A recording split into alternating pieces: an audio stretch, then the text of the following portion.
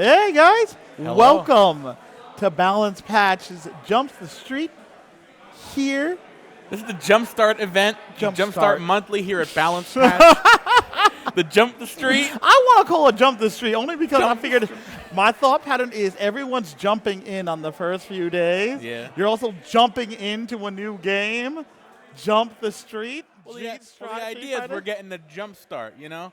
Some of the things going on at this event, people are teaching each other. We're all fighting. We're all getting a lot of games in. That's true. It's also a return of a lot of players Return coming of all a the way lot back. of players, or, you know, like jump-starting a car. It's been off for like 3 years.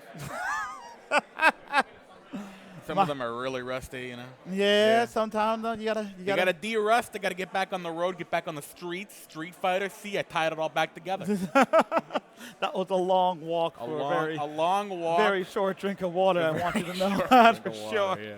You guys are clowns. I'm Yeah. gonna hop in a little bit too, just because we have a lot going on in like the first segment, and I figured, you know, the stream can hear my voice. They are allowed to hear my voice, whether or not they want to is a different issue. But I'm Michael Dink on the mic right here. You know, shout outs to everyone out here being a part of this event. But we have a little bit of stuff going on right now. We're gonna bring it over a bit to the streets. Talking about the streets. Oh, the camera just. Oh. Now we got Wheel over here. He swapped the camera. He is so lost out of his mind. We're going to bring it back real quick while he figures that out. Okay. All right, we're bringing it in here. We gotta tell him to do another interview because I see Yeah. that they're talking to. I think is that Zaffarino? That is Zaffarino. God. For those of you guys who don't know, we have a couple of coaches inside Massachusetts. Zaffarino is one of those coaches. He is one of the greats. Not gonna lie, he is one of the players who the first time I met him, he looked at me and just said, "You know, you can just block. You know That's what's- an option." You know who's not here said the exact same thing to me? Who? Mike Smith. Yes, and But he said it to me in such a mean way, and it's the reason I credit him for making me want to get better at fighting him, because I was so mad at that motherfucker. See, I'm happy that Zaffarino said it to me like the nicest way. Like it was the most common sense thing, and I was dumb for not doing it. Yeah. But yeah, Zaf is here. Burkish is here. Perkish is here? Burkish is here. Kevin Tech is here. I Alex saw Smith Kevin is Tech. Here. I we saw have Alex a Smith. lot of our best players here in Massachusetts. are all I here today. cannot wait to see what Alex Smith has cooked up with Manon. No, he doesn't have a choice to play He's not any playing other Manon. character. How dare he? He's playing jury. He played jury throughout all of the betas and has been doing very well with her. Fine. And is sticking with it. And I think that is a great character choice. Jury seems very strong in this game. But I wanted to see him command throw people for no reason. But just throw people instead. It's not the same. It's not. But same. you know what is the same? What? The fierce desire for competition. Oh, yes. Here in Massachusetts. Oh my gosh, the competition in Massachusetts is fierce, guys. It's fierce. But don't let that deter you from being like me and being like, oh my gosh, I have no idea what I'm doing. I suck at this game. First off, there are a number of people inside this room who are like, yeah, I suck at this game. And they're like, hey, me too. How you doing? And then also, there are all the people who we just talked about are people who we are very much a community of people who just go, oh, you suck at the game? Here, let me help you. Like, we are going to teach you how to play this game. This entire community, if it's not just for Street Fighter 6, but definitely in Street Fighter, there are so many players who are just like, yo, let me teach you how to play this game. Everyone wants to help everybody else get better. Oh my gosh.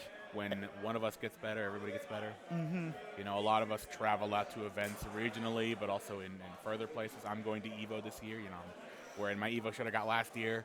And there's a lot of players who are also just there to be like, oh, great, you play a character I'm not used to playing. Yeah. Thank God. And keep playing. One of the things that I did a couple of weeks ago, you're not on Twitter, so you didn't see this, was I set up a Google Sheet, a spreadsheet, that has people's Twitters, their names, who they main, and if they have any secondaries. So you can get in contact with them and be like, hey, I am bad at the Blanca matchup. Would you please beat the hell out of me for 50 games so I can learn how to not suck against Blanca? That is valuable. That is invaluable, actually. Because one of the things, I love it when people interact with each other. I feel like at times we can feel a little splintered. People don't talk to each other. But also, it's a valuable resource because, you know, you're not going to get good experience playing people online. You were telling me this earlier today. I was. You are going to play against some random people. I cannot stress this enough, even in ranked, man. And this is one of the reasons why I tell people all the time to come out to All right, events hold like on, this. guys. Hold on, guys. Apparently, we have an interview going on, so I'm just gonna swing us to that. All right. Oh, that's not it. Like, it's a minor inconvenience, but it's like still annoying. I feel like I'm the only person in the world with a victory stick that works right. It's really strange. I just like, I plugged into a mister. It was just like, fuck. Well, is there anybody you're worried about in bracket at all? Everyone, because I don't know any matchups. Most of my hours are World Tour mode right now, so. The real single player mode grinder. Diamond though. Good job. Won 8 of my matches and then ran to JP. Didn't know what was happening. Well, good luck tonight and have a great time.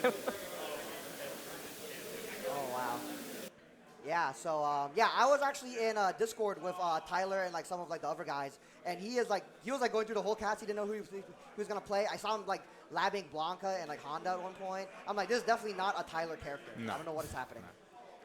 Everyone's in character crisis mode, or at least I have to say a lot of us are in character crisis mode. God heavens knows I am in character crisis mode right now. There's people.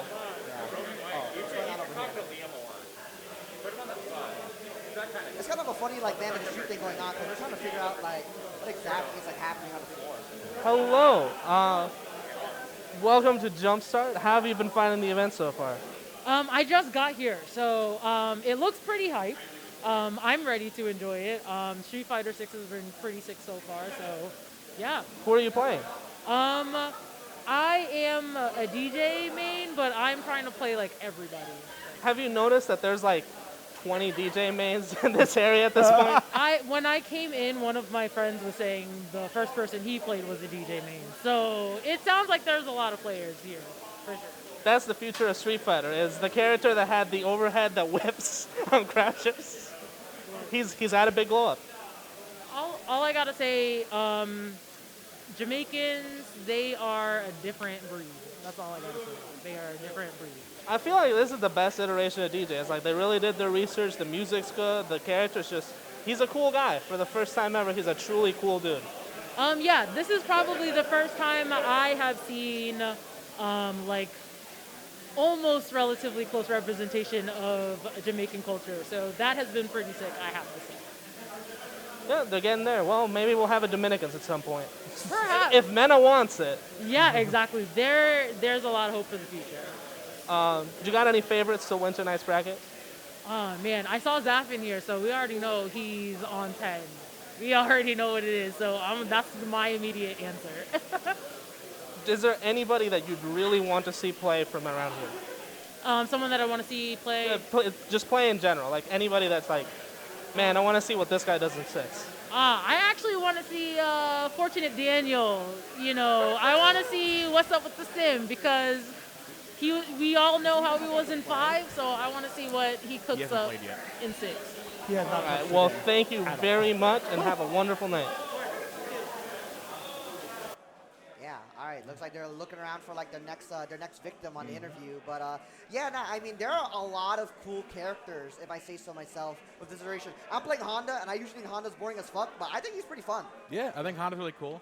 I did not know I was a different breed. Yeah, there are a lot of DJs. If we keep having this many DJs, we're gonna have to stop being the Bay State and start being the J State. Bars. I've been noticing a lot of DJs, especially here, and it's really when I was looking at the game, I was like, I might have to play as DJ. Like seriously, this is actually really good. I think he fits a really interesting niche in that he's not only an all-rounder, but he also has like mix-up tools. He has mix-up Where- tools. He is a mid-space mix-up character, and I saw 3 people playing as him. While one person was watching, 2 people were playing at one of the stations, and they were talking to each other about like, hey, you could do this, you could do that, you could, and they looked at me like, hey, look who he is. Hello, Fortunate Daniel. Oh, the transition. Why are we so white? Anyway, there we go.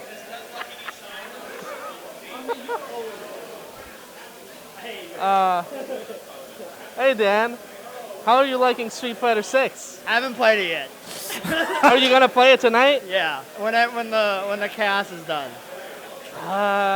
That's a long time, Dan. I know. I really want to play, but you know, we got stuff to do. It's cool. So, I'm glad everyone's playing though. as a person who actually watched yesterday's bracket, because I haven't caught up yet, who's your favorite to win tonight?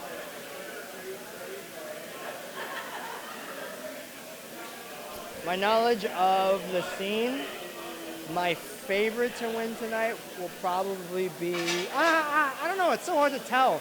There's so many people here and there's so many different, like, avenues of people. I would say, okay, just on the top of my head of who I'm looking at right now, I think Zaf, Burkish, and Maz are definitely in the running. Burkish won last night, Maz got second. Zaf got third, all killers. Brass, Kevin Burkish, Tick's here. and I Maz. know he's very strong. Jaren is secret boss. Also, Jaren is really good. I don't know if he'll win, but yeah, there's just a lot of different players, a lot of good players. I'll leave it to that. It's gonna be crazy though. That's pretty good. What do you think about the fact that, like, about half of yesterday's top 8 was all Strife players? Or primarily Strife players?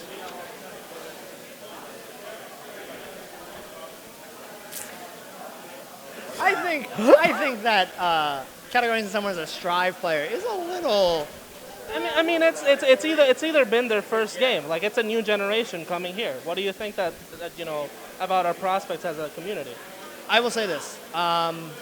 There's a lot of different era players here. And the thing that I'm very grateful to have done this for as long as I have is that I've met both the generation before me, the generation that I started playing, the Street Fighter 5 generation, and now this generation.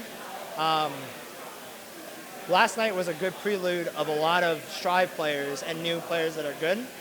I will also say this. There are a lot of other people that are not here that are also playing this that we may see in the coming weeks, months, year. And if some of those players play, then the level of competition here may even get higher. Well, that's pretty exciting, Dan. You have a wonderful rest of your night, and thank you for your time. Good luck.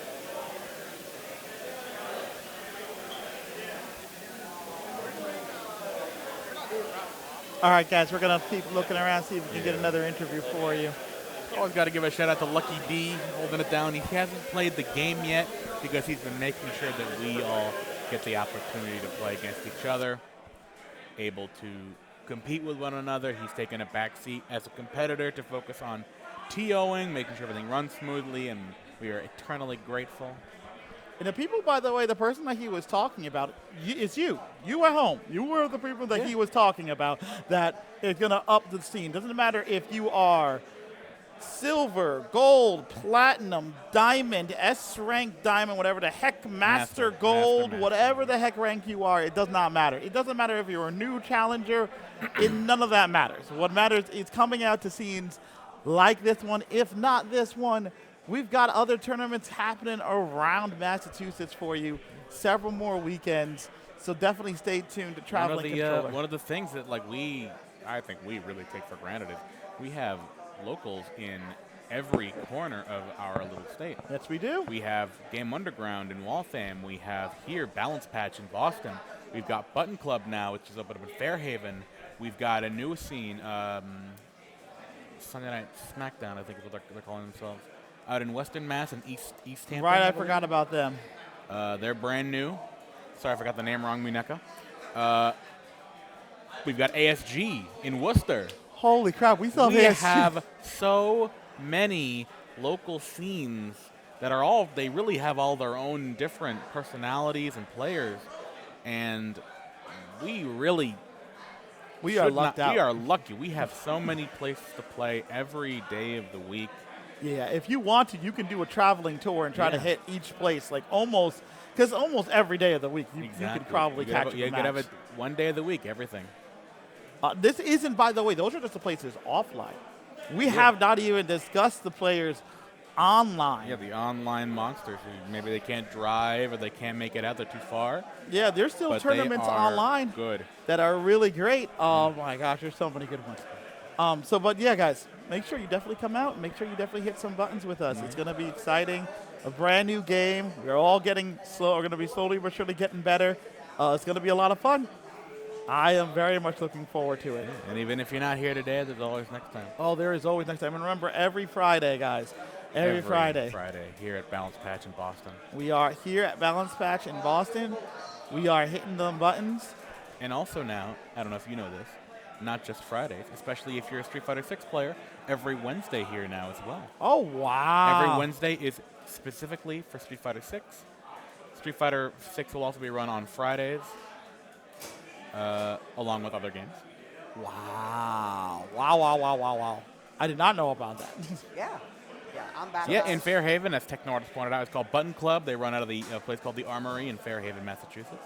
They are the remnants / the continuation of what used to be Platinum City Gaming. I get it. I see the connection now. Okay. Yes.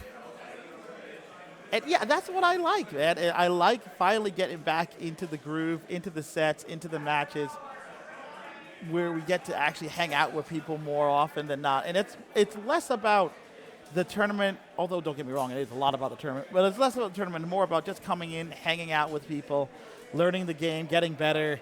And yeah, there are a lot of major, big, heavy hitters, and you'll get to know them as time goes on, you're just like, oh my gosh, I can't You get to wait. know them today even. Yeah. As we have a lot of our best players here. Yeah, that's you know, talking about people on the floor, you know, how about we show off some of the stuff here? So I'm going to bring up one of the games on the floor right now. Just bring it over here. So I see Chun Li and Manon on the screen. See what's up on the screen right here. And you recognize any of these people? I think they're pretty good. I'm guessing. On the left there, that is Alchemy, also known as Cass. She is on Chun-Li. But I don't think I can recognize who is on Manon. I do not recognize who's on Manon either. That's pretty fun. Cool. I know Pat came through the national team scene. Yeah. We're working together for leader management that'll be happening at some point. Yes, that's on the 10th. Looking forward to that. Yeah. The Roman camera coming out. See what's going on over here. A lot of people here, if y'all recognize them. Laser over there. There's Lucky. Dan again, Kitaragi as well on the left there. Yeah. I haven't seen Kitaragi in like years. Yeah. Since COVID. I whooped them yesterday in bracket. That's what I'm talking about. About 2-0. Kitaragi was complaining about that as he saw me. And then he was even more upset. It was like, wait, who are you seconding then? And I was like, a modern Lily? And she was like, you are disgusting and I hate you. You are the bane of everyone's existence. Why do you exist? I hate you so much. It's so great seeing people who haven't been on in a while. Whether it's that they were just looking forward to Street Fighter, or maybe they weren't jazzing with some of the other games that we had around here, like Strive or KOF. We see a lot of old faces, and it's good to see people, obviously, that I haven't seen in some of these like in 3 years. Yeah, and I think that's what I like about Street Fighter 6 is we got Guilty Gear Strive players who are coming into it. We got more, and people are already saying this is going to be the new renaissance of fighting games. Yeah, the new golden age. We got the triple threat, as it were, our fighting game version of the big three. Street Fighter 6 is out. In just 3 months, really, 3.5 months, we're going to be getting Mortal Kombat 1. And then some point this year or early next year, we're getting Tekken 8. And that is going to be huge for Street Fighter 6 and Tekken 8. I saw the... I'm wondering if Mortal Kombat 1 will survive really here. It doesn't really pick up as much. We don't really have that much of a Mortal Kombat scene here.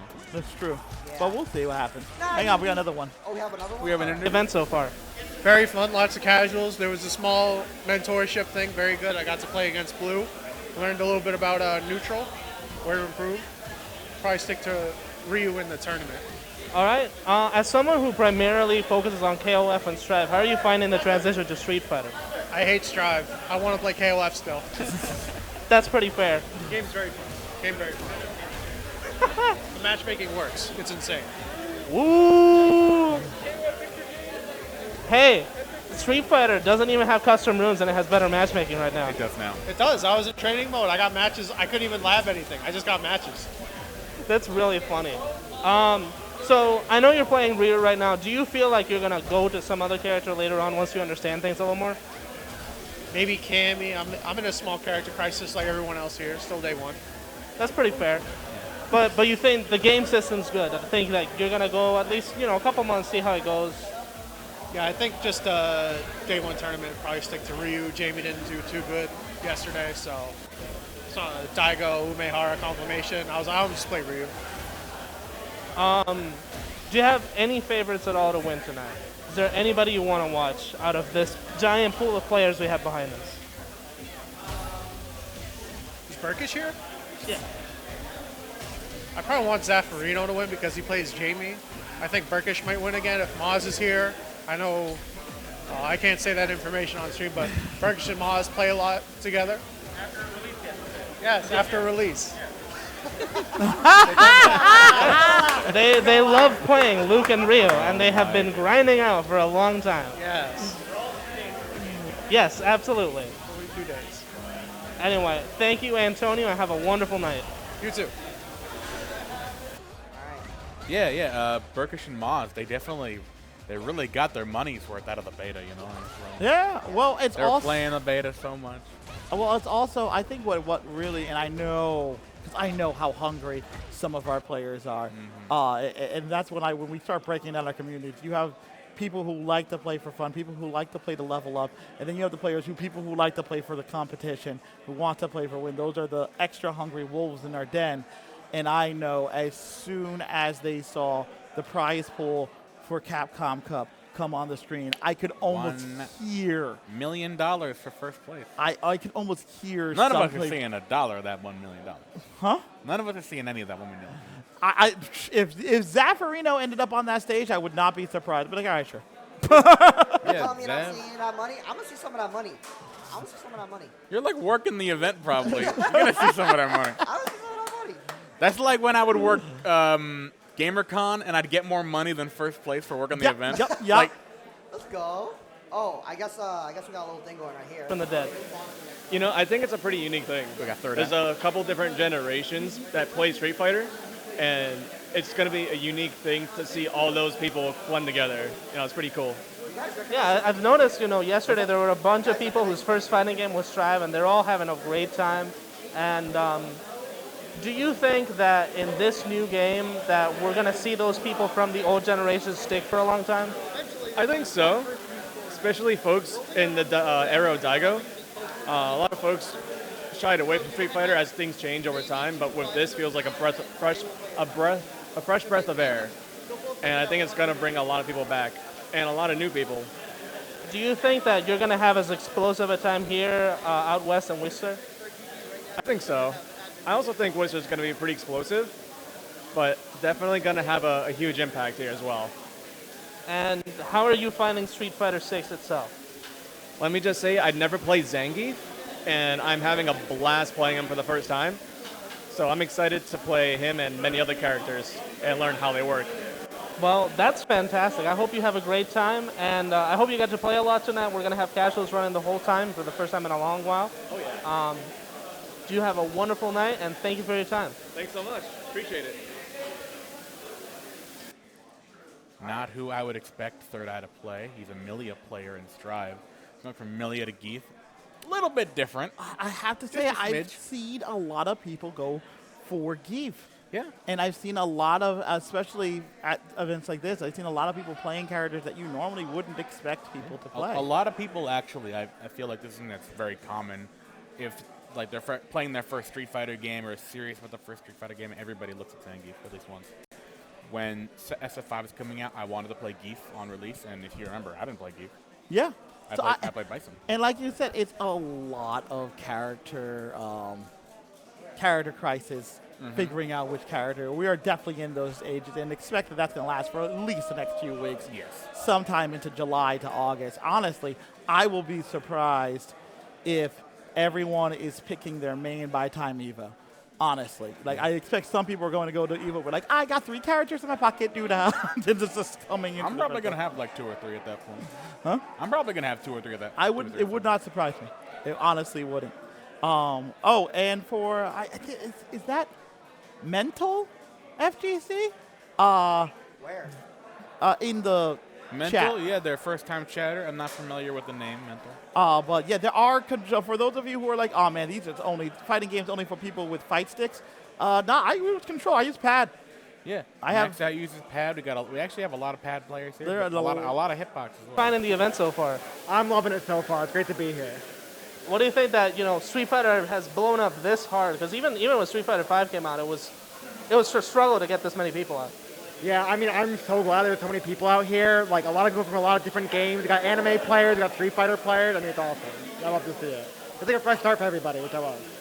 Do you think this is the one that's going to get people to cross their barriers and try something else? Because I know a lot of the people who started off with Strive are having a great time this year. I think it definitely is. I think there are a lot of systems that carry over from a lot of anime games that make it like really approachable. I think there's like a lot of applicable skill per game. It's like very transferable, so I think there's a lot to go for. Who are you playing in Street Fighter 6? All in on Blanca, baby. Are you going to throw the little dolls? I'm all about the ball and doll. You know how I get down. Is there anyone around here that's playing tonight that you really want to see play? I actually don't know a lot about Street Fighter players here, so I'm looking for any and everything. Do you have any favorites to win tonight? Me. Good. Confidence. That's the heart of a champion right here. Let's go. If it's not me, it can't be anyone else. Beautiful. Thank you very much and have a wonderful time. Thank you for having me. No, Steam Gorilla up there with Omni Rabbit. I would like to make a correction. It was not hard to get people out day one for SF5. There was like over 100 people for the first weekly for SF5. It's just true. Yeah, there was a lot of people for SF5. There was a lot of people out for SF5. I remember. I was there. How weird is it now that we get to be the people who are like, I was there when. I mean, was for there. me, for me, it's weird because I get to say it twice. I remember when I was there for Street Fighter 4 first coming out. That's old. That is old. And now I'm at this point where I'm just like, Like, oh my gosh. I'm somewhat lucky. I got into, fighting games when I turned 18-ish. I was just out of high school and I was looking for something to do, and I started competing in fighting games. And I've been here ever since. It's fun and it's interesting. Yeah. Thinking about it, and also, I also understand why Capcom didn't do something that I really wish they did for Street Fighter. There's two things that I will say about this game that I wish Capcom did, and I wish they made announcements about. The first thing is I really wish I could play Street Fighter 2 on the online lobby against other people. Yeah. And Oh my god. I think you know why you can't. I know why I Because they've can't. already sold those as I separate get products. that, but man, would it be hilarious? Because some old heads would be like, all right, let me show you All youngins right. how we go. Get rid of that Marissa. Pick someone in SF2. Let's go. Here we go. I'm picking Osagat. And the other thing, which I think we do need to sit down and talk about this, everyone, we need to ban this immediately out of Street Fighter 6 for all tournaments from now on, moving forward, forever. What? You cannot pick Cammy's classic costume. I am sorry. What's wrong with it? It's distracting. Distracting. That is how I work with I am- education. I work with this. That's the correct am way to say this. complete- My language is correct. I am completely honest when I say this. Her default now is way more distracting to me. How do you figure? I How love do you? Less is more. Less is more. less is more. Less Less is more. Because now Chat, I'm back thinking. me up. Because now I'm thinking about it. Because now I'm thinking about it. Chat, back me up. Love in the dark. Love in the dark. Love in the dark. Love in the dark. Love in the dark. This man said, "Chat, back me up. Back me up. Clockwork. All you know, back me up. Look at what's on this." Is that the Clockwork? I don't know if that's the Is Clockwork. that Marvel Clockwork? I'm making- That's not Marvel I'm Clockwork? making the assessment that Oh, it's that's some other guy? It's just Okay. another Clockwork. Nope. See, he already agrees. But back me up. Back me up. Back me up, guys. Edie's way worse. No, I'm looking at it right now. This is love it. fine. I would take my niece and nephew to see this person. The other one, no. Just no. Absolutely not. Come on. Ban it. You know esports ain't going to allow it. I would- ESPN's going to turn that crap off. I would make an Instagram to follow her on Instagram if she's wearing that every day. That's so loud. That was so That was loud. pretty loud. Yeah, I am so sorry, guys. I don't know what's happening. Uh, I just wanted to add some audio to the game. But yeah, no, it's fine. But no, seriously, guys, let's be honest. On Like, both Jeez, wait. both feeds that we have here, both have Marissa on screen. I'm Marissa, telling you. pretty popular character. She's so much fun. With the Maturino helmet, you know. With the Maturito helmet. No, The she's Magneto. She's so much fun. I kid cool, not. yeah. Like she's a heck of a lot of fun. I don't know if it's gonna be everyone's main when this is all said and done. She's definitely like the day one main character. She's like the Nagoriyuki, or the, obviously things changed, the Nikali. Right. Like, that character looks cool, I'm playing them. But when you start, the difference is between them is that when you start playing Marissa, you're just like, oh, wait a second, hold on, there's actually more to this. Like, and that's something that I have to suggest to everyone, and I'm going to suggest to everyone after this, play the character tutorials. Yeah, do the tutorials to learn what they do the trials, Like, real talk. and then hit the training mode and experiment with stuff. Because real talk, each of these characters are like really, there's really a good amount of depth like added into each. I didn't think so. I thought Marissa was just what you see is what you get. Yeah, you just go in there, you just you swing the fist. And even when she's talking about herself, she's like, I go in there and I swing the fist. But there is a bunch of other small, stupid stuff that they don't tell you about the character that you're like, oh, well, shoot. That would have been really useful to know. Yeah.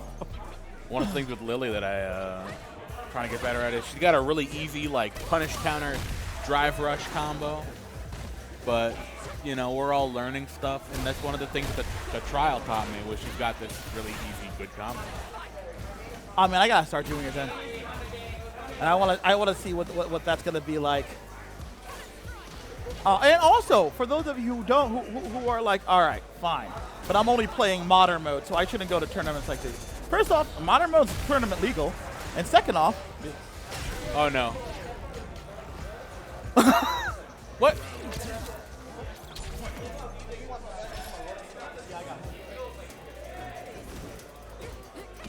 What was he saying? huh? What was he saying? That's his work stuff, and he wants me to watch his back from. Okay. What? Nothing. No, I know that look. What is it? No, I thought he said something about me. I mean, low key, he said, "Ew." What did you guys do? Nothing. I thought we were cool. Well, it is Alex. That was AJ, not Alex. I mean, it is AJ. God, I saw Alex over there. And now, where did he go? Anyway. Oh, wait. No, he's not It's on probably there. because I said, oh no, when he walked over. Oh no. I think, Is it like that? No. wait, what happened? It's not. It is not like that with anybody. I could probably name like 2 people it's like that with. So it is like that for somebody. For somebody, but if you know this person, it's like that with everybody. Team hate? No. I love Tom Mitchell. Oh, is that? He's here too, by the way. Yeah, he is. I'm glad. I don't know who. I have to imagine it's Sandeep. That's obviously not good. I can't imagine it not being Yeah. Sandeep. I really can. I mean, it's either Geef, Lily, or Manon, but I think it's Geef. I think it's Steve. I can't imagine it's Manon. I can't imagine in No, a I million think years. Manon strays just enough from like grappler-oriented stuff, because she's got a lot of like the ballet, like I was Right, it's not command throws every single day, every single way. And Even she though can't her bully strongest people. mechanic is the command throw. I understand that, but she can't bully people, and you know Tom Vigil loves the bully. It's Geef. I think it's Geef. Gotta be Geef. Gotta be Geef. I would be surprised if it's Lily, but Yeah. like Geef is the only one that makes sense. Also, just as a heads up, if y'all do see me playing as Geef, it's gonna be on modern. It's gonna be modern. Modern. Oh, yeah. Were you labbing any modern Geef? Huh? Were you labbing it? No, the only modern character I've been laughing is Lily. Is it one button command grab? Yup. Oh my god. That It's is the most cursed thing crazy. in the world. It's so cursed. Which strength of command grab is it? Is it light or medium? Medium. Medium. So you don't get the range. The thing is that's so strong is her light command grab has so much range. You get EX too. Yeah, you get EX, which has good range as well, but. And, all right, for those of you who are looking at modern and trying to figure out modern, and that's just how I had to teach myself about it. It's if you played Grand Blue Versus, it's Grand Blue Versus. You can still do the normal special moves. It's just you're restricted. So you can still do normal special moves and get normal damage, but you also have a special moves button. Now, granted, with Grand Blue, though, you could choose each strength. You can still choose each strength. If you hit light, you get the light version. And if you hit the medium, you get the medium version. You get heavy, Really? you get the heavy version. That is correct. If you do the special button and medium together? Yep. Oh, or light and heavy. Okay, Yeah. I didn't know that. You can get you can choose the strength. No. That's the thing that you're doing it the wrong way. You thinking the special move button and the attack button. Do down forward and the attack button. Cool, the special move will come out. Yeah. So if you do down forward and heavy, the heavy version of that special move will come out. Really? Yes. Did it in the lab? I didn't believe it myself until I tried it in the lab.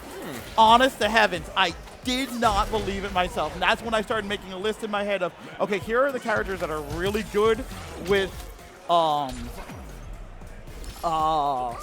modern, and here are the characters that are really good with classic. So like Marisa, you saw that step forward kick that she does? Yeah. That's a special move. You don't have it in modern mode. You cannot do that in modern. Oni Ramen, how you doing, man? Hey, Oni Ramen, Sad what's you're up, not brother? out here today. All right, hello. Chilling hello. third strike. Can I be heard? We're playing this game at the very least. Nah, yeah. Oni, make sure you come out sometime, brother. Who was out here yesterday? Make sure you come out during the weekend so I can see. Come out when I'm out. We have 2 Swiss brackets. We're trying out a Swiss format today. You know how Swiss works? They normally don't get involved in war. Yes. And it's a very Sorry. nice kind of cheese. I had it on my sandwich today. But the way that Swiss works is you fight people with the exact same win-loss record as you, or it tries to have that. So if you're 2-1, you're going to fight somebody else who's 2-1. If you're 1-2, you fight someone else who's 1-2. And at the end, the 4 people with the best win-loss record from both Swiss pools will move on to a double elim bracket. Oh, that's fun. Yeah. It also removes my. Actually, no. I can still. A I little can bit. come up with some excuses for this. Hold up. Hello, No, can the you hear me? excuse Yeah. meter is still there. I got my option selects. All my option selects are still intact. Yeah, I agree with this. Now I still have a good excuse for why I got my ass handed to me. No. We can do This one's gonna be pretty hard to make it out because I saw in my pool I have Zap in my pool. I've got I think I have Alex Smith in my pool. Oh God, I forgot about Faf. That's a real person that exists in our world. Yeah, Zap is a real. Oh, you said Zaf? Who'd you say? I thought you said Faf. Faf? Yeah. Who's Faf? Okay, so back in Street Fighter 4, there were 2 Dhalsim players. There was Lucky D and there was Faf. And if you paced against Lucky D, you were happy because Lucky D lets you pretend to have a chance. Faf kind of just sat on the other end of the screen, looked at you from full screen, mind you, and said, I dare you to hit a button. I'm going to make your life miserable. I don't think I've met this guy. I played against him at El Fuerte, and the only time I could make an attack was by burning meter. Like that was, I had to EX run through one of his attacks, and then I got EX hit. press. And mind you, did he ever come out for 5? Huh? Did he ever come out for 5? No. Yeah, that's why I don't know him. He never came out for 5. Yeah. And I don't think I messaged him, and he said he's playing 6. Okay. And I was terrified. Yeah, I think a lot of the Dhalsim players who were kind of not jazzed about Dhalsim in 5 look at him in 6 now and think, oh, he looks a lot more like 4 Dhalsim. And I think he looks really, really good. He's not like amazing, but like I think he looks good. I was seeing somebody over here that was, the other player was playing Ryu, poor man. He was playing Ryu, and he fought a full screen fireball, and I watched Dhalsim just standing heavy punch and literally slipped under the fireball and punched him and stood back up like nothing happened. I was like, oh God, we're back who's to that? this. It's me. It's Wallaby. Yeah, my first match. Oh, now it's against Winters. Yeah, I was looking for you, and I was like, "Yo, where are you? I know you're here." I guess the bracket got changed around a little bit. When I checked earlier, my first match was against Mozo. Yeah, cause like I'm looking at like Zaf's pool right now. We got Zaf's pool is looking like a lot. You got Zaf here. You got Andre in the same pool. A-Ward. A-Ward. Roshan's pretty good. Mozo's pretty good. Yeah, Alex Smith. Yo, Alex Smith is in that same pool? Yo, keep me out of this. Keep me out of this. Okay. Keep me out of this. I don't want to fight any of these monsters. Get out of here. Here, Max. Let's try to find you. I'm going to be on the losers side. Of the losers. Yeah. Oh, Merkalo. Lucky D right here. It's Morg, me? No, I pulled my Kevin name. Tech in this pool. Kevin Tech, people didn't talk about Kevin Tech in the interviews, but I think Kevin Tech is out here because he plays. He is out here, yeah, he plays with When is Menala. Kevin Tech not out here? Can we talk about who's he that? playing? Who's he playing? Come on. Ken. Ken? Yeah. Who? Yeah. Ken. Ken. That makes sense. Yeah. Works. God, freaking golden child. Yeah. Who outside of Kevin is? I guess Kevin and Maz are probably the two, right? Also, it's 4 pools and 2 out. Is what I've been told now. Oh, it's 4 pools, 2 out? Yeah, 4 pools, 2 out. That's even scarier. Yeah. 4 pools, 2 out mean? That means that there's 4 pools of a set of players, and only 2 people get out from each pool. So the top 2 only. Oh, okay. So and wait, and those pools, are they their own bracket, or are they? They're the Swiss format. So you fight people of the same win-loss as you. So if I win my first match and you win your first match, then we fight. But then if you lose your first match, you fight someone else who also lost their first match, their second match. Okay. Maxon, I see you right here. Actually, you're in Burkish's and AJ's pool. You're fighting Blue. Have you fought Blue before? Very good Zangief player. Yeah. You know, if you guys don't like me and you don't want me to be, yeah, your first game's against Zangief. That's crazy. Right next to you. I'm just saying, guys. If you just want me to lose, you can just say so. I don't want you to lose. You can just say just so. don't disappoint me. Oh, I'm gonna. That's a crazy statement. No, fuck yourself. Oh my god. I hate it. Listen, Max Out is the king of day 1 tournaments. That's what everyone gets. It's not like that for this game, though. There's no stupid gimmick I can overly Sure there abuse. is. Just Do you see a Doomsday on this screen? No. Oh my god, Injustice 1 Do you see Goro? No. Oh, you see El Fuerte? No. I'm glad I don't see El Fuerte. They better not add that character. That will never add happen. El Fuerte. Never add a female version of El Fuerte. They will never, guys. Everyone keeps saying like, oh, yeah. I was like, no. And I said so after 4. They will never add this character to another fighting game ever again. It's done. It's done. I want to be clear. They could, and Street Fighter 6 could be like Smash Brothers, where they do like everyone's here. Guess who won't be there? El Fuerte.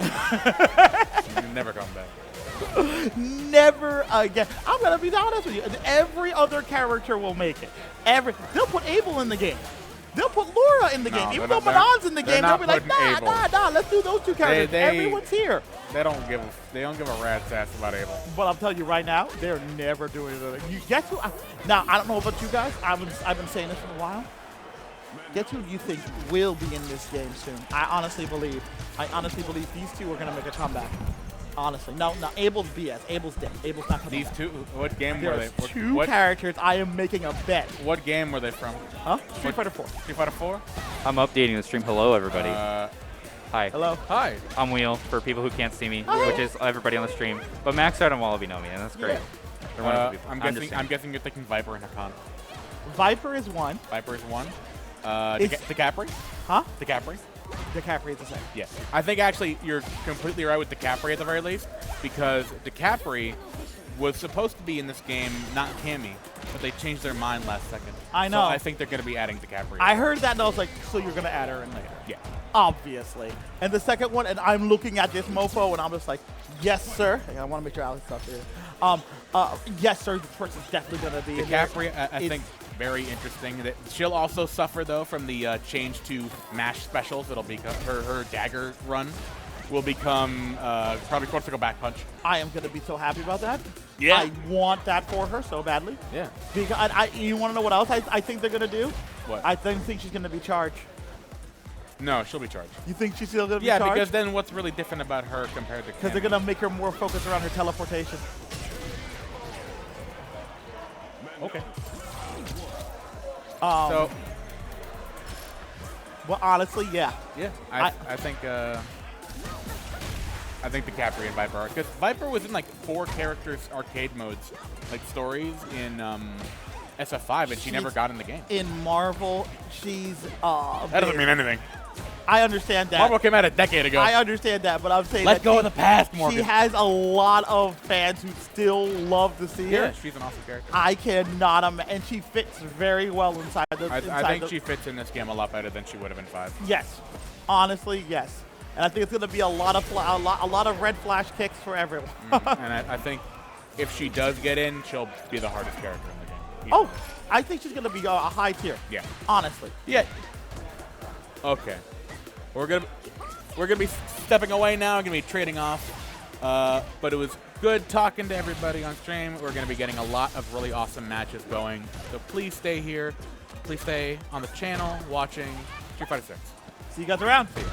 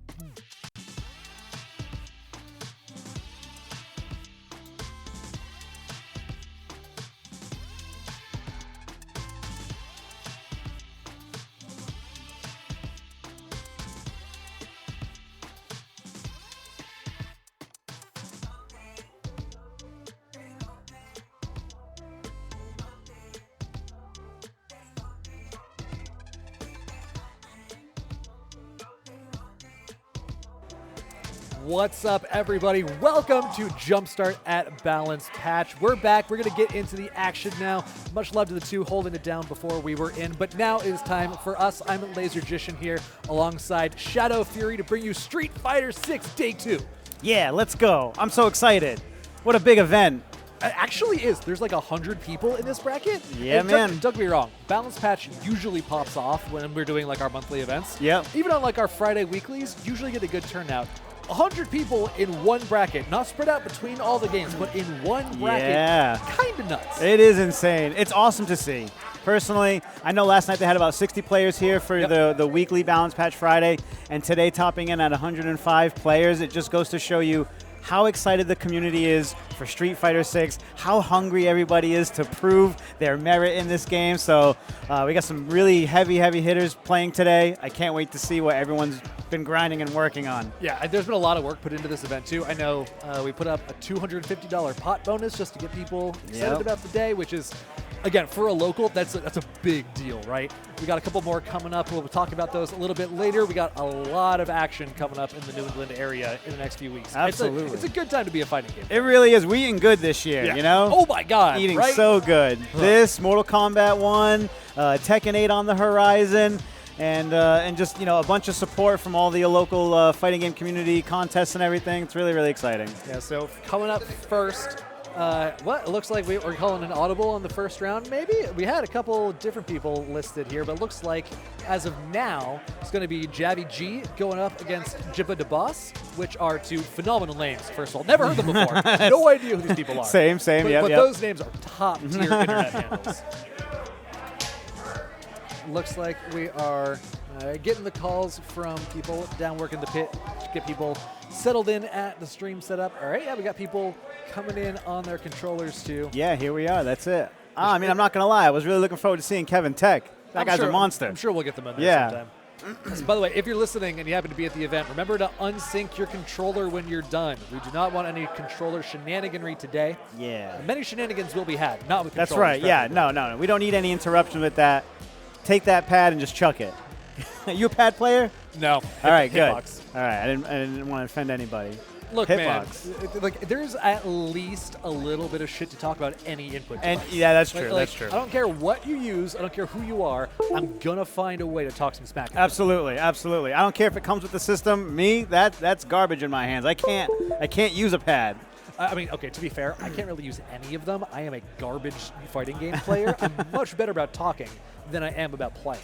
That's why I'm here talking about this awesome game that we got loading in right now. We got character select, going to be Marissa, one of those new characters, big buttons, lots of damage, lots of range. Lots of armor. Going up against Blanca, one of the perennial classics of Street Fighter, who is just the most obnoxious And annoying. Shout out to my boy Super Iggy, who's a diehard Blanca fan. Ooh, no, we got debated. We actually got DJ coming out. Okay, I respect that. I like the DJ. The DJ's a fun character. He's looking good. I was playing for about 4 hours yesterday with a couple of my friends offline, and one of them played DJ, who's old Street Fighter 4 DJ player. Oh, wow. So he's eating good right now, too, then. Oh, yeah. That character was hot garbage. Yep. We finally got Shin DJ in the game. Hell yeah. And this character has, well, first of all, immaculate vibes. Let's get that out of the way now. This man jams. But also, some really cool techniques, right? You got the unique movement option. Think like if you're from Tekken, got the like Paul Sway. If you're from Guilty Gear, got like a Dandy Step from Slayer, so he can kind of get in and out pretty easily to reset his pressure, mix up his timing. Marissa might not care, though. Just armor through, punch you in the mouth. 100%. Big damage. Just bulldozing her way in. I love the fireball feints, too, from DJ. I think that's one of the coolest additions. Good mind game. Here we go, loading into game number 1 on the day. Let's get it, everybody. Jumpstart Street Fighter 6. It's starting right now. Yeah. Right into it. Starting up. So there's those fireballs you were talking about. Marissa does have some tools to get through there. You know, universal options like parry is really, really good against fireball. Armor really good too. There we see that drive rush coming through. Close the distance really quickly, which Marissa may struggle with otherwise, I think. I mean, obviously, no one's an expert on any of these characters. Yeah, it's all so new, but that's also why it's so exciting and amazing to see what these players are doing. Day 2, technically. Yeah, nice wake up with the EX, or OD as it's called now. Yep. I'm still going to call it EX for Yeah, a good couple months. Throw tech. Okay, spacing, nice parry. Here we see the DJ player in Javi G is going a little bit more to the air. Good anti-air, air-to-air rather. Not in a good position right now in that corner. Yeah, makes up for it with the jump in and the drive rush. Ah, there it was. That ooh, she didn't care. She just dunked on him. Yep, that armor you were talking about coming through there. Fight through them fireballs. Get that damage and close out the round. First win on the day. Yeah. In favor of Jibba the Boss. What a cool looking character she is. I think she's so different. I love it. I mean, this game in general did a really great job of making all the characters distinct, both like gameplay wise and visually. Like, look at DJ. Have you ever seen a fighting game character that has that much drip? He never looked this good before. Leroy and Tekken is up there, but like, yeah. Look at the color, man. It's impeccable. I love it. Okay, nice pressure, putting them in the corner. And pressing buttons on wake up. Yeah, throw Marissa into the corner. I'm looking for the drive usage. All right, no, drops a little bit there. That's okay. Day 2. These things happen. That kick looks like Sagat's kick from 5. It kind of does, yeah. All right, so this is going to kill. That was level 3. Confirming into the level 3, which is just the funniest cinematic. Give it to him. What? Always grooving, dancing. I know, right? It's so fun to watch DJ. Like, DJ, I don't have like strong feelings on gameplay-wise one way or the other. He looks cool. He's not my character, but like, if you pick him, yeah, it makes sense. But his idle animations, his animations in general are really, really sick. His presentation is awesome. 100%. Yep. Hell yeah. Armor coming through. Doesn't care about any of those projectiles. Both these players a little low on the drive gauge. DJ on the offensive is able to get that back a little bit. Remember, being aggressive does replenish that bar just a bit. Yep. Chris has 1 bar to work with. Going to confirm into the super. Done. That's going to be a game on the board. Beautiful. Yep. Ooh. Her hits are so meaty. Yeah. So weighty. They got those Visceral. big hit stops on them. Yeah. You Visceral's know? a great word for it. I feel like you're really getting hit. And then we see one of the best parts about this game on launch. Getting into a new game is immediate. That feels so good. Not having to wait to reload in. Yep. I've had that problem online with 5. I'm like, all right, just get me to. Can I replay again? Come on. Yep.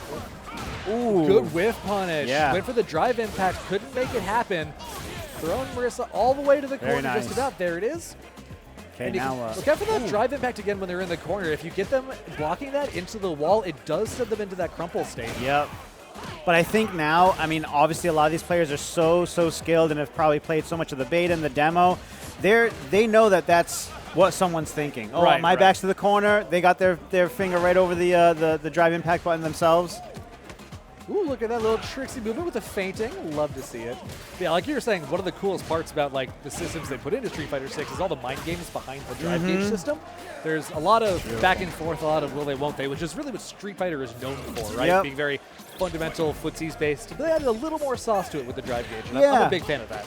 Well, you know what's cool is like everything in this game feels really strong, and as strong as it is, it has the same amount of weaknesses, I feel like. You know? Everything is counterplay. Yep. And there we see exactly that. Drive impact is reactable at roughly 27 frames, I think. It's upper 20s. Yeah. I think you're really close, if not right on it. Yes, if you drive impact in response, you get that crumple that we just saw. You can get really big damage in that situation. Yeah, in week 2. Week 1, we're just going for our little confirms. That's perfectly fine. Yep. We're all starting our Street Fighter 6 journey right now. Hopefully you all are enjoying it at home. CA loaded up for both these players. Yeah. 2 bars to work with on either side. I feel like the mid-range is going to favor DJ just a little bit with those fireballs. There it is. Beautiful. The OD fireballs coming through, spacing the Marissa out. Now this is all 1st to 2, right? Because of the tournament settings. I'm pretty sure Street Fighter were running 1st to 2. Yeah. Okay. Yep, Cool. 1st to 2. Good. Confirm into the level 3 once again. I see. So this is an interesting aspect of the game because when you activate one of those supers, you end up draining a good bit of the drive gauge from your opponent. See, just a little bit of poking right after the super, already down to a couple bars taken off, and then 1 usage of the drive gauge later. Marissa's sitting at just a bar and a half, which is really a good usage of supers if you're wanting to play for the resource game. Absolutely. Yeah, the time it gives you, I heard that every level 3 is timed out perfectly, I think 10 seconds, so that everyone's building the same amount of meter during the animation. Oh, I didn't know that. Yeah. I like that. It's just a cool way to play with your meter, basically. Absolutely. How do you want to use it? It's completely up to you. Jeppa using one of those. Jeppa using it too. That drive rush, one of those ways to close the distance from neutral and to get in, make sure you can maintain your Oki off a knockdown. Ooh, oh my God. Not playing around here. That's going to be a 2-0 for Jeppa off of the CA confirm. Beautiful. GG's. He's shaking his head, unfortunately. Yep. That damage, though, is insane. It is. It is. We're all not really used to that yet. Yeah.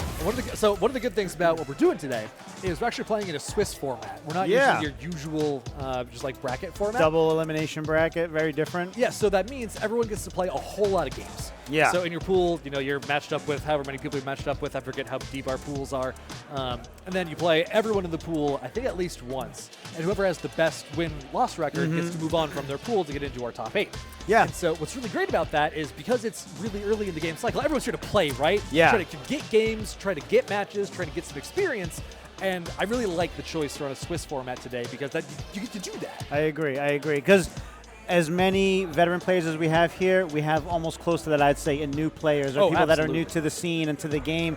So to not feel like you got knocked out early in 0-2 and that, I played 4 matches today. I might have lost all of them, but I really had the experience of, learning, playing with everyone. Everyone here is really nice. So if you stop and you say, hey, what did I do wrong? What could I do better?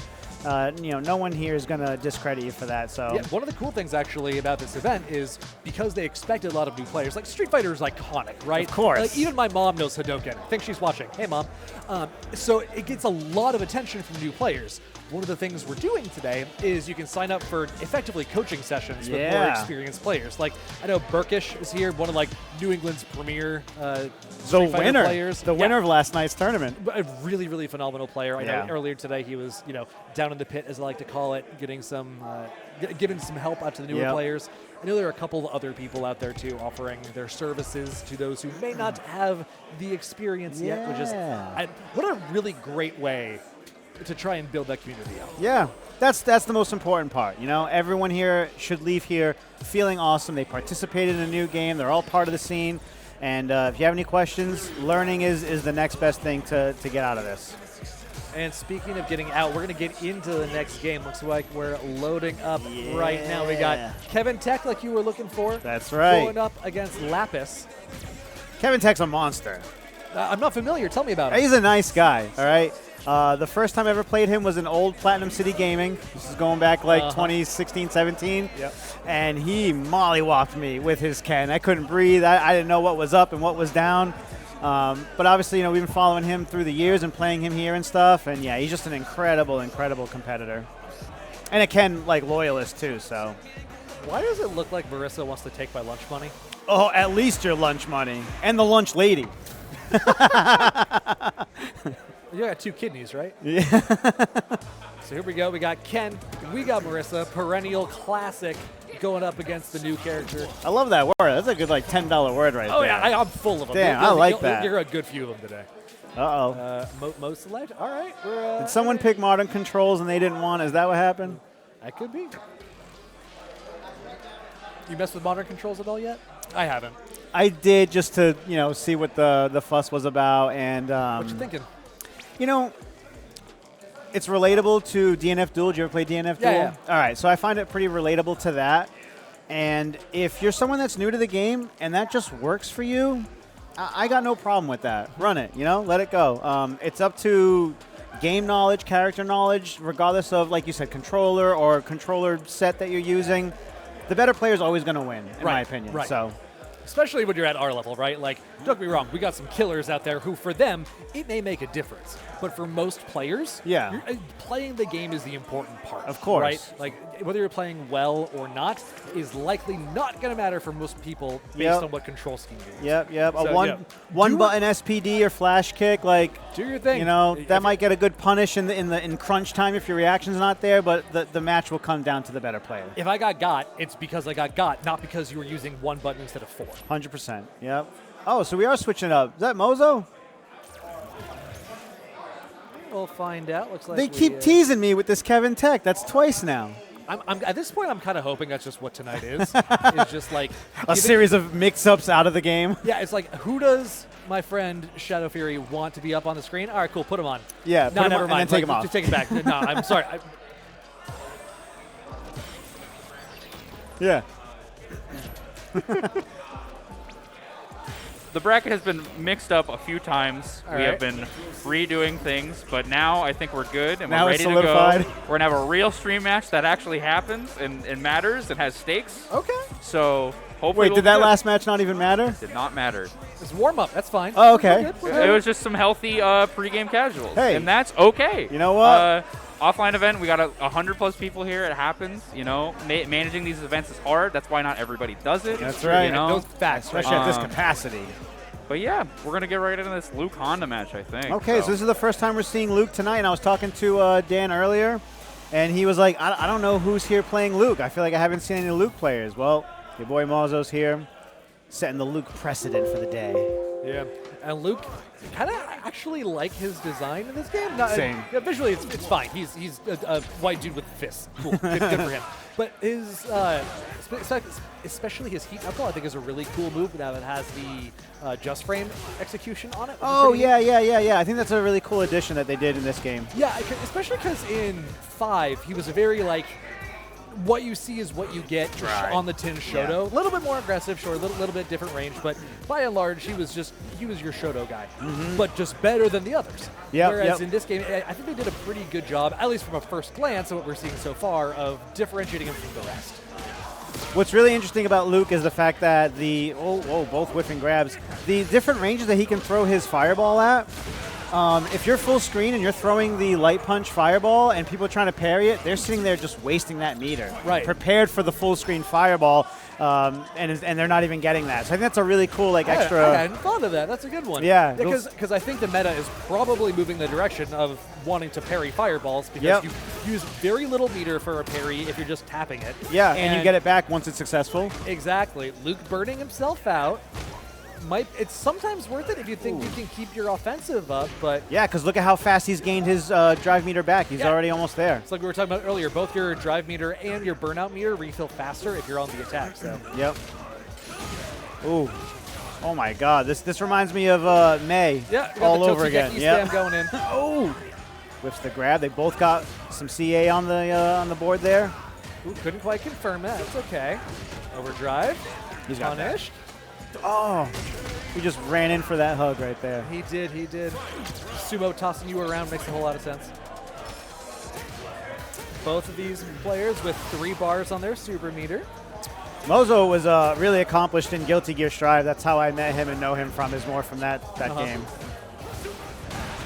Ooh, getting that slam. There's that There you drive go. impact. Burns Yep. out the Honda player. ACS in Yeah. trouble. Level 3 coming out for Mozo. What's this damage going to look like? It's not going to look good for ACS. Okay, yep. Driver rushes in to keep the pressure going. He's still in burnout. Look how long that's Yeah. lasted. Every hit, you see it stunt the meter, too. Like, Doesn't have the super to convert into. That's okay, though. Air to air, getting ACS a little bit of space. Here he goes. Now he's got full drive meter and CA on deck with the low health. DP comes through, though. Mozo's looking in a good position. Ooh, Finds him yep, with the yep. fireball. That fireball is instantaneous. It's amazing. And it's hard to see. Yeah, Is oh the yeah. biggest thing for me. I'll try and perfect parry that full screen. I'm like, no, I got hit. No, I blocked it. Like, That's not a thing that's about to happen. look at this. Zoning. Show me you know what to do. Yeah. There it There is, you there it go. is. Use that armor. We found the overdrive button. But look how he's already in burnout again. Oh, my. Burnout in the corner. No meter to his name. This is a great position to be in if you're in burnout, but no, Mozo finds the way out already. Ooh. Shimmies a little bit. Pressure coming through. Once again, not able to find that conversion. That's okay, we're on day 2. And it brought him in, though. He didn't lose anything for it. Finds the drive impact, though. Yep. Play calm, patiently, relax. Make him work for it. Show me the overdrive. Not yet. There it is. Yep. Good block. Ooh, I wonder how minus that is, because he was able to punish that. Ooh. ACS is really playing fast and loose with the drive gauge. I think that was a burnout in every single round, at least one, if not a second one. I feel like there's a little bit of meter management that could be improved upon here, which is the point of the day, right? Of course, yeah. Find out what to improve. That was something that I was really learning with the beta and the demos is like, you want to do something huge and get a big life deficit on your opponent, burnout and meter and everything, but what you miss out on that with afterwards, not really worth it. Got to keep it tight. That's going to take a good bit of development for people, both the meta and for individual taste, to determine what you want to be focusing on, right? Because now his opportunity is, look, he's low on drive meter, so what's the next thing that he should use when he connects hit confirm? He should use his level 3 or whatever else, right? Like, yeah. But you got to get there. You got to get there. You got to get out of the corner while eating these sand blasts. Okay, that helps. That's one way to do it. And being in the corner when you're burnt out is the best place to be. He blocked that perfectly, though, so I'll give him that. Yeah, it looks like Mozo went for something a little bigger, maybe like a medium or a fierce instead of a light, so being able to challenge that with a faster button than the down light punch, I believe. So this is a set point for Mozo right now. That it is. Was last game, too. Last round, rather. I think it was the first Honda rocket we've seen land. There you go. Get it. Yeah, right into level 3. Yep. I like that. We can see exactly what we were talking about. That burnout gauge is regaining this entire time. So look, when the time he gets off him in play, okay, about a third of the way maybe. It's more than he would have gotten otherwise. Yep. And cash out the damage. Already got ACS down to about a half. Honda's got to make moves now. I want to see something. Nope. Throw out of the drive impact. That is one of the best pieces of counterplay. The drive impact is strike invulnerable for 2 hits of armor, but is not throw invulnerable. So using that as a call out. Big whiff there on the DP. Back and burnout again, though. It's a shame, too. Had the critical art on deck. Could have cashed out. Wasn't quite enough. He's in a terrible situation. He can't parry. He's taking chip damage for every projectile because he burnt out. Yep, can't overdrive, too. That's it. Yep, checkmate. Not much you can do in that case. You have to just watch that meter chip down light alongside your health. Mozo 2-0. Showing his pedigree right there. Yeah, Smart guy. That was pretty convincing. That was convincing. There were flashes in there for ACS. Yeah. But by and large, I think the drive gauge management was easily in Mozo's favor. Yeah. Which goes to show you like the leverage that you're pulling with that meter, right? And also, fireball game. It's if you don't know how to deal with it, then it can be rough. Yeah, of course. Yeah. We're looking for ACS to implement that parry a little bit more next time. Yeah, absolutely. And also, that's one of those things that, at least for me, I didn't think of that on my own, right? I heard someone say, oh, by the way, the parry option for your drive gauge is a really good way to counteract fireball play. Because you get your meter back almost entirely. Lose a little bit, maybe like an eighth of a bar. Who cares? Yeah. And you don't take any damage, and you can get in because you're not in any hit stun. So that means you can work your way in a lot easier. Would I figure that out on my own? Eventually. Yeah, on right. Day 2, the hard way. Maybe not. Yeah, exactly. Well, that's what's great when there's an abundance of information out there. If you follow any type of pro players and things like that, this game wasn't even out. There was information out there, perfect parry punishes and things like that. Shout out to everyone making day 1 tier lists based on the beta. Get out of here with that, right? But so imagine in that scenario like we just saw, Honda full screen, and he has his drive gauge. If he was to perfect parry some of those projectiles, he's got a way to get in now because of the frame advantage on that. Of course, it's a lot more difficult to get the perfect parry, but you got to practice that, and it'd be worth its worry for sure. Next up, we got Kitoragi going up against Lapis. Kitoragi rocking the Manon character that is extremely popular right out the gate, alongside Marissa for Lapis. Both of these characters are getting a lot of play, which I think is makes sense. It's brand new characters, brand new game. Everyone kind of most of these other characters that have been around for a while are pretty known quantities. They definitely have changes from their old versions, but they're close enough to where if you want to play them, you want to play them. Exactly. These new characters, they're unknown quantities, man. In all aspects, right? Like people know how to play against Guile as a zoner, even though he's in this game and the others. But these characters, people I don't know what they do yet, right? Yep. There's those vacuum normals right into the command grab. And you can see, if you look next to Manon's drive gauge, that's 3 and then a symbol. Manon can collect, they're called medals. Yep. Because they're canonically a dancer, they're winning medals by getting throws landed. So every time one of these throws lands, get an extra medal, and all of her command throws do additional damage. And the messed up part is they persist across rounds. They last. So now they're going into round 2 with 5 medals there. So this next command grab could do like 30% damage easily. Yeah, and they don't expire either Nope. after a throw. You don't cash out by having to spend them like you would with, Jury's meter or Lily's charges or Jamie's drink levels that don't persist for the next round. Oh, there you go. But Marissa does a lot of damage. Let's hope they get a full pull here. Okay, drive rush in. Couldn't quite entirely close the space, but that's okay. Manon's normals are also insanely long. She's like 80% leg at this point. I got those dancer limbs. Love it. Okay, just doing it. Raw level 3 Hey. call out. Oh, hurts so bad. I think I just saw him mouth damn. Like And rightfully so too. Puts them in the corner, which is messed up, right? Oh. With all the damage that does, that special is a command grab. Oh so my jumping God. at is valid counterplay. Drive rush to continue the pressure. they neutral jumped in, didn't get a proper punish, and now they're in the situation that they could have just won in. That's done. That's done. Oh my God. Not quite. Oh wow. Damn.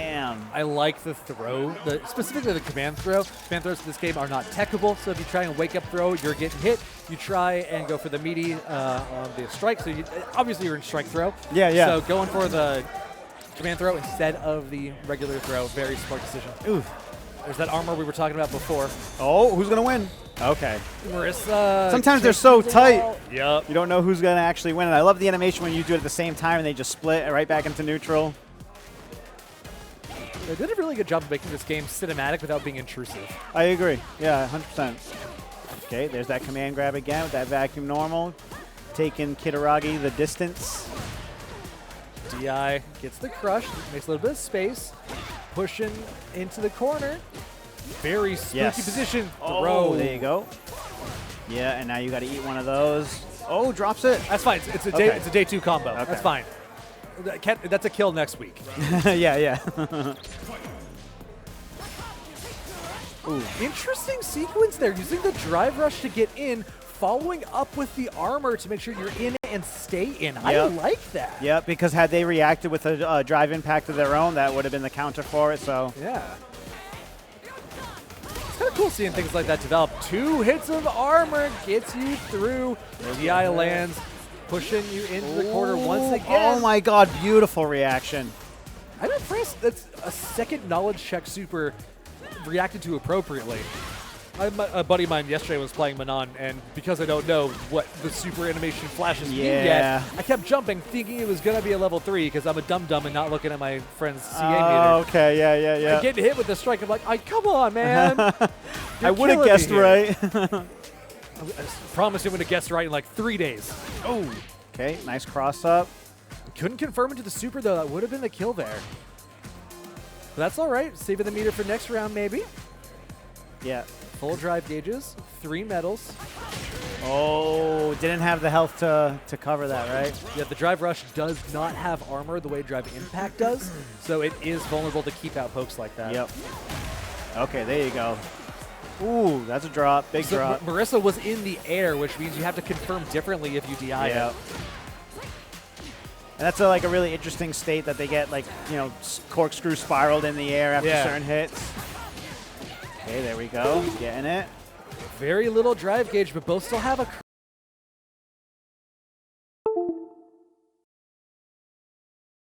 that. Both in burnout, both with level 3, and Marissa with the health lead. Manon does have those medals. That comeback factor is huge if that command grab does land.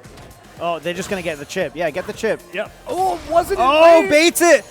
Oh, my God. Goes for the level 3, which is the command grab super. Jumps out of the way. Small little poke closes out the round. 1 apiece now between these two. Oh, are we taking a break or no? He's just switching it up to Ken. Maybe someone played Ken or Shoto in a different game, a previous game, trying out Manon. Yeah. Thinking, all right, I had my fun. Now it's time to make sure that my pool is in my favor. Yep. Breaking out the Ken. Clutch it out. Ken is a monster in this game also. Ken's one of the characters I was playing with a little bit. I haven't put much time into him yet, but he feels like everything you want to do kind of works. Yeah. Like most things that you expect to link are going to link. Most of your specialists that you can chain, you probably can. Granted, that's off of labbing him for maybe an hour, so I could be very, very wrong. But my first impression was he was very usable. Yeah. User friendly with a lot of options, right? Right. Ooh, okay. Just got to play the spacing game better. This character has got such long limbs. Anti-air, perfect. OD Shoryu coming through, get some space, but Ken is low on drive meter after that. Okay, feeling each other out here. Backing himself into the corner, though, also. Yeah, he's been giving up a lot of space all set long. Marissa's got a lot of moves that do a really good job of pushing you back, so really hard to stay out of the corner in this set so far. On hit and on block. She's pushing you back. She's sending you. Especially when you get the boot. Yeah. The Fireball game's been helping a lot, though. That's the wall bounce. Oh, no, doesn't not clutch quite it out in range. yet. Unfortunate. Jumps out. I knew it. I was just going to say, is he going to drive impact himself back? A great way to get some space back for yourself. Push your opponent away. Oh, and there you go again. Didn't have the health to cover the drive impact. They Yeah, use that Sparta kick to get in. That is a very important point. The drive impact has armor. It doesn't have strike and vulnerability. You still take the damage. Yep. There we go. And if you have the health, it's gray health. It'll regenerate. But, yeah, in that moment, they didn't have it to cover it. The Ken's looking way more convincing. Yeah. I think this switch was very, very wise. Ooh, drop. Not quite in range for the tick throw, but finds the DI, gets the wall bounce, gets the overdrive. Oh, neutral jump of their own. Oh, that sound effect. I know. Who felt the bones crunching? Goddamn. How much hairspray do you think she has to put in her hair to get it like that? None. It's helmet hair. You see Marissa taking the helmet off at the beginning of the round? That hair's not going anywhere. Later on in the evening, she takes the hair off, too. Kitaragi clutching it out. Was that 2-0? That was 2-1. 2-1? Very Okay, convincing Not in the bad. third round there. I think the switch was very, very appropriate. Look at him. That's the face of... That's the Saul face. Is that camera frozen? There's no way he's like... That's a freeze. That's a freeze, yeah. The screenshot on that, was perfect. Look, man, I've been salty in a game before, once or twice in my life. I am not afraid to admit. Oh, I yeah, don't we think all I've ever have. been catatonic salty. Yeah. You just don't want to move. You're just frozen. It's like, look at your life, look at your choices, have a character crisis, complain on Twitter, load up another game, because what else are you doing on a Thursday night? Of course, Twitter. Of course, complain about it on Twitter. Where else am I supposed to complain? My wife doesn't care, my right? friends? You're going to tell your wife, she's going to be like, it is what it is. Just enjoy yourself. It's your game, right? No, I'm complaining to the sea of people who are either going to agree or disagree, and I'm going right to Twitter.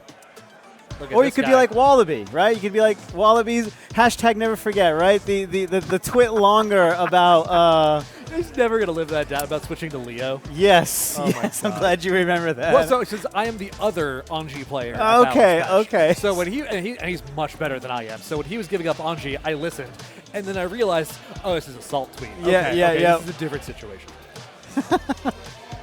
Oh, good old Wallaby. It's good to see him here, though, and I look forward to seeing him compete tonight. Probably some Lily. Yeah, there he is down there. The poor guy's gonna live that down eventually, right? No.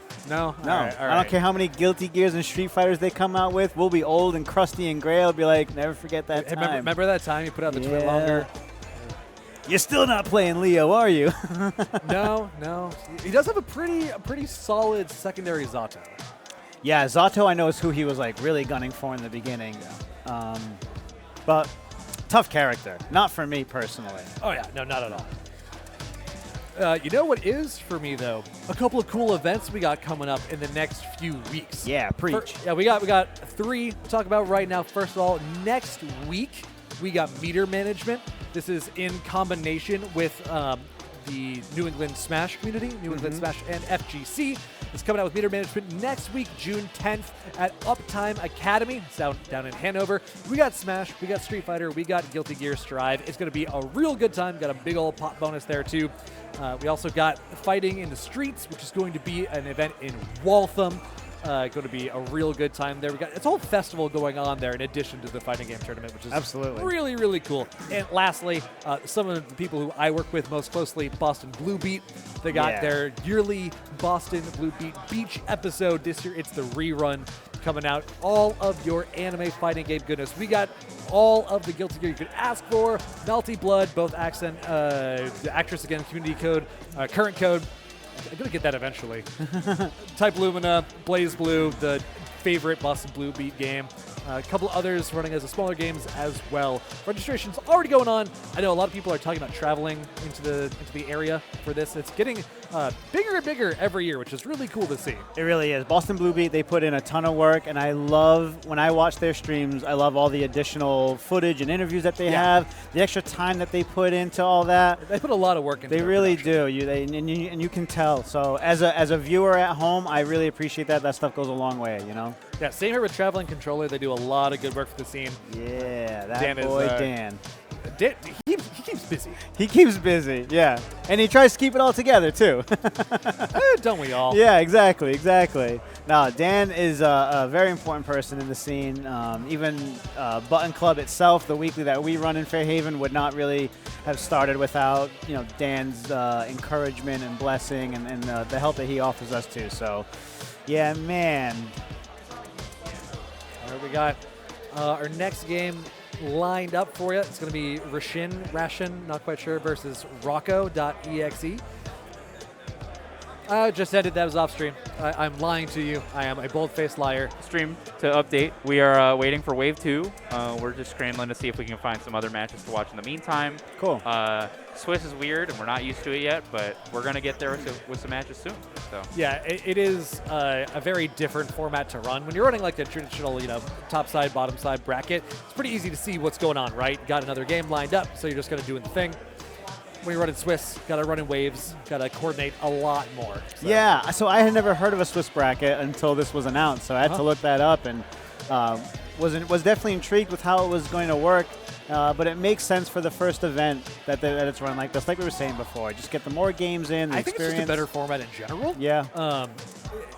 But that's also because I'm greedy and like to watch more games. Absolutely, yeah, because then we get the download and we learn, It's great. Shout outs to TechNoir89. That's the wife back at home holding it down. And I also want to say Karate Kevin 67, my brother, is here today competing. This is his very first No way! Bigger tournament that he's ever entered, and he just told me that he won his first match. Let's go! So shout outs Karate Kevin. He's a Ryu main right now, and he's been grinding with me with the betas and the demos, so putting a lot of work. It's great to see. You love to see. Absolutely. I hope I'm that fortunate when I'm out there. Okay. You might get it this time. I'm looking at these players. There's a name we've seen a couple times. I don't believe it. You don't believe it? No, I'm not don't, believing don't it. think we're getting Nope. Kevin Tech this time? No, put him up there and then take him away. Also going up against T-Wong, allegedly. Don't want to jump to any conclusions. Let's go! Confirmed. Hashtag. Let's go. Oh my God, yeah. T-Wong. Let me see. Okay. That's not Tamsun, right? That is not Tamsun. Okay. T-Wong is a Tamsun rival. Oh. One of our top 3 KOF players in our region. T-Wong, top 8 ECT last year, top 24 or 48 of Combo Breaker this year for KOF. Damn. Man's got a he's pedigree. gaming, He's really good at new games. So Cool. first drive, he was gaming with May forever. That I do remember. I remember he that. Dominated He was for a while. wrecking people. So I'm interested to see who he plays and what gets down. Yeah, So absolutely. We'll see. This is going to be a smasher of a match. Oh, yeah. Oh my God. I wonder if we're going to see another May 2E Honda pipeline. Yeah, right. All right, cool. We got a character select screen coming up. Very exciting as we get into the new match pretty soon. Kevin Tech looking at the Chun-Li.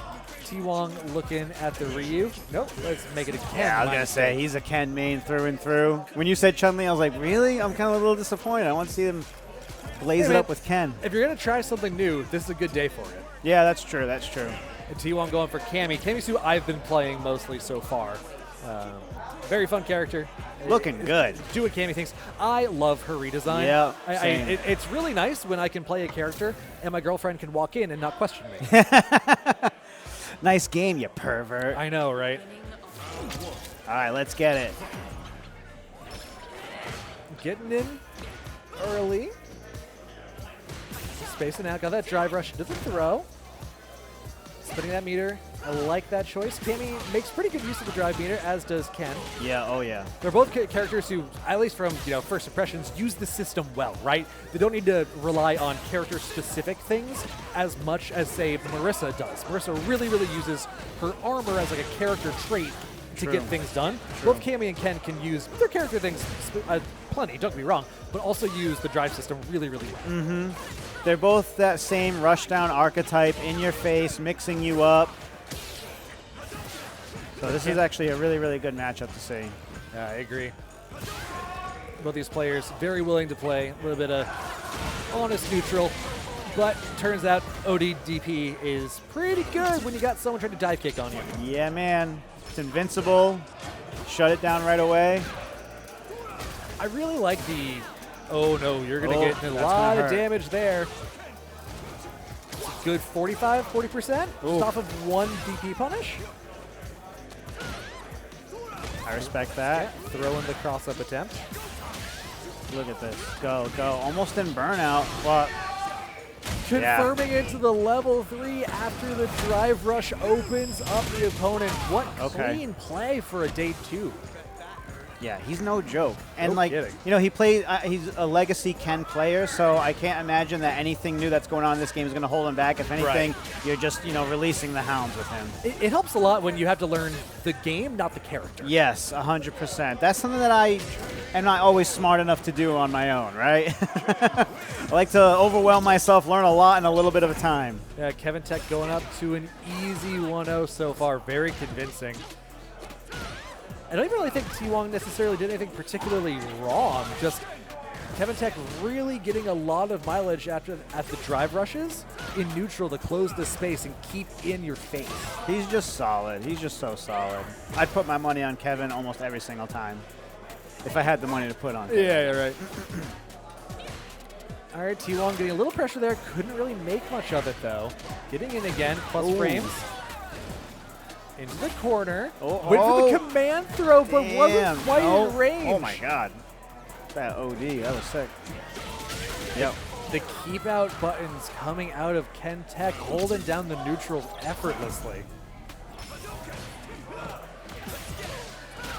Keeping the pressure going yet again. Very willing to spend half his gauge just to get in there. Whip that overhead on their wake up. Yep. That's up into the wall. That's big damage. Perfectly timing his drive impact when he saw the button was extended, knowing that there might not be enough time for them to respond. But oh my God. I don't need to say anything else. Look, sometimes your opponent just plays really well and you get killed. It happens. Man. It happens to the best of us. Kevin Tech played clean, played super solid, very fundamentally focused. Never overextended himself, never put himself in silly situations, right? And so the thing that I like the best about his play, from not really knowing the game very much. Hey, Montel, shout-outs. What's going on, buddy? Tekken friend. Is he was using his drive gauge very liberally, but always ended up having his drive gauge back really quick. That meter management was very, very impressive for day 2. I mean, obviously, betas and demos notwithstanding, being able to get that meter back that's so centralizing of a mechanic when you're using it that liberally is really impressive. It's one of those matches like, I want to go back and watch that again, figure out how he did that. Yeah. Well, he kept the pressure on too, right? There's never really a time where it snowballed into his opponent's favor. He had the pressure the whole time, so even though he was using drive meter, because he was being forward moving and aggressive, he gained that back. And a lot of it wasn't raw drive rush. He was using it after button. So it takes 3 bars of your drive meter out rather than just the one when you raw drive rush in. So that goes to show you, like you were saying, how spot on his meter management is. Yeah, that made it even more impressive too, because I've seen plenty of people rely on it for Oki situations and for closing the distance after a whiff in neutral. Yeah. But using it as a pressure tool, pressure reset, totally valid, makes a lot of sense, but it does cost half your gauge. So being able to manage that meter when you're very, very willing to spend half of it is really, really impressive. Absolutely. And I'm sure, a month, 2 months from now, we're going to say that that's a very fundamental technique, the way that wake up DPs are a fundamental technique. It's going to be one of those things that's going to be baked into the game for sure, almost guaranteed. But seeing it early is impressive. I'm trying to find words other than impressive. I know. But it is. My vocabulary is the dollar version of yours, I'd imagine. But you know, when the early footage was coming out of Japanese players playing Street Fighter 6, right, they seemed a lot more careless towards their meter. They were willing to put themselves into burnout, even if it was just to understand the situation better. And I know a lot of us American players really look up to, you know, the Japanese players, so people go, oh, is that okay? Is that the right way to just not worry about it? Because again, if you put yourself into burnout but you're aggressive, how long are you actually in burnout for compared to like, oh no, I'm in burnout, let me turtle for a bit. Yeah, burnout is really, really bad if you're on the defensive, but if you're the aggressor, then the downsides are significantly lessened. Yeah, they're manageable. And if your opponent's in burnout, you're both in the same boat basically, and you don't have to worry about, well, if I pressure them, they're just going to drive impact me anyway and get the advantage. We got some Wallaby up here. Let's go. I want to see that Lily. Let's go. Yep. There it is, the Day one T-Hawk Lily. spiritual successor. And then Jippa Boss is back up here. Yep, we saw them on the Marissa earlier. In the match that didn't count, right? In the match that didn't. No, they were in the second that match. Was, oh, okay, First one that did, I think. So, interesting matchup here. Lily has surprisingly large buttons thanks to those clubs that she wields. Yep. Very, very T-Hawk-esque to get the really good neutral control. Yep. Command throw does hella damage. Yeah. But like we were talking about with Manon, has one of those unique mechanics for Lily where you charge up these one-use resources called wind, and you can expend them on your specials to get powered up. And what's great too is when she wants to use that power up, there's an attack version available for her also. So it's not like I'm vulnerable, I'm trying to buff up here. She has a way of still having that counterplay against her opponent. Absolutely. Ooh. So you can see that meter just to the right of the Lily meter. You can see there's now 2 charges of the wind, using one for plus frames. That spiral arrow-esque attack wind charged is in fact plus. Yeah, very plus. So much that they can get that command grab off and you feel like you can't do anything afterwards. Yeah, it puts you into a strike throw 50-50, which is really dangerous against a command grab character. So is being in the corner against this big brute of a woman right here. I know when I was at PAX, Wallaby was also there, and they were running a Street Fighter 6 event where it was an old arcade style win stay on. Yeah. And they were keeping track of the longest win streak. And if you won, you got some crazy good prizes. Wallaby had like, I think, 4th or 5th longest win streak. Oh, wow. With everyone there. So that's no joke. But you know what else is no joke is that Marissa damage. Damn. Stapling that first round victory. Yeah, and there is good things coming out from both sides, but sometimes it just hurts. There's that command grab. That is a 360 input, so a lot of fun. Plus frames. Back at it again. Look at the range that she is left after that command grab too, which is perfect for the getting the wind buff on her. Yeah, so that's one of those really interesting things is it does leave you at the perfect range for the wind buff, but you don't get a wake-up situation. Exactly. So you're sacrificing your Oki for getting the command grab, and getting the command grab means you sacrifice Oki and get for the trade-off of getting the charge again. So it's an interesting trade-off. I really like that, the way they designed the wake-up situation after that move specifically. 100%. Okay, yeah, there you go. Now you guys start using system mechanics to block that from happening. Yeah, it's the drive reversal, which we haven't seen a ton of today. Think of like YRC or Burst from Guilty Gear, where when you're in pressure, you can spend that bar to say, get off me. Or even V reversal from 5, which was really good, absolutely. I'm glad they brought that back, especially as a guile name. I'm sure there are many things you can say about Street Fighter 5. Counter or whatever, I don't know any of those things. Like, I believe you. That damage, that killed? Damn, that was beautiful. What was that? That was a quick round. My word. Here we go. 1-0, right? Yep, 1-0 in favor of Jippa. Oh. Yeah, the overdrive, if it's not charged, is still not plus. Oh, okay. Good I to know. believe. Okay. Anyone in chat, feel free to correct me on any of these things. Yeah, because knowledge is power. We want to know. Make sure we're saying things right. Exactly. What a cool character design. She's adorable too, Lily. She is. Good jump, avoids the command grab. Burnout is enforced. Because of all that pressure they were blocking. Tried to take her, but wasn't quite in range. And now, okay, yep, command grab. And then a drive impact. No? Yeah, I actually don't know about that command grab. If your opponent's in burnout, I think I favor the positioning more than I favor the charge win. But yeah, especially when you could have killed it right there, right?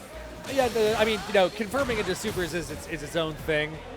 Magic Pixel for Wallaby. Oh, and then runs into each other. It's like a head-on collision. Overdrive, not Spiral Arrow, steals the round away in favor of Wallaby.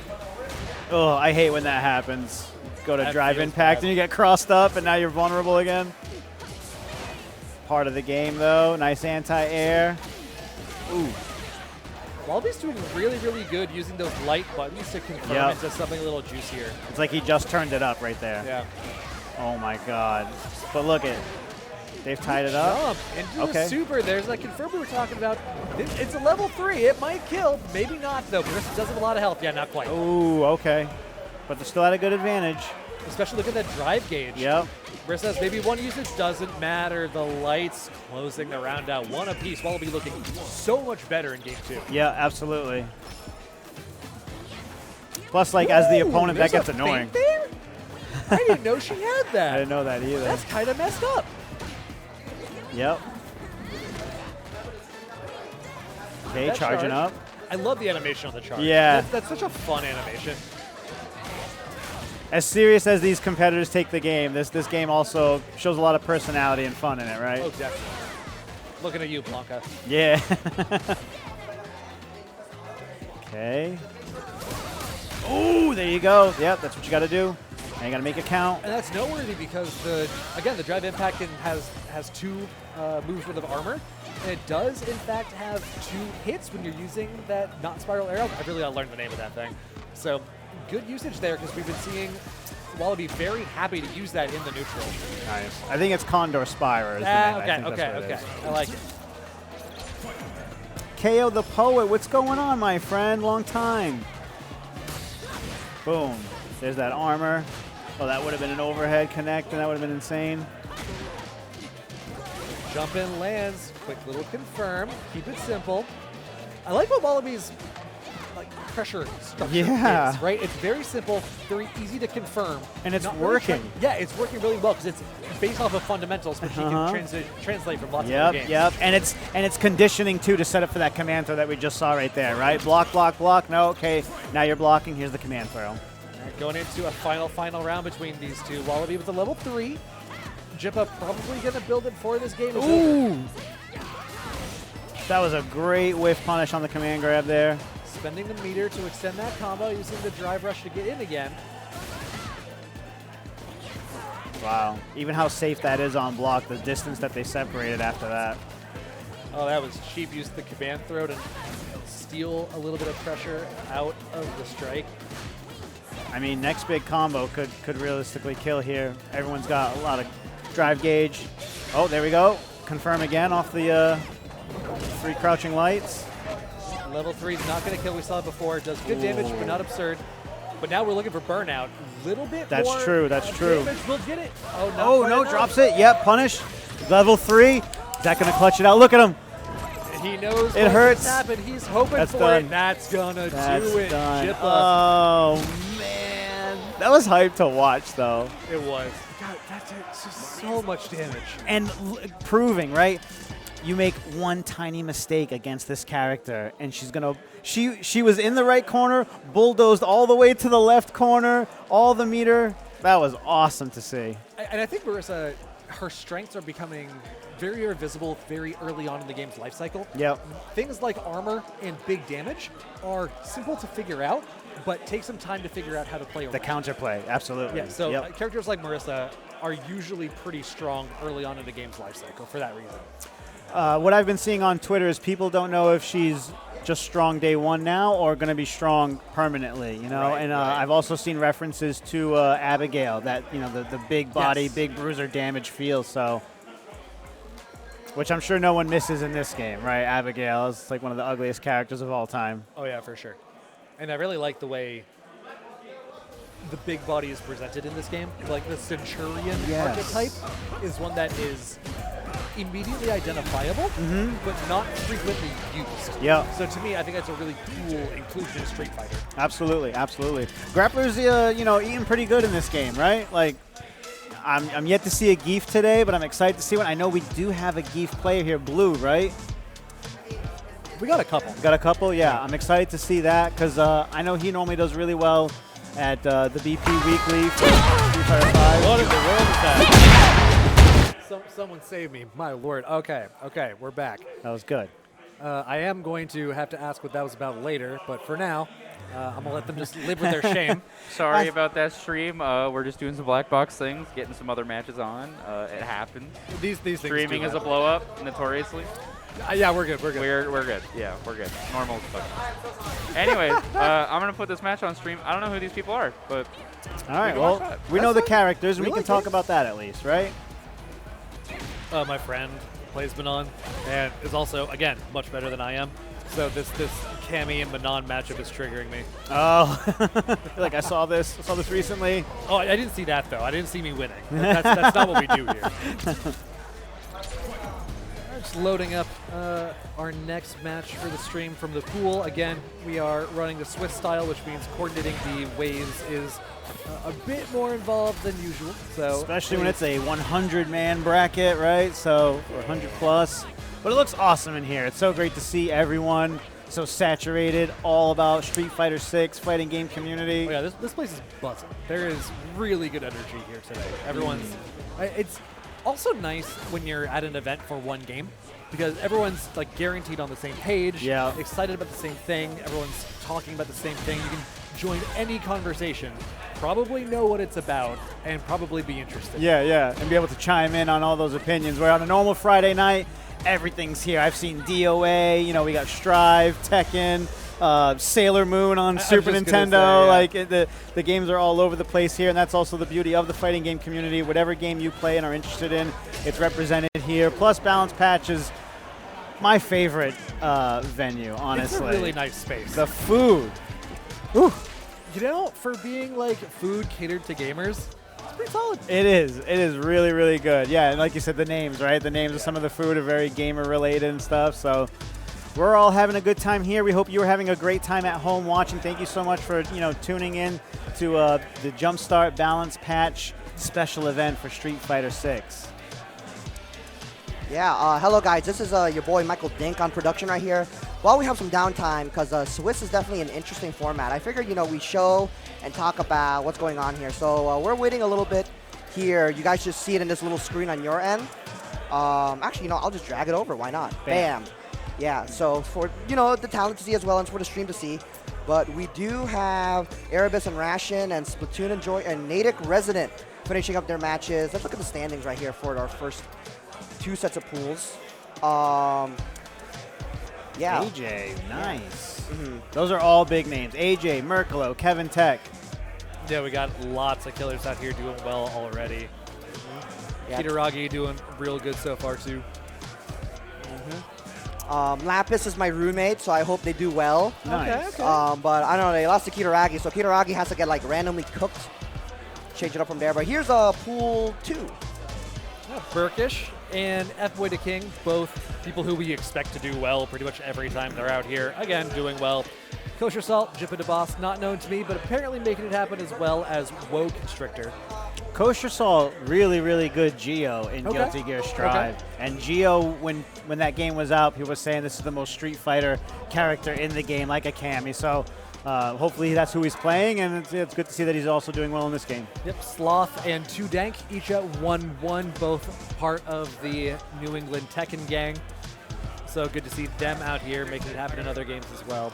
Oh, and I'm getting a peek right now at our next match if that really happens. I don't want to spoil it, get everyone all excited about it. Yeah, if it's not going to happen, but this next one's going to be a banger. Yeah. In the meantime, if you want to see these standings yourself, I think you could get probably exclamation mark bracket, I'm guessing. Yeah, we got it. There we go. Bang, there you go. Check it out for yourself at home so you can, root for your favorite player. Maybe someone else is out here. So what other characters are you looking to try out yourself? Anyone you're looking to experiment with? So I want to take this game as an opportunity to learn as many characters as possible. Yep. Whether or not I even use them in tournament, that's not up to me really, or as important. I just want to get to know everyone. But the standout characters, Guile's always strong. DJ, as we were talking about before, looks super cool. Manon, Marissa.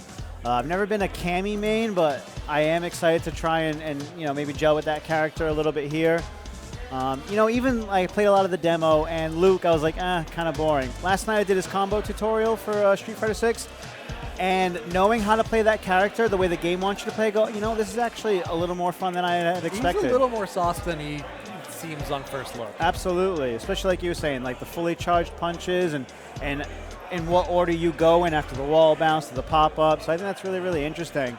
I've been known for grapplers back in the day. Potemkin and Astaroth are some of my mains, so I definitely have to put some time into Geef. Of course. Bring that out. Yeah, the whole roster looks amazing. Even Jamie. Jamie's a little brainy for me with all the drink mechanics to go up, right, but yeah. I feel like I should get to know that, and that might help, open up the floodgates for other possibilities, other characters, and knowledge. So. All right, so it looks like we are, in fact, going to get the match. We got Burkish going up against Mazo. These are two of the heaviest hitters that we got, going Ryu and Luke. Damn, this is a true, this is a battle in and out of the game right now. These guys are so good. Yeah, these two going for the fundies characters, playing them shotos, so whoever wins can feel like they truly, truly won. No gimmicks here. That's right. Other than the gimmicks that the game gives you for free. Here we go, getting in between these two. Playing that footsie game, playing that fireball game. Yep. I think I lost game audio, but we're working on that. There we go. Nice. What a beautiful stage, too. All these the stages look really so cool. good. Okay, going to get that wall splat after that. Full pull. Let's go. Get back in the corner yourself. I don't like it in here. Mom, I'm scared. Come pick me up. Damn. Yeah, the corner is so scary in this game, and the fight to keep your opponent in the corner. I really wanted him to do it again. Yeah, I kind of thought he was going to. Nice. Drive rush for combo conversions. Text that throw. Beautiful. Beautiful conversion just to finish it. Using the drive rush. Doesn't matter about meter management because he's going to start clean now with full meter in this round. Yeah, when you can hit confirm into one last hit to try and close that around, spend as much meter as you want. Easy choice. The freedom that gives you to be creative with your combos and how you want to play the game. That's why this game's so fun. Look, how many is that in a row? Bullying him with standing heavy punch. Here we go. He did a dash cancel so that he could drive impact in response. I love that play coming out of Mazo. Awesome. Super brainy. The plus frames. Yeah. Finish it. it. Level 3. Yep. I think that should be enough. Ryu does damage in this game. Oh, he's got not enough, but it is the burnout, so chip is a factor. Yep. Closes it out. Super simple. Fireball chip out. Classic Street Fighter win. Luke should have grabbed one of those Blanca Chans in the back and threw it at Ryu. I should have grabbed a funnel cake. There you go. Tatsu on the confirm. I'm kind of surprised with Burkish playing Ryu. Why is that? He played really brainy characters. Like, I know he's a Urian main and Chip main, so I kind of expect him to play maybe JP or Kimberly or Cammy as someone more rushed down. But he's super solid with Ryu, and that's exactly how you have to play that character. Yeah, I know some people are playing whoever they played in the demo. So in the demo, it only had Luke and Ryu, obviously. Yeah. So if you pick one of them and then say, okay, I already know the character relatively well. I'm going to learn the game by playing who I played in the demo. Play in the demo, also the beta.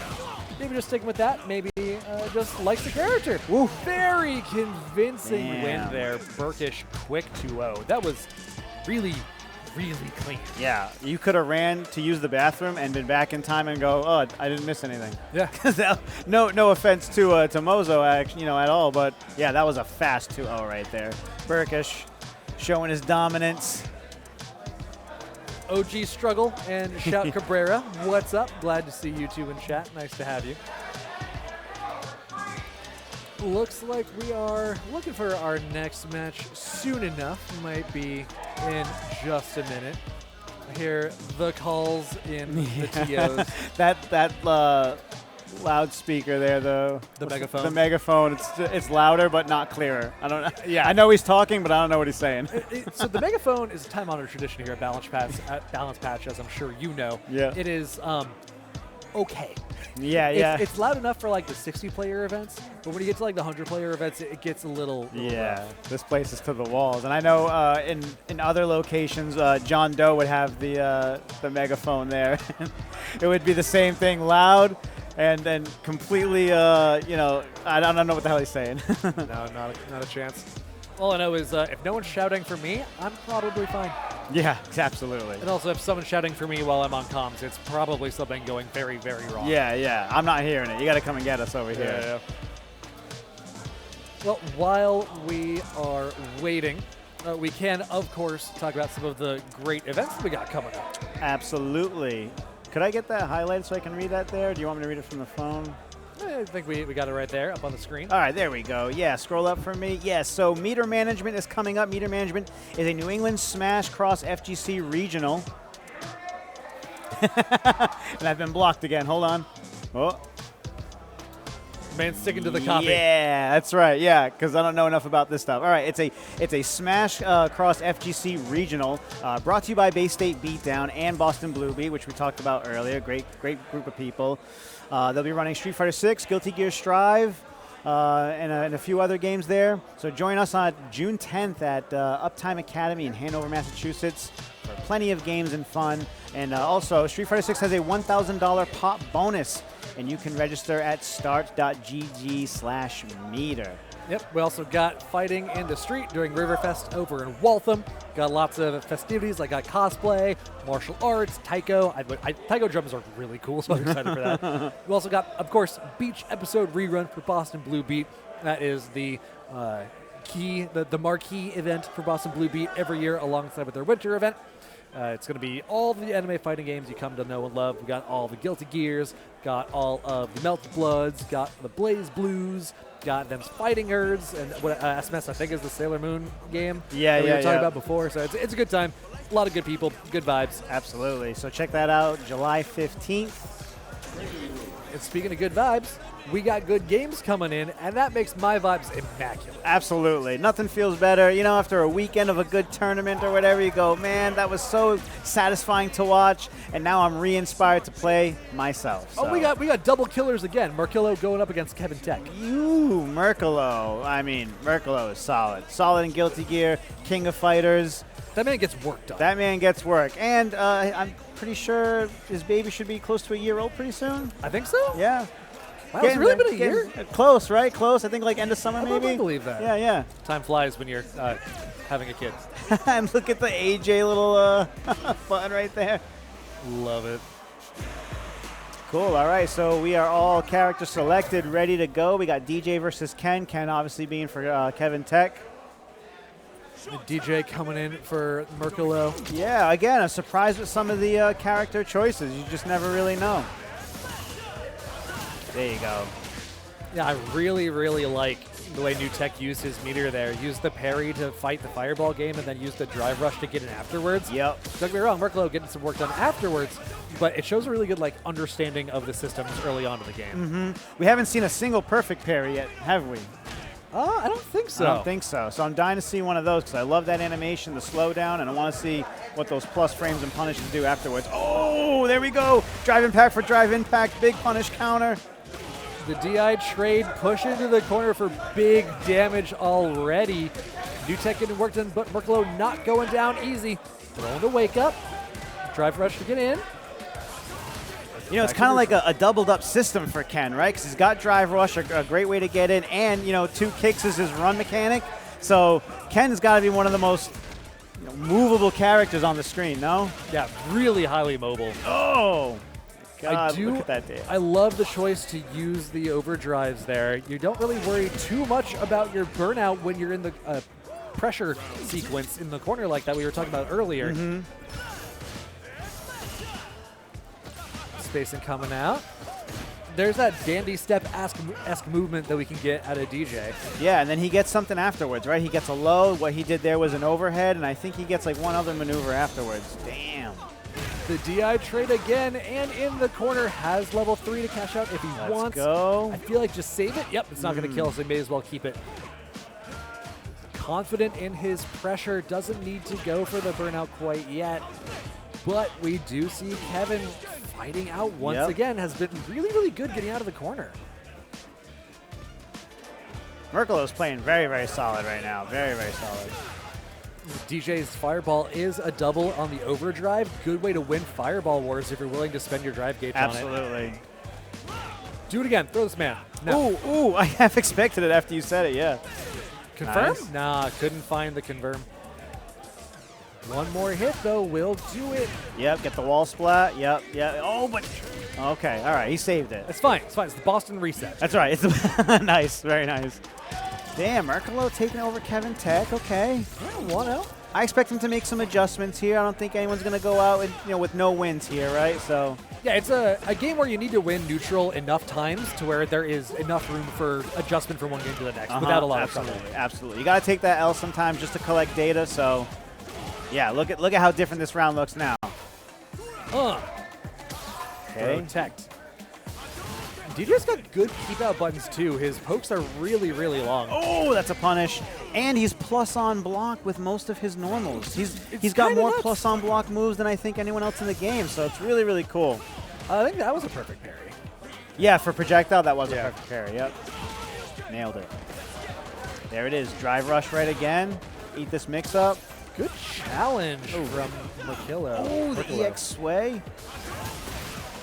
Oh, that fireball made it through. Ooh, look at that run into anti-air. That was sick. Ooh, the overhead.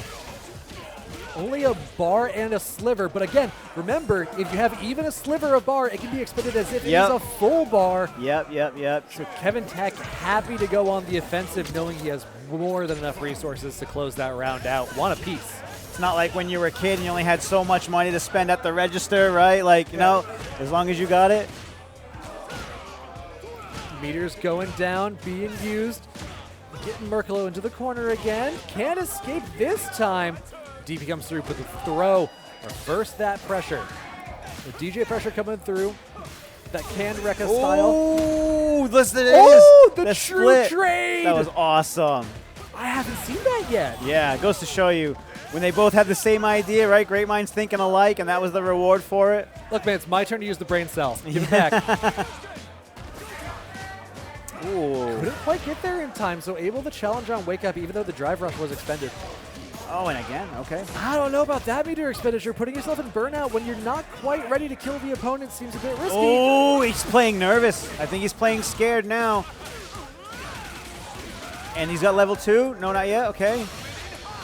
Oh my call god. out with the Wake Up level 1. God. All of the supers do have invincibility.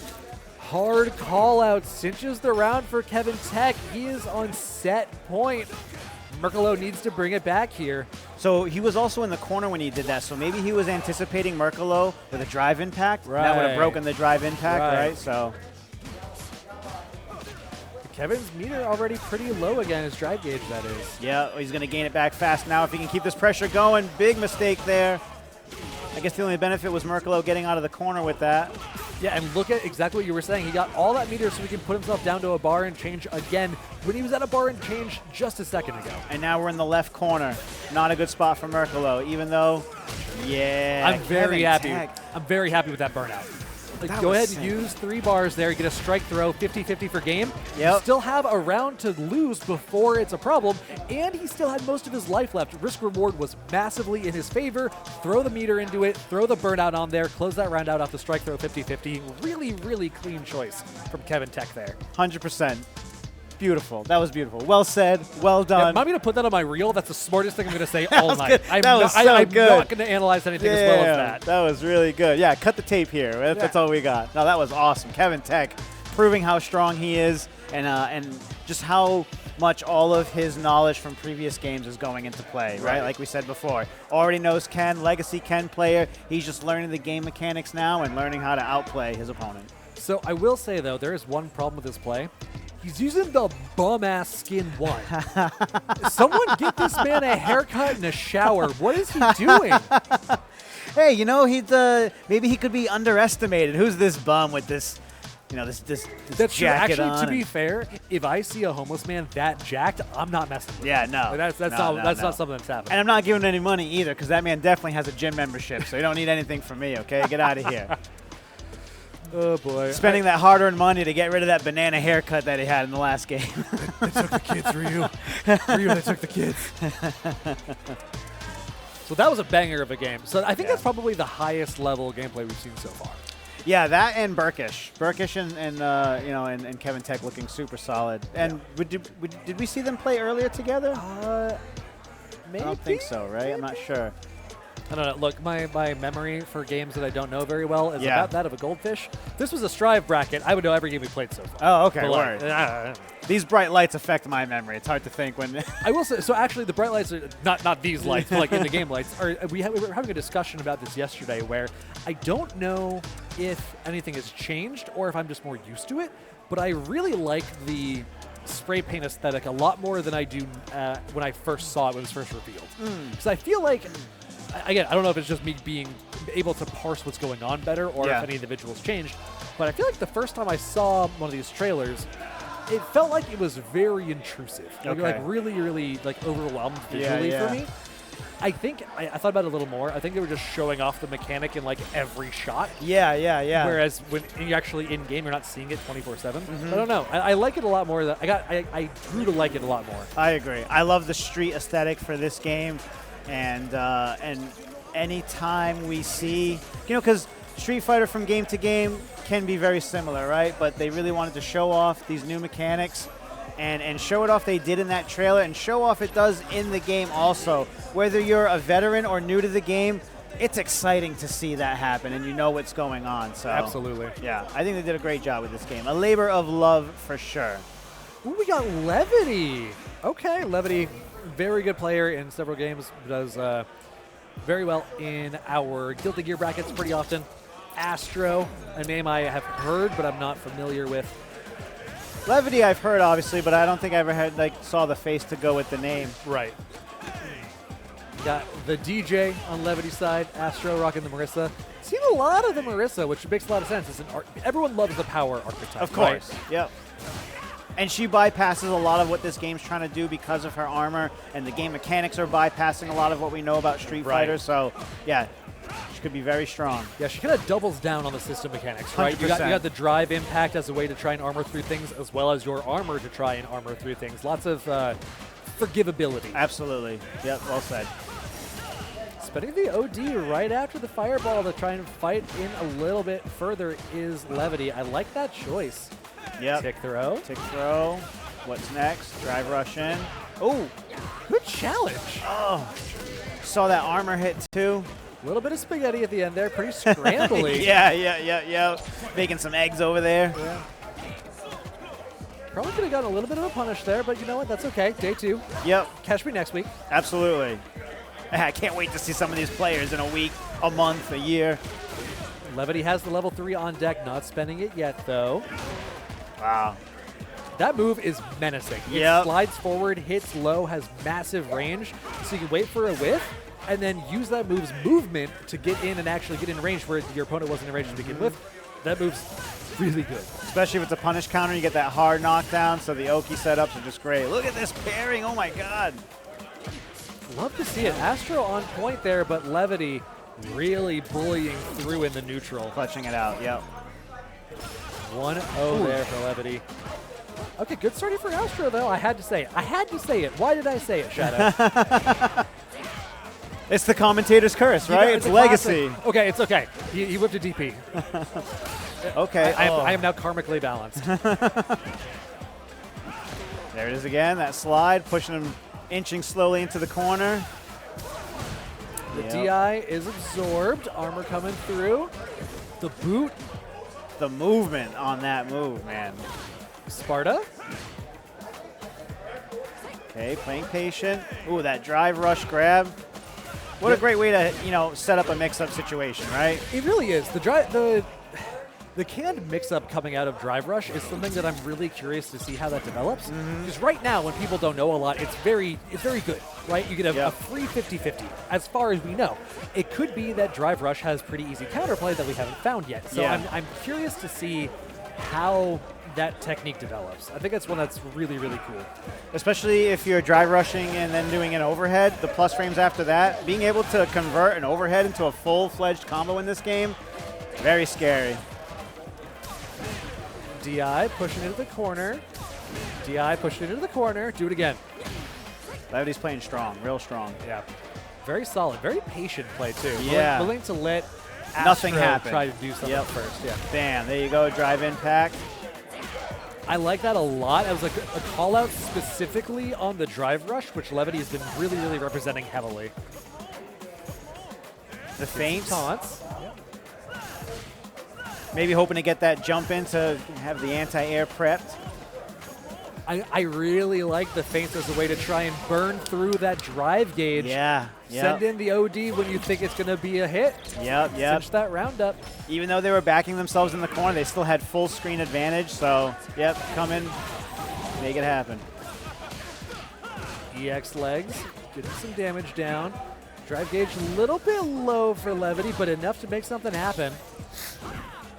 You know what I'm noticing too, like even though Levity's blocking Marissa's hits there, the pushback on those blocked hits is beneficial really for DJ, right? Because no one can get a button in. They kind of reset neutral after that button's been blocked.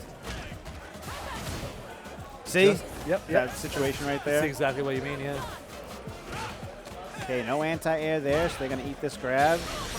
Call out level 3. No, Not going to happen. Get that big punish. Has a level 3 of his own. Doesn't cash it out. Sounds like a little bit of a mistake to me. Hasn't gotten it yet. A tick throw attempt doesn't land. Playing with his food over here. Oh, he had that round. Had that round and gave it away. Yeah, he knows it too. You can see a little bit of a kind of coming out of him on the player cam there. Catch me next week. That was a kill next week. Yeah. One piece here. Astro fighting back pretty well. Nice throw tech. There you go. Ooh, okay, drive impact. What are we going to see after this? Love it. Good damage. Solid 25-30% there on that punish. With a safe jump, I noticed in that. Did you see that after that knocked out? They were able to jump in no problem. That DP is really, really good. It's really cool. Confirms. Oh, yeah, the animation is sick. And Very you get to, solid round for Levity. One more on match point. You get to juggle, I think, medium into heavy or heavy into medium if you get the two, right? Yeah, I guess heavy into medium. Yeah, this man does look a little bit like Crazy Frog. Makes sense that he's jumping so much. Cross up, neutral jump. Throws out of the strike attempt. Yeah. That was great. They drive rushed in, got the hit, and then backed up, gave the space, right? Yeah, just give your opponent a little bit of space to kind of whiff maybe with their own rope. Yeah, exactly. Yep. Panic, throw something out, and he was ready to capitalize on it. Okay. In burnout right now, so all this chip damage, and that was some meaty chip damage there. Yeah. Oh my god. Yeah, I'm not entirely convinced with that meter usage. Went for a drive rush into a drive impact, and yeah, if it made something happen, it was pretty good. You did have 3 bars to convert off of, and you do have a, okay, I'm convincing myself of it. You had a round to lose, had a lot of health, which you're going to be able to get back. Yep. If you are trusting your neutral game, I think I vibe with it actually. I think that's a little better than I gave it credit for. That's going to do it. Levity taking it. What was that, 2-1? Yeah, 2-1 over Astro. But still really solid game, and then just two very opposing fighter archetypes there, right? They're very, very mobile versus very, very heavy. Forceful. Yeah, forceful. Yeah. You got the bigger vocabulary. I'll start it and like the assist, right? And you can slam dunk it with the big word. Hell yeah. Yeah, getting that. The power versus mobile archetype matchup is always interesting to me because both characters have really good ways to get their game plan running. Yeah. But also have good ways to shut out the other. Absolutely. Right? Like if you're trying to dance around, you're trying to play swat the fly with your movement. Yeah. Then just saying, okay, cool, I'm gonna move forward and hit you really hard. That'll work. But if you're moving better than they are punching forward, it'll also work to try and avoid them. So it's a really good kind of push and pull that can go between those two types of characters. And then, let alone the mental wear on the big body player, right? I've had to guess right 10, 12 times. That gets very taxing and exhausting, where you made one mistake, I took half of your life as the big body. So that's like the push and pull of how those characters work. And it's really, I know I get mentally exhausted too after, a rushdown character and thinking of all these mix-ups. Definitely. Well, next up, we got Jibba the Boss going up against Burkish. Okay, cool. Yeah, so we've seen both of these players win so far tonight, right? Yep. I believe Jibba was when we were looking at the bracket earlier at 2-0. Not sure where he's been since then. Very well could be there. While we got a second, don't forget to check out Meter Management, okay? New England and Smash FGC Regional, brought to you by Bay State Beatdown and Boston Blue Beat, okay? Gonna be running some Street Fighter 6, some singles and quads, some Guilty Gear, you know, all the usual fan favorite games that you see here at Balance Patch every week, so don't forget to check that out. You can register at start.gg/meter. $1,000 pop bonus, not handed to us by Capcom, just a $1,000 pop bonus for Street Fighter 6, so don't forget to check that out. Yeah, love to see it. Also got Fighting in the Streets over in Waltham and Boston Blue Beats Beach episode rerun this summer. Those are on the 17th of June and July 16th, respectively. Plenty of action coming up in the New England FGC scene. You'll love to see it. That's right, that's right. Before we get to the next fight, Fighting in the Street 2, also don't forget to check that out. GU. I'm going to try and get there. June 17th, I might have to, you know, make some appointment arrangements to make it in on that day. And here we go. Jippa, Burkish, loaded in. Got the Marissa, got the Ryu. Burkish was just dominant in the last game we saw him on stream. Just very, very solid, very fundamental play. Yeah, and he's one of the people out here coaching some of the newer players. So if that doesn't show you how skilled he is in this game, oh, there you go, baby. Look at this punish, too. He's already got the routes on lock. Nice, easy confirms that you can rely on. Got those B&Bs in his bones. Meters nice about parry. even. That's good, yeah. Good nice jump in, read. yep. How do you challenge there? Neutral jump, so important. I like that burnout. You are very, very high on life. What is going on here? On something. Not sure what's going on here. Is his controller stuck? Maybe. Player cams look a little questioning. We'll figure out what's going on shortly. Yeah, it looks like a controller disconnected. Looks like somebody, in fact, did not disconnect their controller after their game, perhaps. All right, we good? We back in it? All right, here we go. All right, we're running it. All right, running it right back from where we left off. Burnout already recharged. That's true. For Burkish. That's true. This is round 1. They should maybe restart that round. No. Well, we'll leave it to the TOs. They know That's what they're right. doing. Yep. But yeah, I'd be a little salty if I was Jibba the boss. But also with a name like that, how salty can you be? It's so fun to That's say. true. That's true. He's shaking his head as a player can. Yeah, he's not happy about that. I don't blame him. I wouldn't be either. Yeah, I agree. You got to shake it off. Got to move on. Yep. Tough, but it's got to be done, right? Because now he's got to put his head into this round here, round 2. Burkish coming out solid once again. Yeah, not in a favorable spot here. Throw them out of the corner. I do like the patient, almost like turtley Marissa play. You do have large buttons for neutral, and your cash outs are strong. So I wonder if you can almost play like a kind of like Tekken Jack 7 kind of approach. Oh, okay. Yeah. Maybe not. Maybe that's not the play, but I'm curious to see how it's working out here. Yeah, absolutely. Spending the meter to get in. Dump the drive gauge on the drive rush. Level 3, get that cinematic, get that round, get that game. 1-0 for Burkish. Poor guy, his head's like a pendulum right now, shaking back and forth. Yeah. Go to character select. No, okay. I would, personally, I would go to character select, take a breather, right? Try and clear my head of the last situation and go in fresh. But sometimes that's a tell to your opponent, oh, they're flustered. They need a minute to go to character select. Maybe I'm in their head now. Ooh, that punch jump gets over projectiles. That's kind of cool. I didn't know that. Jump in, a little bit ambiguous, looking for that cross up. That was ambiguous. Armor I would have gotten broken. hit. And one of those new things that we see Ryu has is that charge up. You can see that little Hadoken electricity symbol next to his drive the gauge. Denjin charge, yep. Yep, it kind of buffs up his next special, if I'm not mistaken. So it buffs up his fireball, obviously, and then also buffs up a new move that they gave him for this game is Hashugeki.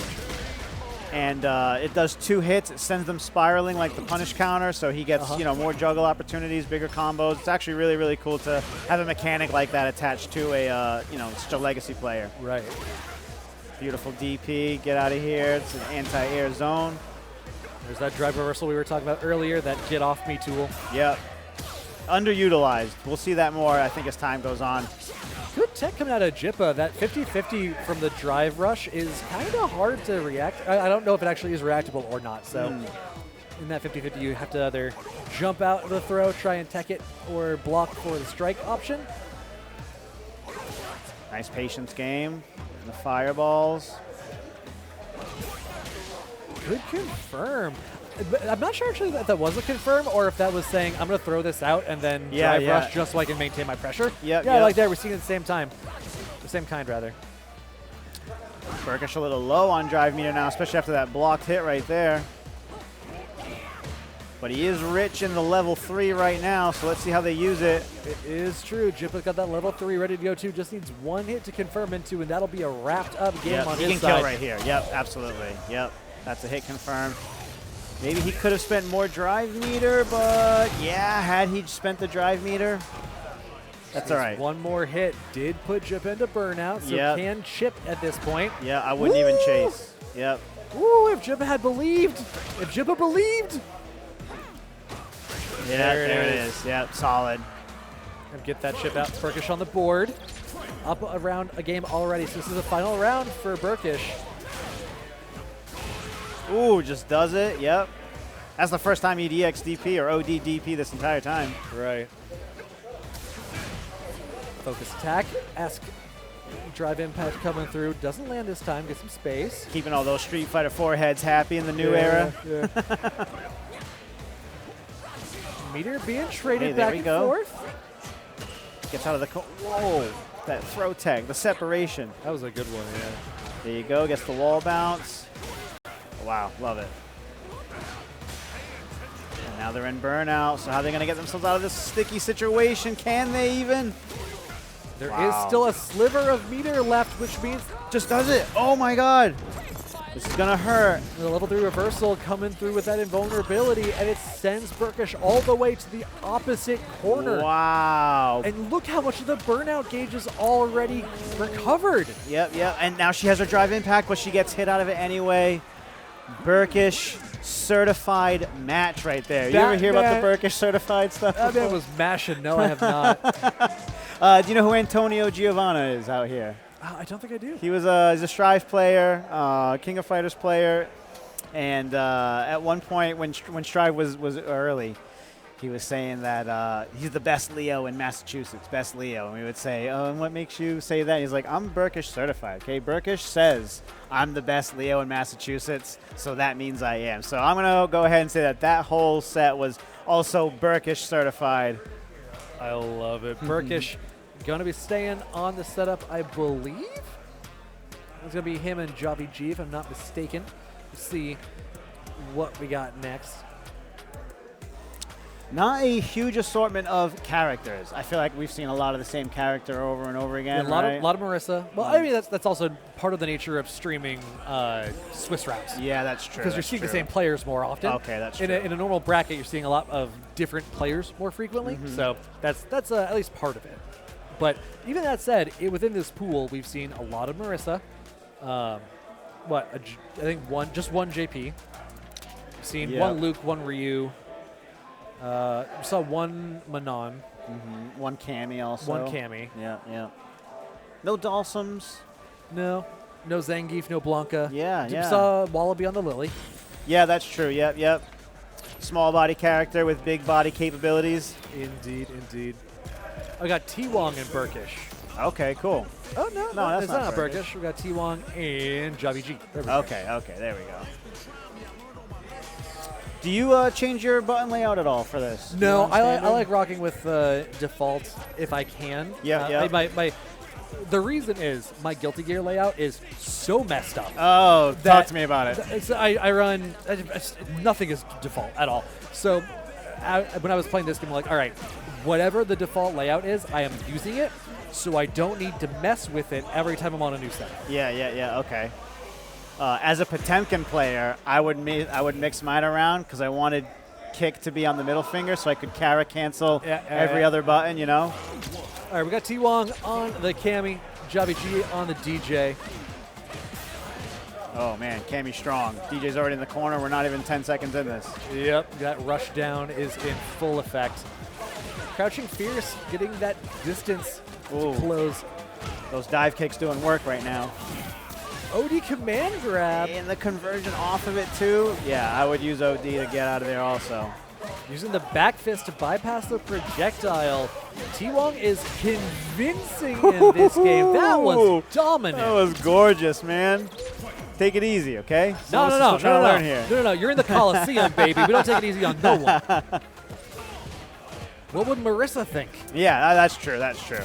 She'd be proud. Yeah. Confirming the lights in the spiral arrow. Okay, get drive rush to keep that mix-up going. Ooh, that could have been a big punish. Yeah, it looked like they were reading a fireball. Jump over instead. Both these characters have good ways to get in pretty quickly. We were talking about DJ's mobility earlier. Yep. Cammy got both the spiral arrow and the back fist, as well as just the system mechanics. So plenty of ways to close the gap with Cammy. She's notorious for her mobility anyway. Oh, yeah. That's the sacrifice, for the light damage, basically, right? That's the kind of fight for that. You got to win more often, but you have the tools to win more often. Yeah, that's true. That's true. I like that. Damn, just went out and The did feint it. on the fireball baits out the super, so couldn't find the connection. Oh, beautiful. EX kicks, finds the counterattack on the jump and brings us to a round apiece. You thought those jump-ins were free? Those This jump-ins ain't is a free. great round. These two are gaming. Oh. Here we go. Confirming the level 3 early on in the round. I don't mind that choice, actually. You're not going to get a lot better than a level 3. Yeah, This also gives you a it. chance to get a level 1 later on in the round if you can build the bar back up. That's true. Yeah, and they're not like they're completely meter deprived because they have all that drive gauge, or at least half a bar now. Yeah. Yeah, I respect that. They have to do something. I love that grab animation. Do it again. No. Trying to get in through the projectiles. Not finding him, though. Puts himself in the corner. Lost a meter for both of these folks. DI coming through. One more hit is going to do it, but no, can't find it. T-Wong in the burnout chip is a factor now. Yep. Again? Yes! Gets it this time, though. Cammy's burnout stance is hideous, though. A little bit, yeah. The chip on the fireball will do it. Jobby G going up one after T-Wong came out swinging in the first round. Oh, big punish counter. Drive rush to get in. Keep the conversion going. OD something or other, but doesn't convert off of it. I'm so happy for a DJ and DJ fans right now. This is so awesome to see. Really DJ is. is gaming. I love the usage of the feints on the fireballs. We saw that T-Wong is very, very vigilant for the fireballs. Really looking out for that fireball game as a way to skip the neutral. Using those feints so effectively for Jobby G to try and bait that out and punish. Damn. Cammy, what's going on? Jobby G making it happen. Yeah. On set point here. Really getting, I can't understate a lot of mileage out of the fireball phase. Yeah, I love it. Honestly, this is the first time anything like that has been introduced in a Street Fighter game, so I would like to see, where that mental game goes with that. Right. Nice. There's that neutral skip that T-Wong's been looking for. Doesn't get anything out of it, though, so Jobby G back in the driver's seat already. The falling knee. The Captain Falcon special. Nice. No punishment. Oh, wow, no. Okay.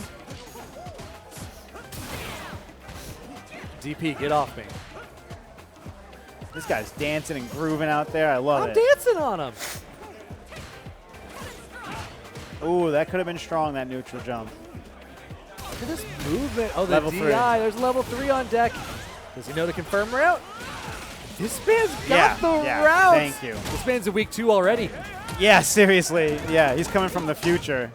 Giving his opponent a little bit of a back massage before piecing out the disco dance floor. Jobby G 2-0 and landing on the sick win pose too. I love DJ's like, I got him. That's good. What a great character. What a great way to rebrand this character, too. He just looks so good. So good. Yeah, and he still feels really DJ. Yeah, it's exactly. It's a redesign, not like an entire rework. Yeah, which feels good. Not like Jury from 4 to 5. Yeah, right? yeah. No, really, really cool. Not that I know. I've just heard that before, so I'm going to agree with you, assuming that people on the internet weren't lying to me. You can trust me in my professional opinion when it comes to that. Excellent. When it comes to that little bit right there. Yeah. Yeah, big shout out to all the players. Thank you again so much at home for joining us here at Balance Patch, Jumpstart, Street Fighter 6 event, Swiss bracket, 105 players. So we're going to be starting bracket pool number 2, I think, at 7 o'clock, which is shortly. So we should be almost done with this bracket here, and then we're moving on to the next. Yep, we got 2 rounds of pools. I'm going to be here for both. You're stepping off to play your pool. Yes. And then I'm going to duck out when we hit the top 8. Not sure who's commentating those. It depends on how well you do, I guess. So no pressure. Yeah. No, I don't think you'll see me again for the rest of the night, okay? Unless it's in that top 8 bracket slot right there. I love the confidence. Yeah. So, not sure how much more we got on this round of the bracket. Looks like we got some folks.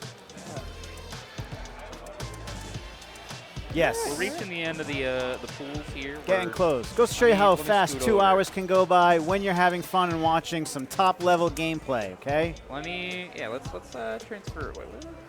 Right I'm trying to find the right one. 'Cause there's a couple of windows open. Peach Pie, friend of mine from Discord, from the Anji Discord. Good to see you. Thanks for joining us. All right, let me transition over. We can take a look at the standings real quick. Yes. So, in Pool 1, we got AJ and Merkalo up top. That's crazy. But if you guys want to go ahead and talk about that, we can scroll through. Cool. So, yeah, AJ I know, Cammy Main right there, one of a good friends of mine. And so you see all these players with 2-0 in their record, from AJ to Kitaragi, Ayer, Kevin Tech, no surprise, Merkalo, same thing.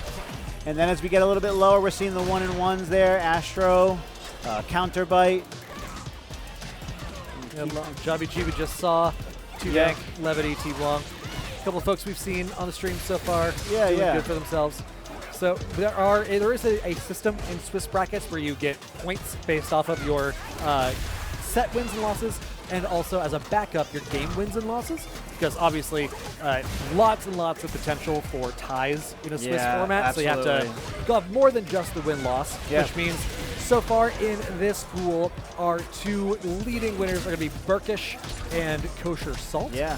Just got to see a few more games to wrap up before we know exactly who's been making it out. Mazo, Shiva, Wallaby all making 3 1s, along with a couple others like Epoid King on the 2-2. Woa Constrictor. Oh, it's Woa. It's a Boa Constrictor pun. I get it. Very clever. Very clever. Yeah, and then, just take a look at those numbers there, like you were saying. Burkish, Kosher Salt, 4-0. And then Jibba Boss, Mazel, Wallaby all with 3-1. So we'll see how that progresses for them. Oh, no, that actually should be it, right? Because they've already played their 4 games. That's how that works in the Swiss. I think it depends on how many people are in the pool. Okay. So if there's more than 4 people in a pool, then you got to play more than 5 people in a pool, you got to play more than 4 games. But I don't know how big the pools are, so we may be done. Either way, even if this pool is done, we're not done here yet. So don't get too antsy in your seats there. Stick around because we're going to see a whole bunch of new players coming out. You might even see a handsome fellow, a Guile main, named Shadow Fury. He might be popping up later on. Doesn't ring a bell. Yeah, he's a local nobody. But keep your eyes peeled because he could make a statement today and say something. So I wonder what killers we got in Pool 2. Yeah. We've got a couple of good names in Pool 1. Absolutely. I know that I think it was Winters, person who's well known around here, plays lots and lots of games. I think I had to go up against Burkish already, if I'm not mistaken. Wynn just changed their name. Wasn't their name something Zyvon? I forget what it was beforehand. But yes, changed to Winters. I got to know them as Winters, but I know that there was another name before. Yeah. My wife and I ran a fighting game clothing thing real quick called Okie Dokie Style. Nice. And they were a big supporter of that. Oh, cool. Yeah. We had a Potemkin free hugs, whiffed pot buster animation. I love that. And they had the bottle and a hoodie and stuff. So yeah, that was a lot of fun. Nice. And if I also have a second here, you can, myself, Jared, Steamy Squid, and my wife, we've been running weekly locals in Fairhaven, Massachusetts called Button Club, a nice little play on the Bullet Club there from wrestling. Every Monday, 67 Huddleston Avenue, Fairhaven, Massachusetts. Casuals are free, and they start at 6 o'clock. And then tournaments at 8, $5 head fee. And then $5 for any game that you want to be entering. And right now we're focusing big, obviously, on Street Fighter 6. Right. And, still giving it to all of our favorite competitors for Guilty Gear Strive, because that game is still very much alive and well. So that's why you're commentating, so you can chill. I don't know what you're talking I about. respect it. I respect the hustle. I had to mention it something. So, yeah, if you're in the area, you can check out Button Club FGC on Twitter. Balance Patch is also on Twitter, so don't forget to check them out. Yep, same with Traveling Controller and Boston Blue Beat. Absolutely. Great folks. Yep. So we got another round. It's Burkish going up against Omni Rabbit. I believe Omni is actually who's taking over for comms after you're done. Oh, sick. Okay. I saw them around with like a camera and microphone. I guess they were doing like player interviews and doing stuff. some like pre-game footage. That is awesome. I love that. Need more of that.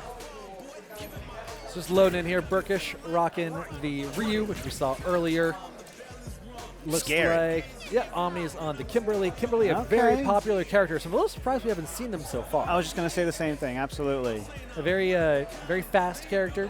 Got that Pixie archetype, a lot of set play with Got her that. gas canisters. Yeah, I love that setup. So cool and unique, and it plays to her whole aesthetic, and she's got the Bushin Ryu style going. So, yeah, I really like this new character. Yeah. And I'm kind of partial to costume number 2. I think that looks I don't think pretty I've sick. seen it yet. Yeah, big baggy jeans, the visor brim hat, sick. So we go. Gonna have to get past Burkish's iron wall of neutral that we've seen so far. He has been seriously. really hard to open up. And while we were looking at the standings earlier, I don't remember seeing Omni Rabbit, so I'm not really sure like where he's at standings-wise currently. We'll find out soon. I like what Burkish did there. He went for a DI inside of his own pressure sequence to try and get the wall bounce, but ended up being able to absorb an Abare option instead. Nice, yeah. Very, very slick little choice. Confirms into the level 1. Really clean play. See you It's later. very, very hard to argue against how well he's playing. It's oppressive without being overwhelming. He's just so sound and tight. Okay, gets the back throw. Setting up with fireballs. Not really in the range to be throwing up the drive impact against the fireball there. Does Kimberly have many anti-fireball tools? I don't think I actually know. Yeah, so because she's got like that whole ninja feel to her, she can throw down the spray can, does like a little disappear. Okay. And you have to kind of, I think she gets a mix-up off of that also. So she can avoid fireballs, but if the opponent's aware of it, they have plenty of tools to get around that little gimmick there. So Burkish taking game number 1, no problem. And we saw at the end there, very willing to go into burnout to get the kill. Not surprising. I think it's just something that people are going to have to get used to, is dumping your meter for the sake of getting a win. Absolutely. Nothing surprising, just a good heads-up play. Tick throw off the drive rush. Yep. Shuts down that possibility right there. Yeah, Omni is really, really liking the jump-ins. I like Burkish's adaptation to go for lots of short Yukens. Burnout already. A little interesting choice there. I think it's maybe a little preemptive, but we've been seeing he's really kind of willing to test those limits, and it's working out for him. He's kept this aggression going very easily. He's got all that life to lose, overhead to seal up the round. Burkish making really good use of his resources. By the time Burkish was in burnout, there was like less than 20% left in Kimberly's health bar, so not much of a risk in that. Look, there's one thing card gamers know, it's that health is a resource. Burkish taking that to heart, saying, I'm willing to put my health bar on the line to try and close the round out. If I'm wrong, the reward is still in my favor in terms of how much risk I'm taking. Absolutely. Well done. Well said. Oh, yeah, just going to wake up, do it? Nah, he's ready. He's too seasoned for something like that. That's the second or third just raw, meaty that hits on wake up. Omni, I suggest blocking. Ooh, and not with your face. Does it count as a block with your face? Does it really? That's more a block head. Ooh, yeah. Oh, wow. Well done. Damn, bro. Can we do commentary more often? That's what I'm here for. That's what I'm here for. This was a lot of fun. That was awesome. But someone's got to go play, though. Someone does have to go play. I wonder where they're at. It's Batman behind me over there. You can't see. That Batman statue that sits over there is an enigma to me. I do not know where it came from, Why is what it here? what it does, other than like I know it occasionally holds seasonally appropriate decorations. But beyond that, it's just the hero we need, not the hero we deserve, I guess. Yeah, and you know what? In your most desperate of times, he's always ready for a fist bump. It's true. It's so true. sometimes that just feels good. I'm glad I've never been O2 enough to need a Batman fist bump. Ooh, I'm not going to comment on that. Okay. I'm not I'm always on this side of the desk, not that side. Yeah, there you go. There you go. So I think We're just looking to see whether or not we got more games. Not sure how our pool's looking quite yet. This is our first time running Swiss brackets, so gotta figure a few things out along the way. Call a few audibles, a few screw it, we'll do it lives. Yeah, absolutely. I mean, that's just how it goes when you're running such a huge bracket, huge tournament. Everything's new, a lot of moving parts, as you know. So I think we're doing the best we can, and you know what? That's all we got to give, and it's pretty damn good, so we'll take it. Hey, Baby Jason, shout-outs. Another fan of the Tekkens. So looks like Pool 2 is starting soon, according to the megaphone, I believe. Okay, cool. I kind of swore that this gentleman in the orange side was going to be in my pool. I can't see the name there. Production, if we could get confirmation on when Shadow needs to go play his pool, that'd be great. All right, cool. Yeah, I figured. I appreciate it. We changed a little bit, so we took out the final wave of each pool. So there was originally 5, and now we're doing 4. It's a little off the cuff and a little different than normal, but it'll work out the same. We'll still get some good-ass matches for top 8. Right on. Absolutely. Yeah, and Rocco here, Rocco's been around forever. Yeah. But we'll see how his Ken holds up. I actually had some casual sets with him earlier. His jury's looking very strong, and it's nice to see Jury on the screen right now. The first Jury we've seen on the day, too. Absolutely, yeah. Kevin playing the Ken, we've seen that a couple times. He was a long-time Ken player, so expecting good things. Absolutely. Yeah, this should be a great set. And Jury, another person, the character, with one of those unique mechanics. You can see the yin-yang symbol next to their drive gauge. Those are things you can charge up and expend on a certain special move that has a couple follow-ups. Very, very powerful technique if used appropriately, at least from what we've seen. Who knows if there's something horribly wrong with it, but it's day 2. We're going to assume the best. The Fuha stocks, right? Exactly. Yeah. Okay, very nice. Gets the drive impact. They were smoking me with this earlier. Full pull with the level 1. Now I'm very happy with dumping a level 1 early on in the set. You got level 2 and level 3 to build up for the rest of the set. No reason to hang on to that meter before you need it. Yep. Plenty of drive gauge. And the health deficit, which is now looks like it might swing. Kevin going burnout, kept the corner, but didn't keep the pressure going, so gets chipped out for it. That was beautiful. Well done. Very smart. A little bit of a positional mistake, not putting up an aggressive front when he was in burnout. Round start with that dragon tail whip there. Oh. You got a fist bump that, man. That'll make you feel better. Yeah, it'll be good. Fuha stock ready to go. Fireball game. Something that both these characters are more or less capable of. Ken, obviously, a little bit more of a traditional fireballer. Ooh, that was perfect anti-air on that dive kick. Shut down that option. They got less to work with. Rocco putting the pressure on here. Kevin back in the corner.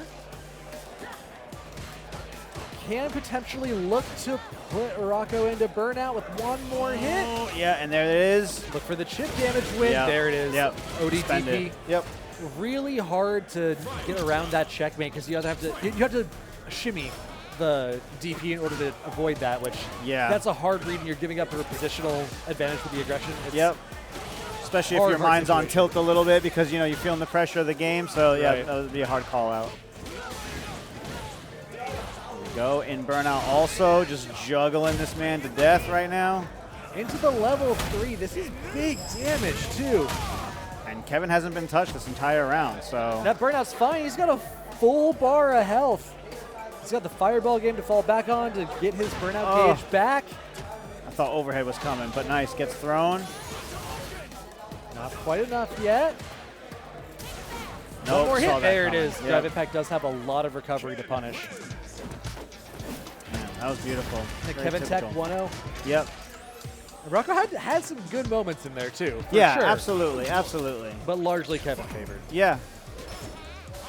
I mean, sometimes I know even myself, if I know I'm going against a really good player, oh man, my brain switches off sometimes. I get a little shook. So maybe he's feeling a little bit of that pressure after watching some of Kevin Tech's earlier matches. Oh, perfect parry, get the punish. Nice work. Drive rush for the confirmation. Beautiful. Now, the only thing about the perfect parry is that the damage scaling is quite immense. So even though they spent that meter, it's very, very low reward for that damage. Yeah, absolutely true. You get the momentum in your favor, but you don't necessarily get the health lead in your favor. Yeah.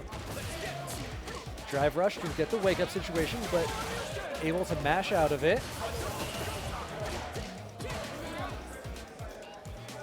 Back to neutral, trying to get the positional advantage. Kevin Tech is really willing to give up space here. I like it, trying to rely on that neutral game that's been doing pretty well. Parries are coming through, though. Yeah, no, you're absolutely right about what you said about giving up screen control. Maybe they're just that confident in what they can do, and sometimes the patience can screw up your opponent also, right? The Damn. DI trade goes It in is. the favor of Kevin Tech, and that's going to be 2-0 for him. I think that's kind of what he was looking for, right? Is like, get some data, get the read, get the DI, close the round out. Yep. It's not a bad strategy at all, especially No. early on in the game's life cycle. No, I agree. You kind of put them in that like false sense of security, like, okay, I'm out of the corner.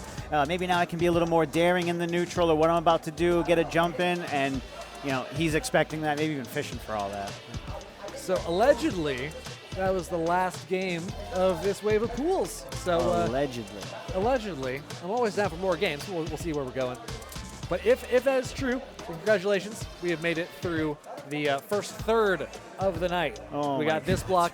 We got second pools block. We got top 8 coming up at the end of the day. Yep. There is so much Street Fighter 6 action happening tonight. I love to see it. Absolutely love it. So much competition. Great way to ring in the arrival of this game after Get a year of jump waiting. Start on the game. Hey, It's see the what name of the movie. This guy. Can you be here every week? You don't want that. You will get tired of these puns. Nah, my wife's puns maybe at times, but she's got some zingers. Shout out to this guy's wife's puns. Yeah. Tech, my wife Alicia, she's the glue of everything. Button Club wouldn't even exist if it wasn't for her. She spearheads so much of the behind-the-scenes stuff. It's really a beautiful thing. Right on. Stream Queen. And there's a couple of times we used to come here for Guilty Gear Strive. She'd be back there, managing the stream and everything else. So Yep. Love to see it. we all do our part, regardless of how well you play, how much of a competitor you are. It's really about community and what you do for the scene. right? Lots of hats you can wear around here. Absolutely, that's Lots the of roles beauty to of it. fill. So don't keep yourself at home and think I don't want to go out. I'm not that good or this and that. Go out, show up. The best I ever heard about the I'm not good enough to go to my locals argument is that's like saying you're not strong enough to go to the gym. You go to the gym to get strong. You go to your locals to get good. Well said. I agree with that 100%. I say having never actually played in any of these brackets because, again, I'm always on this side. I thought you were going to say never going to the gym. That too. That too, yeah, no. Not since the pandemic anyway. Yeah. So we're just waiting on production to let us know what the plan is. Looks like they're talking over what the next move is going to be. It's a heated discussion. It is very, very important business going on over there. But in the meantime, don't forget to look out for some of the other tournaments going around over here, obviously.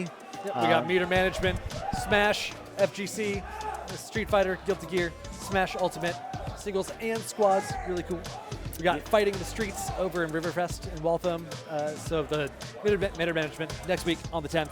The following week is Fighting in the Streets, and then Beach episode coming up next month on the 16th.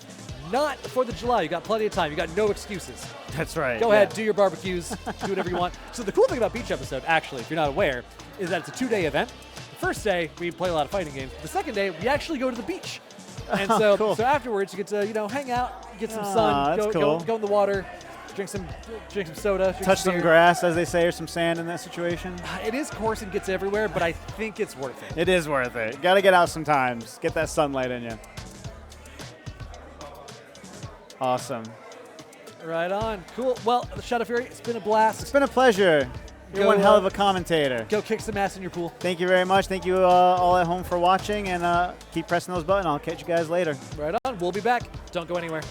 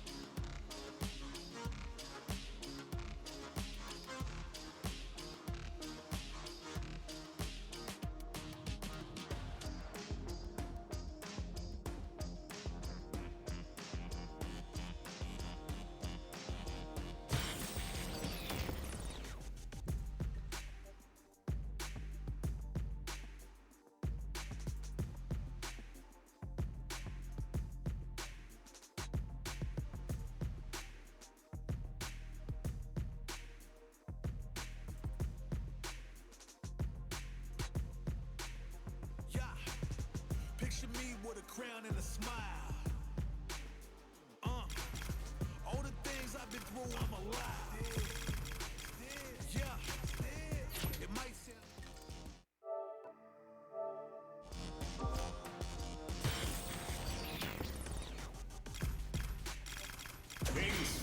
Survivalist, heroic as a tiger is.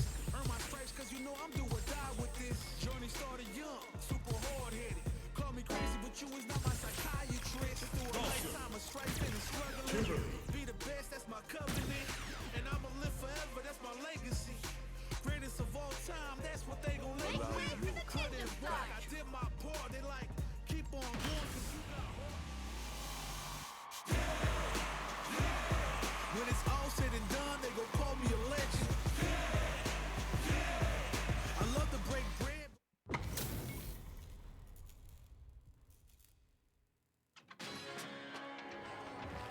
Round one.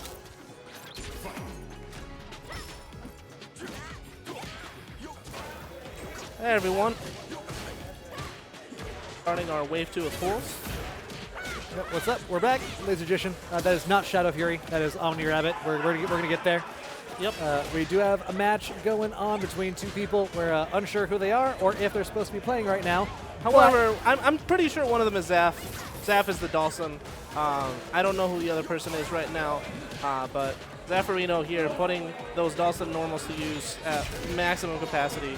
Yeah, absolutely dominant around there. We just got it up on the stream now, so we'll hopefully be able to get a little bit more information to you now. But we see that these big old Dawson normals are doing a real good job of keeping out Kimberly despite Kimberly's very, very impressive movement options. Yeah, and the Kimberly player is constantly trying to teleport, and here's a good use of the super. However, this is going to leave her at a very long spacing, and it's going to be difficult. Yeah, good response from Zaf to get him out. Yeah, one of the things I've noticed about Street Fighter 6 so far is that a lot of things reset to neutral pretty far away, which is more or less favorable for different people. Dawson is very, very happy about that. Kimberly's usually probably fine with that because they can move a lot, but against Dawson specifically, you might want to see if you can structure your offense so that you're left with a little bit better of an Oki situation. Yeah, and also to use, drive rush to catch. Right. And, for example, that's a strong drive impact, but the situation that they're in is going to be very unfavorable because here he can't really do anything. Yeah, there was that cross-up, but now Dawson has advantage here to push into the corner. Looks like the other player is Fizzy the Tizzy, which is just the best Okay, name. that's a game's great awesome. name. I like that. Yeah. Both of them very close to burnout, completely in burnout now, Fizzy. Zaf has been on point with those wake-up throws. He knows what's fake. Yeah, especially this early in the game. That's very impressive. Yeah, and it's very hard against Kimberly because, you don't know. So one thing that Fizzy isn't doing is a lot of those floats, you can challenge them with heavy Bushin kick. So it's very interesting that he's just sort of freezing up. Well, maybe they don't know, right? Yeah, it's early. It's day one. You don't know all this stuff. I might know something. Other people might know something else. That's a teleport to get over the fireball. I didn't know you could do that. Who knew? Spending the meter, passing out into the level 1. Had all 3 on deck, chose to hold on to 2 bars. I kind of like that choice. It wasn't going to kill anyway. You're really doing it for the Oki situation to confirm. An interesting choice here from Fizzy not to... Oh, no, there we go. There's the drive bar damage. Because Zaf had left himself at a very, very big meter deficit, and now we're here in the corner with anything goes straight into burnout. So this is pretty dangerous for him, actually, because then any hit can go into drive impact into the wall, and you can't drive impact back anymore. Yeah, I don't mind the burnout there too much if you're confident in your ability to keep your zoning in check. If you're able to keep the Kimberly at bay, then the burnout isn't too big of an issue. However, if you're worried that Kimberly's going to be able to find the way in, maybe holding on to your drive gauge is a little bit of a different choice you could choose. And it's a pretty reasonable thing to be afraid of when this person is teleporting in as much as possible. As Fizzy is just going in. Zaffarino doing a good job getting out of the corner with that teleport, same way you were just mentioning Fizzy was doing. Burnout just about 2/3 of the way done, maybe 3/4. Just need a second longer to get that drive gauge back. There it is, ready and waiting to be spent. Oh, big drop. Oh, but it doesn't matter, but still doesn't follow it. This is day one, folks. Exactly. That's what day one looks like. CA on deck, but has to get in range. Doesn't confirm it. Oh dear. Very unfortunate for Fizzy. That was confirmed kill. Absolutely. That's a kill next week. Like catch me week 2, and that's a kill. Yep. So that's Are going to be they a 2-0 for Zaffarino. 2-0 for Zaffarino. Yep, Okay. that was very, very convincing play. Yeah, and I think Fizzy played that reasonably well. I mean, the teleports were on deck. The going through Yoga Flame was on deck. It's just, you got to finish your confirms. And everybody's having a hard time with that right now. Yeah, you can't play with your food, but you have to know how to eat it first. So Yeah. in a little bit, that'll be a lot cleaner. And there's nothing wrong with that at all. This is what we're here for today, right? Absolutely. Get that experience. Get learn everybody up. together, learn, and start being consistent. I know Zaf was talking about that in one of the interviews earlier, saying, I know that I'm going to drop stuff. I'm going to probably lose. That's okay. Everybody's losing. Even Daigo is losing in front of 16,000 people right now. So you gotta take it on the chin. Take it as the learning experience that it's meant to be. Not a problem whatsoever.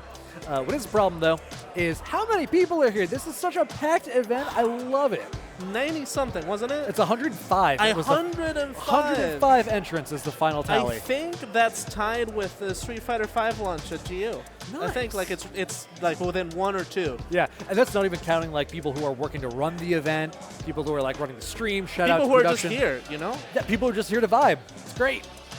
And I've seen a bunch of people who are coming here to get an opportunity to learn Street Fighter 6, to learn the characters, to get themselves comfortable. And I think I've seen a lot of positive experiences of people really going into a positive mindset on their character or feeling like, yeah, this is the one for me. I'm going to go home and lab now.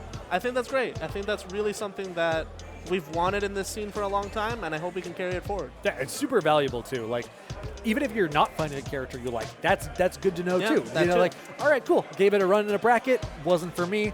Maybe there's a big difference between I didn't do well and I wasn't feeling it. Right? Yeah. Like sometimes a character feels good, but you're still not winning. That's fine because you just need a little bit more experience, a little more practice. But if you're not feeling it, you gotta switch it up because if you're not feeling it, you either need a different character or a different game. And there's no shame in saying, I don't think this is for me, but you got to find out, and that's why we're here. Yeah, right. That's what makes the first couple days of a new game so exciting. Yeah. It's like no one knows what they're doing.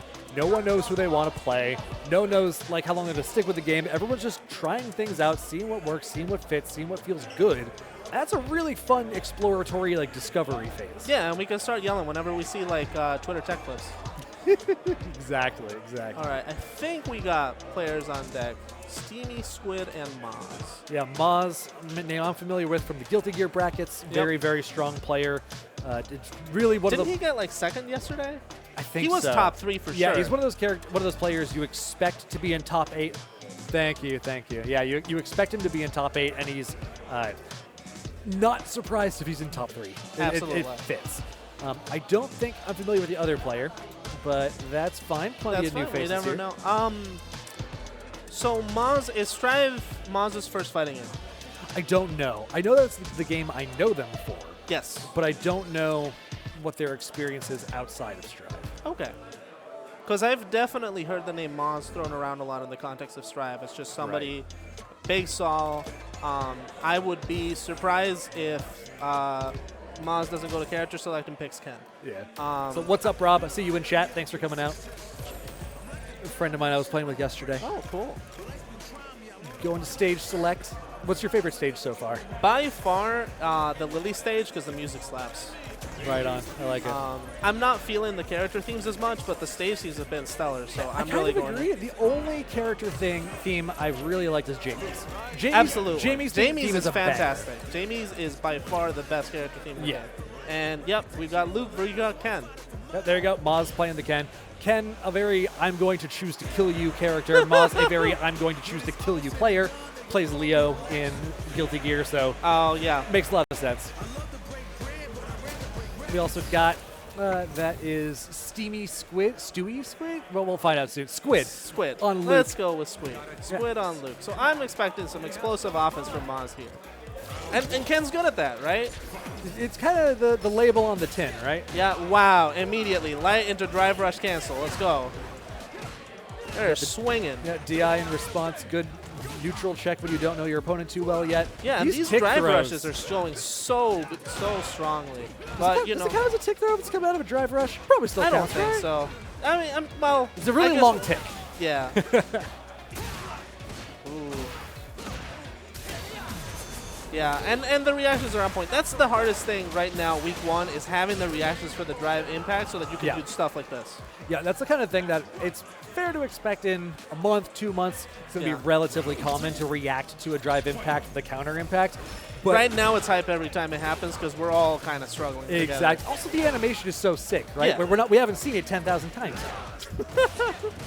Okay, a lot of drive rushes from Maz, really pressing offense over and just pushing Squid all the way to the corner. It's very difficult. Shimmy. Oh, the Street Fighter Classic.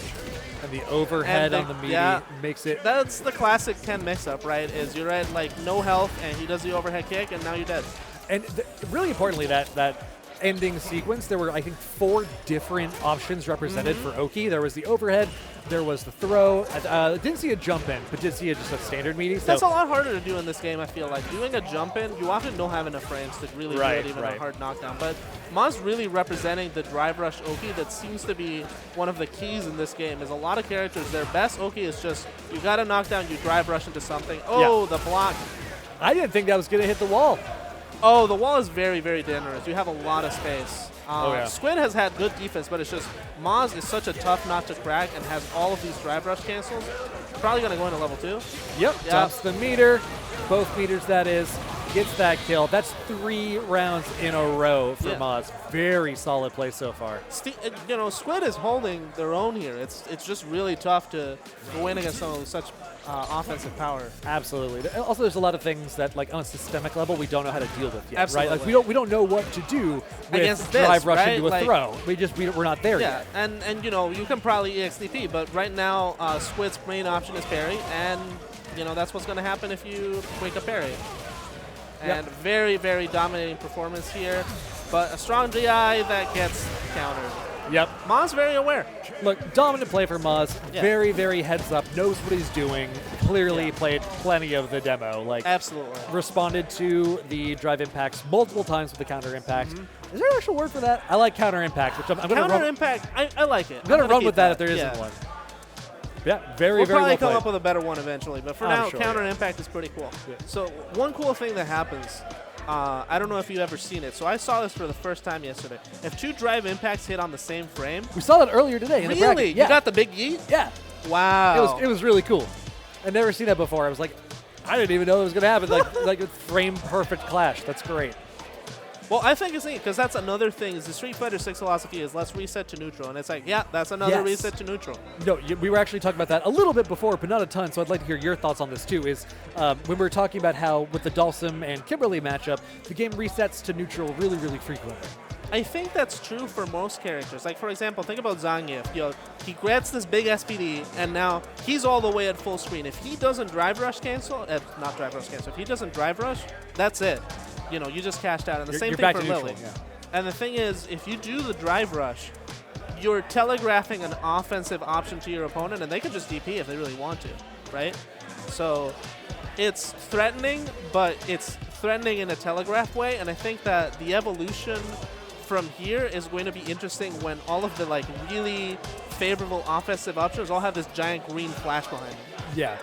It's also like there's plenty of things that are pretty standard in terms of how you structure your pressure that we don't know yet, right? Like, I don't know what my safe jump buttons are. Yeah. I don't know what my frame data is for like half of these moves, so I'm just hoping that my low light is going to be a good thing to throw out a neutral. Maybe, maybe not. So I think it's going to be interesting to see how the fact that we reset to neutral so often plays out over time. Yeah, and one of the nice things is if you're ever confused about frames, about anything, you go to the training mode, you do a move, and it shows you everything. Like, in Street Fighter 5, it took me months to figure out meaties, and here it's like one day, I do my special, it says plus 29. Cool, let me dash, let me do this thing, done. Yeah, it is quite nice. I really, really like that feature. I'm upset that I like that feature because it ought to be standard. It should be, but the fact that it's not makes its inclusion so phenomenal. Yeah, and the thing is, it's not even like a revolutionary thing. If you ever played Dead or Alive, they've had that since at least 2015 or something. Yeah. Probably older. I don't remember when DO5 came out. It was a long time ago. They might have even had it in 4, right? And so we've had other games have this frame counter, and Well, finally, here we are in Street Fighter 6, joining the modern era in many different ways and setting a standard. Even something as simple as this, right? Like, they're picking the side of the controller. You might say, isn't that normal? Well, in Street Fighter 5, we didn't have that. In Street Fighter 5, year one, you had to thumbs up the opponent to find out whether they could proceed to the next round. It was terrible. All right, speaking of good things, we're loading into our next match. We got Tam-Sun. Tam versus Max Out. We got Max Out. This is the unstoppable force versus the immovable object. Tam is going to back off the entire time, and Max Out is going to DP the entire time. It's going to be great. I love that. So does that mean Tam a zoner player? Tam, I wouldn't so much classify Tam as a zoner player as more of a chill player, right? Okay. Here's Jamie, Patient. and you might think, Jamie's a rushdown character. Absolutely. And you're going to see that Tam plays him super patient, super calm. I will call Tam a sleepy player. And the reason I say that exact word is because his absolute best character is Mathan Kun in KOF, who is the guy with the pillow. Sure. Yeah. All right, going in, we got Jamie, like you called out, and Marissa coming out for Max Out. That makes sense. That makes sense. If Max Out is a Max Out player, you play the character who hits real hard. Hits real hard, has lots of armor, and just immediately goes for the big armor giant move. Yeah, I like how Marissa basically takes the system mechanics and just does it again. Yeah. Like, if all the system mechanics are based around basically like creating armor and creating ways to escape situations, she just gets to ignore, well, not ignore them, but like call them out in specific ways. So here, you see Tam very calm, doing the exact same combo 4 times, getting the drive, the drink, and then going in. Very cautious, not pressing his offense, and that's what makes him able to take a perfect round against Maxa. It did a really good job getting those drink levels up really quickly, too. Yep. Very efficient gameplay. And that's the interesting thing, is most Jamie players, sometimes they just press their offense or they make a decision. Tam's just like, I'm just going to chill. I'm just going to drink. I can survive the neutral. I'm going to be okay. I'm just going to chill. I'm just going to drink. Words to the wise right there. And Max Out's doing a lot of damage with this simple string, but does the punishable version and gets hit. But Tam's... Ooh, double level. A little greedy there. I like the choice. Level 4 already with so much life to go. But Max Out's not out of this one. And, not at all. All it takes is one of these big hits, and each one of them, even on block, does so much drive gauge damage. Right, like, Max Out does not need to do anything complex here. Just very careful. Ooh, very good throw there from Tam to get out of the corner. That's one of the big things here in this game, is because the corner is so threatening, throws become really scary. Absolutely. I also like that your description of like that patient, sleepy play was really, really apt there. That corner situation gives enough space for Max Out to do something, but also enough space for himself to respond and play how he wants to play. Keep that controlled pace going. And here's Max Out at his best, just doing big, giant moves to skip over neutral as much as possible, but he's at risk of putting himself in burnout. Or just getting hit by a breakdance, right? And that breakdance, I believe, is the level 3. It's a high drink level for sure. So he only has that option by drinking on every knockdown. Missed it there, but drank anyway. Yep, got the level 1 going. Max Out doing exactly what his name would imply, trying to get in there. It's been very difficult for for him to not get hit by those breakdances. Yeah, Tam's keep out game has been really consistent. Wow. Like we saw right there, confirm, really good. Level 3, level 4 sneaks it in neutral. Because it's very hard for Marissa to hit that space without a lot of commitment, and even Max Out is afraid to make that level of commitment. But here's the Sparta kick once, twice. Ooh. Very good whiff punish, and now Max Out puts 1 on the table by essentially countering Tam in his own game, taking it easy, finding the holes. Yeah, willing to slow it down, willing to play patient against patient. But, 1 whiff, and Tam is always ready. And that is the scary part. That is why you don't hit there, because she can just armor right through. Even if it was a drive impact, she just hits you right through it. Right. I like the idea of trying to challenge there. Just turns out the implementation maybe a different gap is where you want to go. Yeah, or maybe challenge with super instead. Right. Oh, the wall is so generous. Yeah, he did max spacing for the drive impact into the wall there. Yep.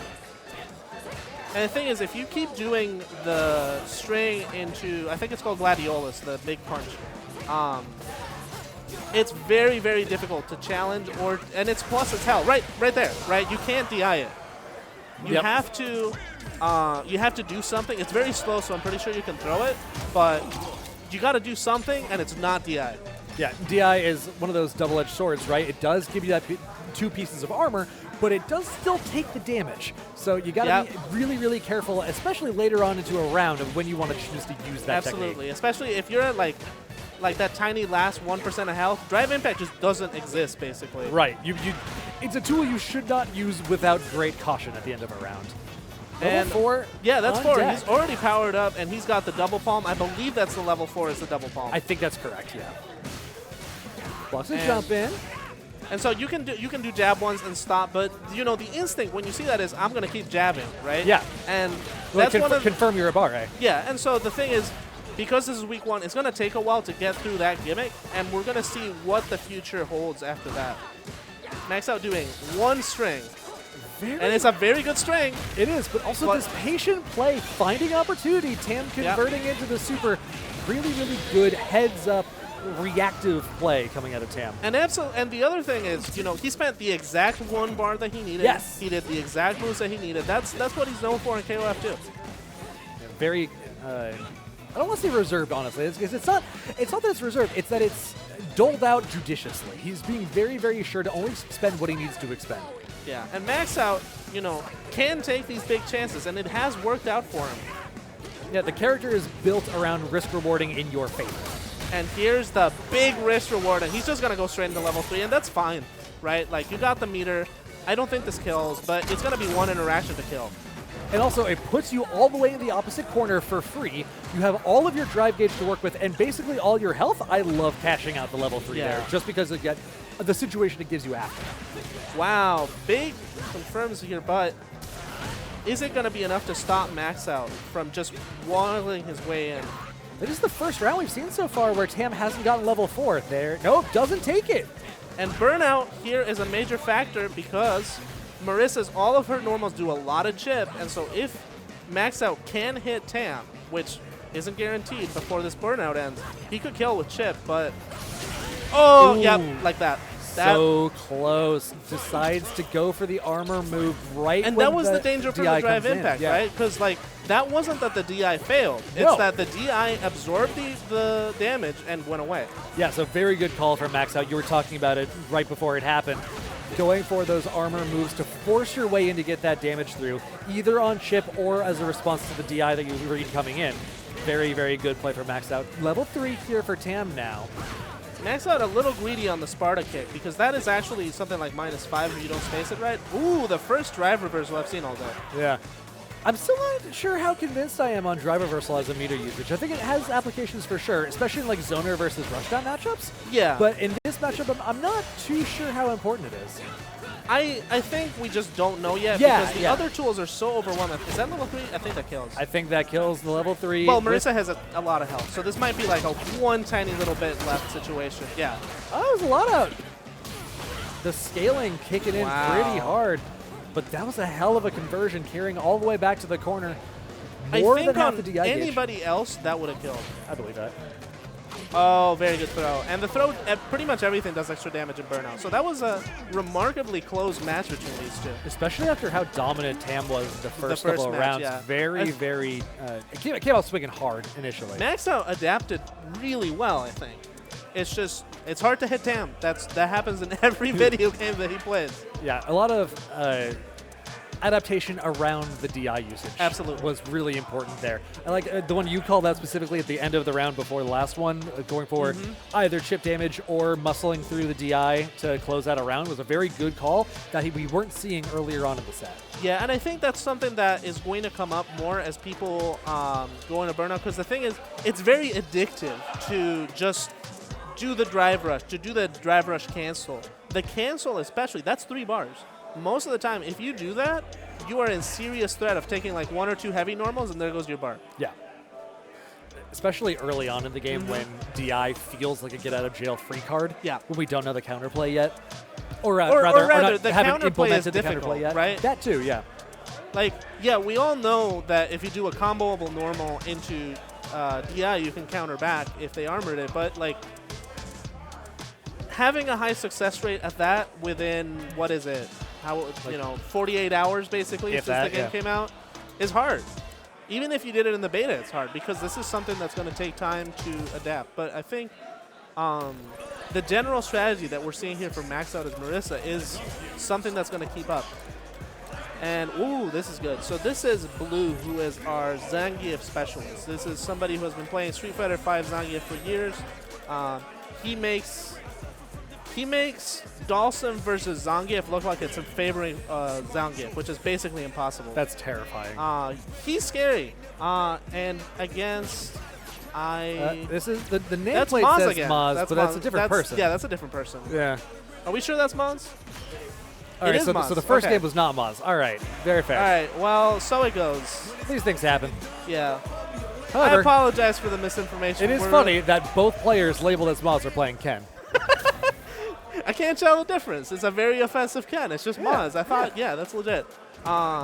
So Blue is still trying to figure out how Geef functions here, but his offense is very, very scary in Street Fighter V, and so I'm excited to see what he does here. And similarly for the real Maz. Yeah, there we go. Empty jump SPD, the Zangief classic. Is he going to drive rush? No. Okay. I do like how Blue already has implemented the fireball parry. Yep. It's a very, very good technique. It's basically free meter if you're judicious with it, and even better if you can perfect parry it. And big DI is he's going to go straight SPD. Don't worry about it. It's not going to kill, but it's very close. DI into DP, which is a reasonable response. Didn't but parry it. Runs out of the burn meter. it's just, oh no. That's unfortunate. That's very unfortunate. I'm pretty sure he was trying to get an air punch button, and he just got SPD. A good confirm from Maz, too. But this is a pretty even fight, right? If it comes down to just like, did he drop this? I think this is pretty even. Yeah, you can be happy with a match that ends in did I drop or not. And look at the drive bar damage here on Maz. Like, that's the thing. If you do that drive rush cancel, that's it for you. Oh, misses the air SPD.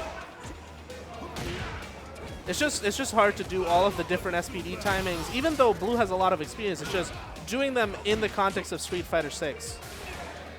I'm pretty sure that's also not what he wanted. Yeah, that looked like a little bit of a misinput. Like, sure, you can maybe say it was a timing mix-up, but I'm not going to go there. I've watched Blue for long enough to know that's a drop. It happens. Level 3 cash out from Maz. Oh, yeah. And the real Maz is also good at counter DI. Crazy. Turns out the name carries power. Blue going immediately to the rematch. This is really impressive. If you just hit rematch and within like a that's like my millisecond. favorite part of the game. I was jamming games for like 4 hours with a couple of friends last night. And It adds up. Not having to load in every single time feels so good. Pressure here. Ken doing Ken things. Maz doing Maz things. Maz doing Ken things with Ken. Very frightening. But Zangief gets out SPD with the OD on top of it. Reset to neutral. The drive gauge very much in Maz's favor, but we've seen how quickly that can change one way or the other. Oh, I'm pretty sure what Blue was trying to do was like light SPD, and he's getting the air version instead. Ah, I see. Because it happens if you get the up input in the 360. And Maz, very strong pressure here. Wow, big throw check. That is a very stressful situation. Yeah, you got to really believe in yourself to go for the throw tech there. Yep. And strong. That's a punish. If knee is minus, that's a little. Well, this game has a lot of very interesting frame data. If you're coming from past Street Fighters, you have to really discard your expectations. Blue very strong defensively as always. Yeah, absolutely. He's been really putting up a good defense against Ken's attacks, but Maz is really rotating his options well. We see that wake up overhead like we were talking about earlier. And you know, Blue actually blocked it. And here we go, SPD. And that actually pushes you, side switches even, which is really good. It is. Getting out of the corner is important. SPD number 2, big damage coming through. Needs one more look. Has It's a level one 3 more convert SPD, to. and yeah, this is kill. There it is. Blue making it happen. 3 or 4 throws, all it takes to turn that around. And this is more what I know Blue for is this sort of play. It's very difficult, but you know that's the Zangief life. Is you go in, you get your 3 grabs, and you win. And I you do wake up super, The right? level 3 on wake up, calling out the drive rush that's been represented And so look at how often much for that was Maz. like 60%. That was like the first touch of the game.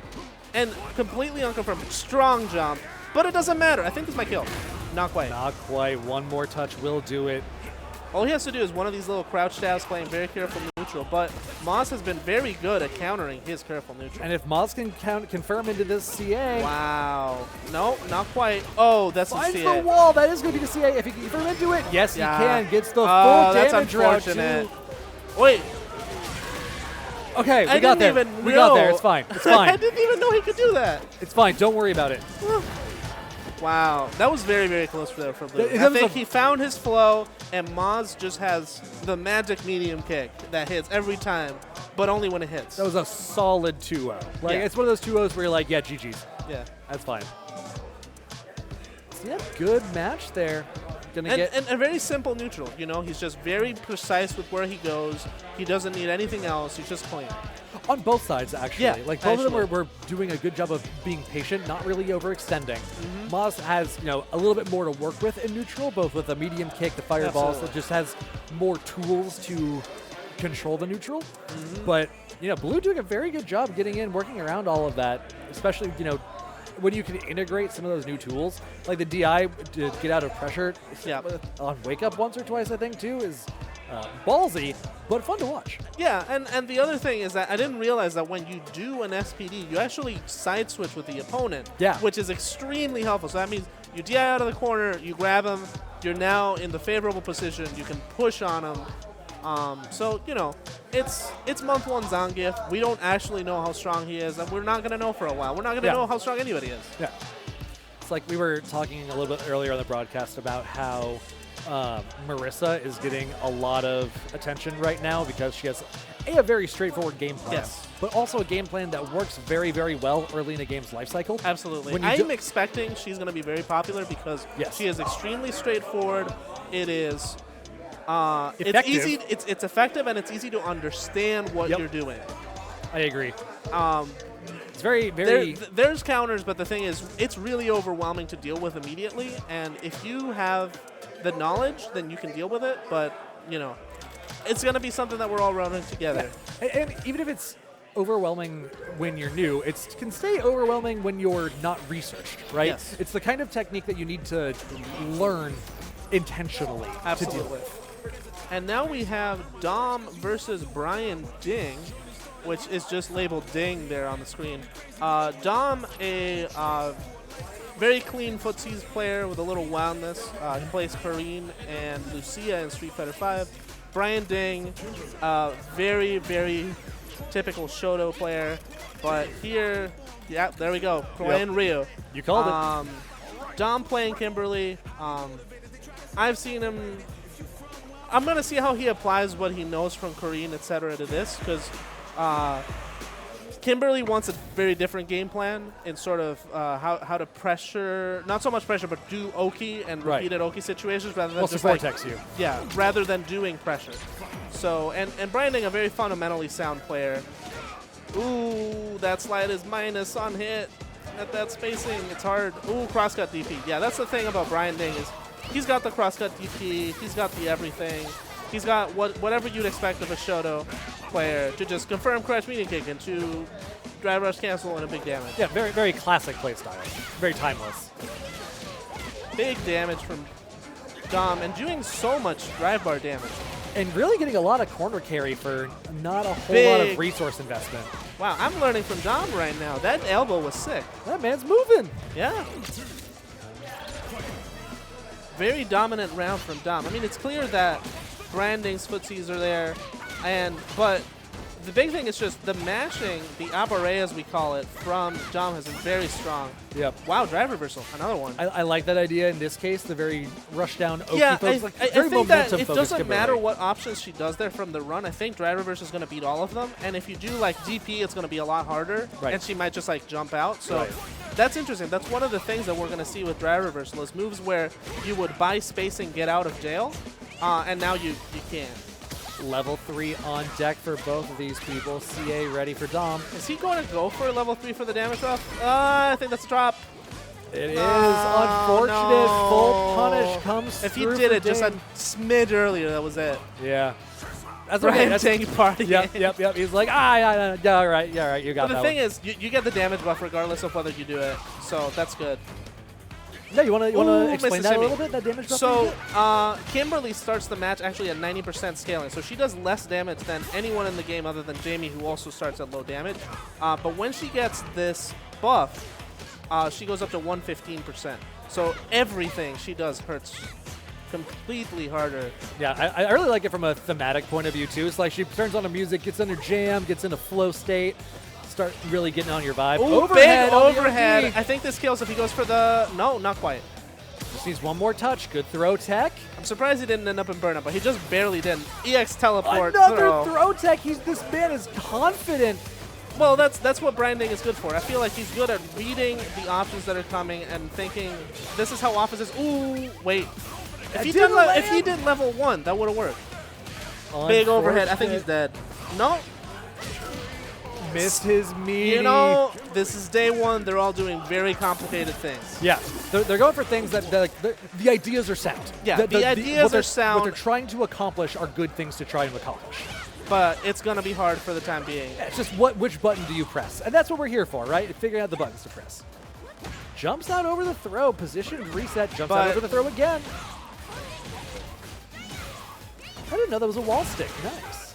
And, oh, it explodes too late. Yeah, it's a wall stick. That's why you spend bars, to make it a wall stick. Right. Like that, and then you can do up kick, you can do teleport into explosion. It's hard to not drop that, by the way. I am playing a very simple Kimberly compared to what Dom is doing. I am listening and learning. Elbows are all unsafe and good punish from branding, but his offense does not continue, and he manages to get thrown out of the drive rush cancel. Big teleport, but that's one more touch.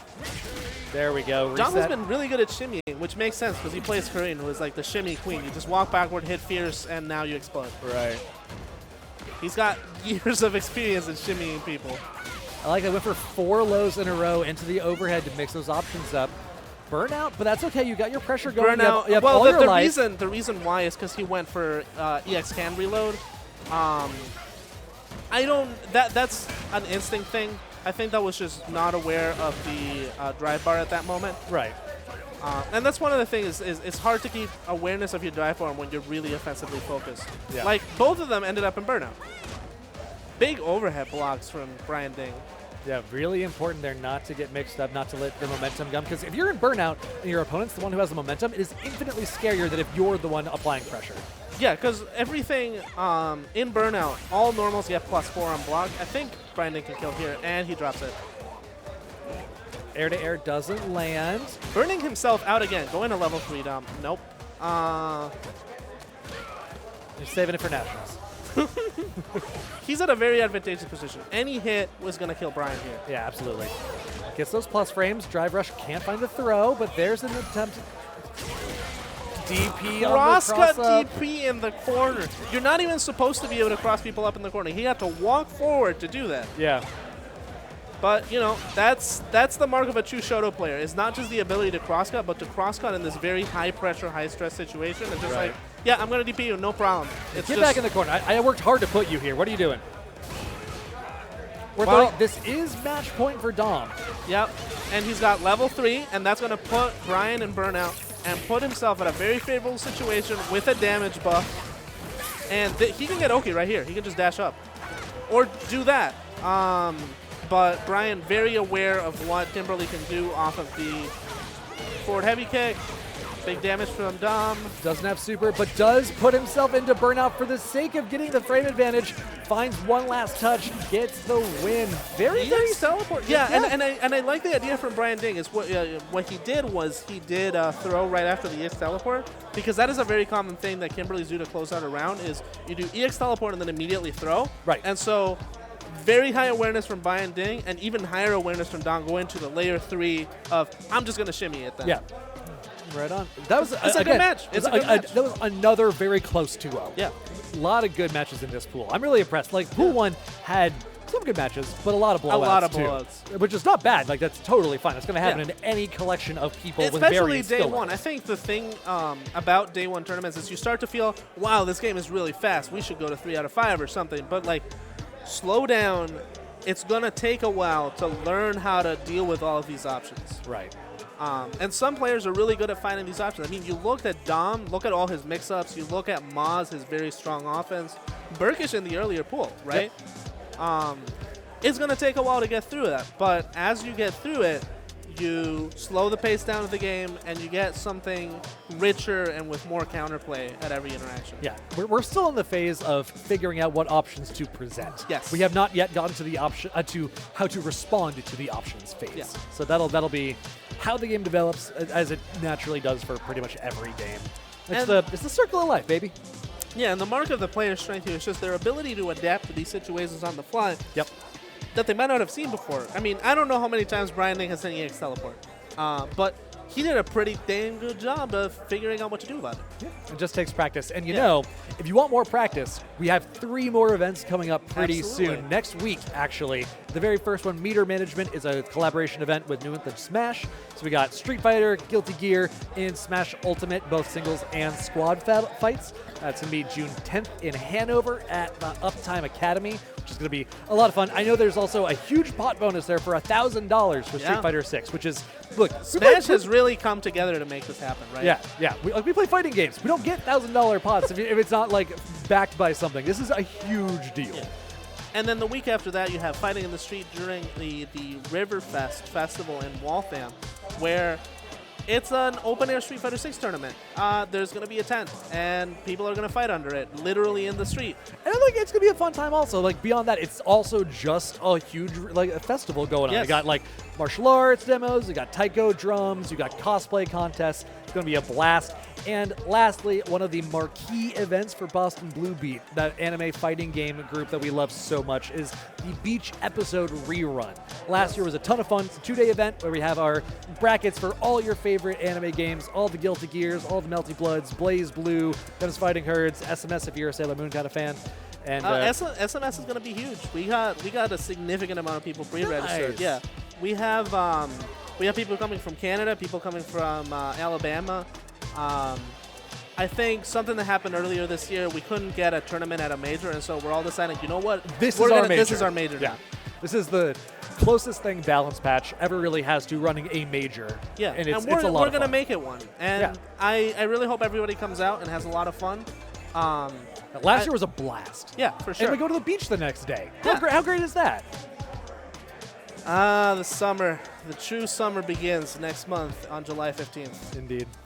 Looks like we got our next 2 players lined up, getting ready at the setups. First, we got Shadow Clone, someone I know from Guilty Gear. I haven't seen Shadow Clone in forever, the Jackal player, right? Jackal is player. He still on Jackal? Exceptionally strong player from New York, I think. Really? I know they had to travel to get here, if I remember correctly. That's interesting, because I remember he was here all the time around last June. Yep. He was coming pretty routinely. And I remember him because I'm a DNF player, and so he was playing, I believe, Kunoichi. And so I just know him from that. Right.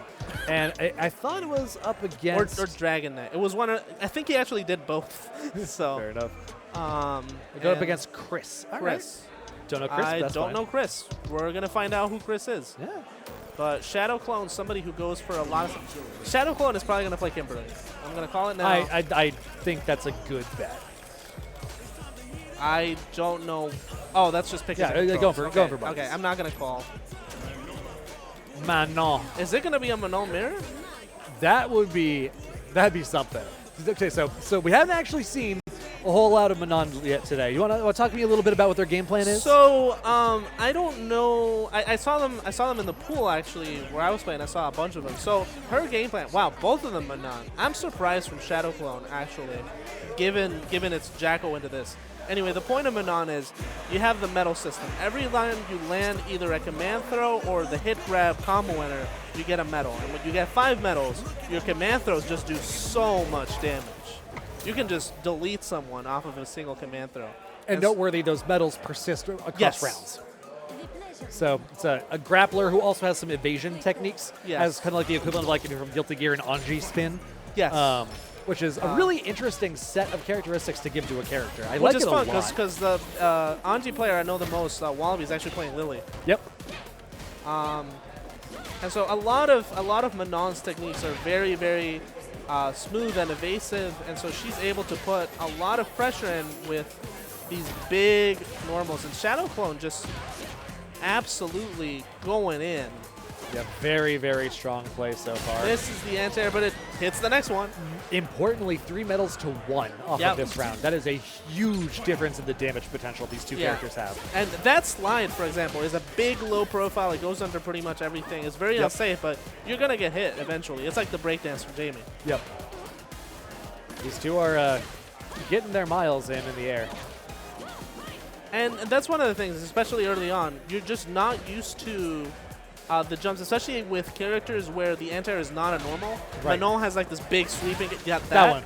Yeah, until you're used to it, you might just not have it unless you're, for example, a Shoto player and you already have years of crosscut DP memory. Also, these two, again, because they're grappler characters, have a lot of command grabs that you need to be aware of. Jumping is a very good... It's a pretty reasonable thing to do all the time. If you're gonna spam something, jumping is not the worst. Yeah.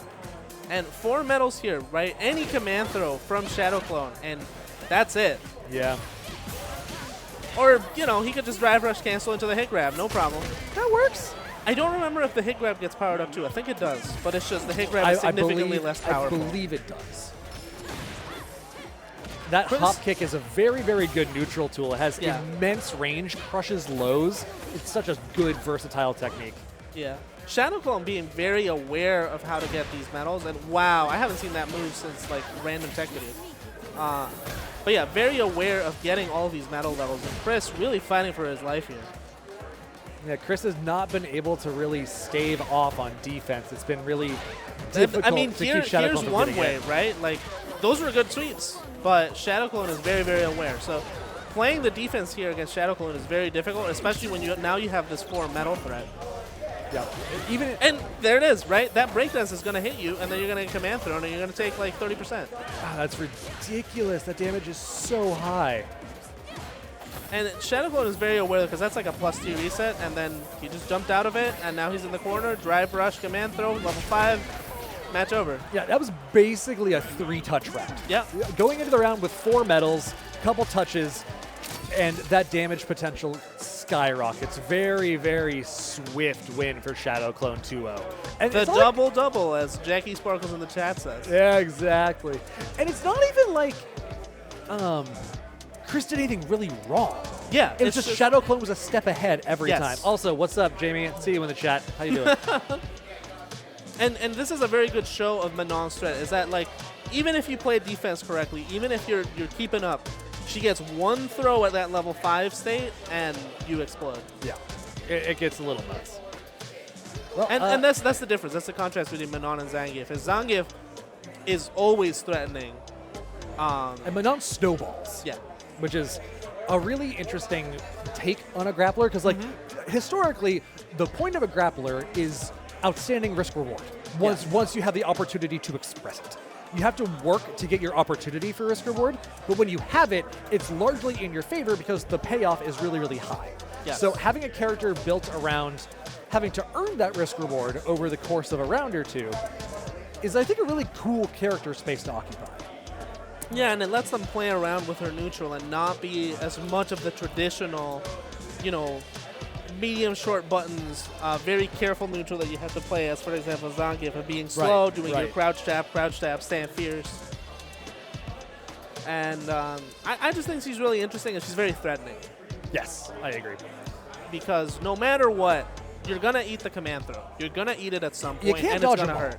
You can't jump them all, you can't Abare them all, you can't tech, well, you can't tech. You can't tech anyway. So it's eventually you're going to get hit, and when you do, it's going to hurt. Yeah. So looks like we're attempting to set up for our next game. Don't see anyone at the setups quite yet. So maybe this is a good time to take a look at the bracket as soon as our production's ready to do that now. So we'll take a quick look when we can. Yeah, it happens. Let's have a look. Yeah, let's see who else is in the pool over on this side. Oh, wow, Lionel. I haven't seen Lionel in forever. Well, not since CT GamerCon anyway. He's got to travel quite a bit. All right, all right. Oh, by the way, anyone in chat, if you want to follow along, !bracket, you can see the pools on your own as well. Absolutely. And So- the standings. So one thing we haven't mentioned quite yet on this side of the bracket is we are running a Swiss-style event as Yep. opposed to like your regular bracket, which means everyone gets to play a lot more games. You can't Yep. go 0-2. You get at least like 4 or 5 games in. Everybody is going to play 4 or 5 games, sometimes more if you got a tiebreaker. And an interesting standing here: Shadow Clone 3-0, Zaffarino 2-1. Yeah.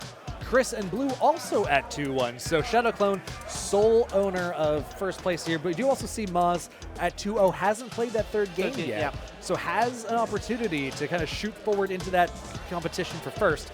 Also noteworthy, because we were playing a lot of games, there's a lot of opportunity for ties. Yes. So you don't run just on win-loss record, you also run on round record. Yes. So if you are, if multiple people are 3-0, but I won all of my matches 2-0, 2-0, 2-0, and you're 2-0, 2-0, 2-1. Then now you're ahead in the standings. But Exactly. the big thing, I think, is that Swiss makes you play at each round with people in your same status level. So right now, if Maz were to win, I'm pretty sure it's Zatoclone versus Maz in the subsequent round because they're the only 3-0s right now. And so that guarantees that at the end of the rounds that you have, somebody is going to go 5-0 probably.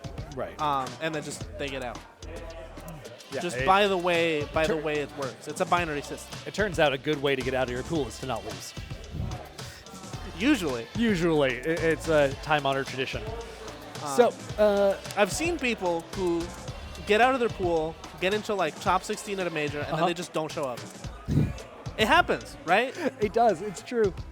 I was talking to somebody who ran this bracket at Combo Breaker once, and I was like, well, of course they're going to show up from top 16. She tells me, no, you always got to check. You never know.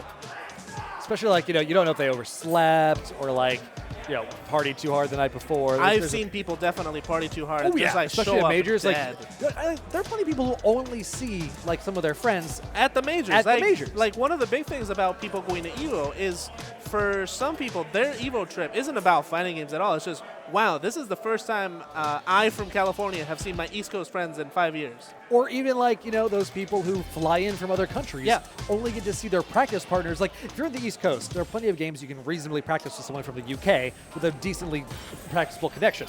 You might not be able to actually see them in person until you go to the same event. Absolutely. Here we have Dom versus Tam. So we have Big Mix versus very calm and patient. So we're going to see, what does Tam do in the face of Dom throwing cans and stuff in his face? Yep. That is an interesting matchup here because we got two very aggressively oriented characters being played in kind of different styles. Yes. Very resource heavy on both of them as well because you have to manage expending resources on the Kimberly side versus you have to manage gathering resources on Jamie's side. So it's almost like a reverse snowball kind of effect. Absolutely. Where when one gets stronger over the course of a round, the other gets not weaker but has fewer opportunities over the course of a round. So here now we have to see what's Dom's opening up. Just go straight for the slide. All in. I Let's love go. it. Tim's like, you know what? I know what to do here. I got this on lock. Big on the cross-up. That cross-up is very, very dangerous, especially early on right now, as we don't really know how to deal with it. And look at that. Look at how many cross-ups he's getting. That can's going to explode. Oh, he misses a Tiger Knee. That's a really hard Tiger Knee. I believe that. Throw back into the corner, reverse the situation.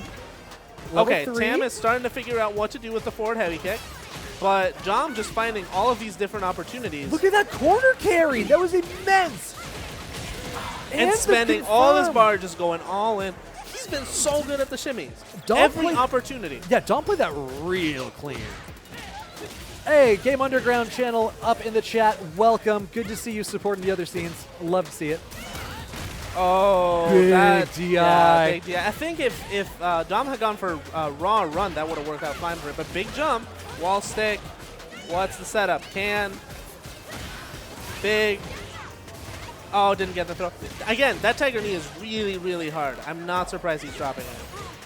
Drive rush. Meter's about even on either side. Slightly in favor of Tam. Finds the neutral interaction. Gets level 4. Has level 3 on deck. Ready to cash out at any moment. Or not. Or just cash out with his powerful level 4 normals. Yeah.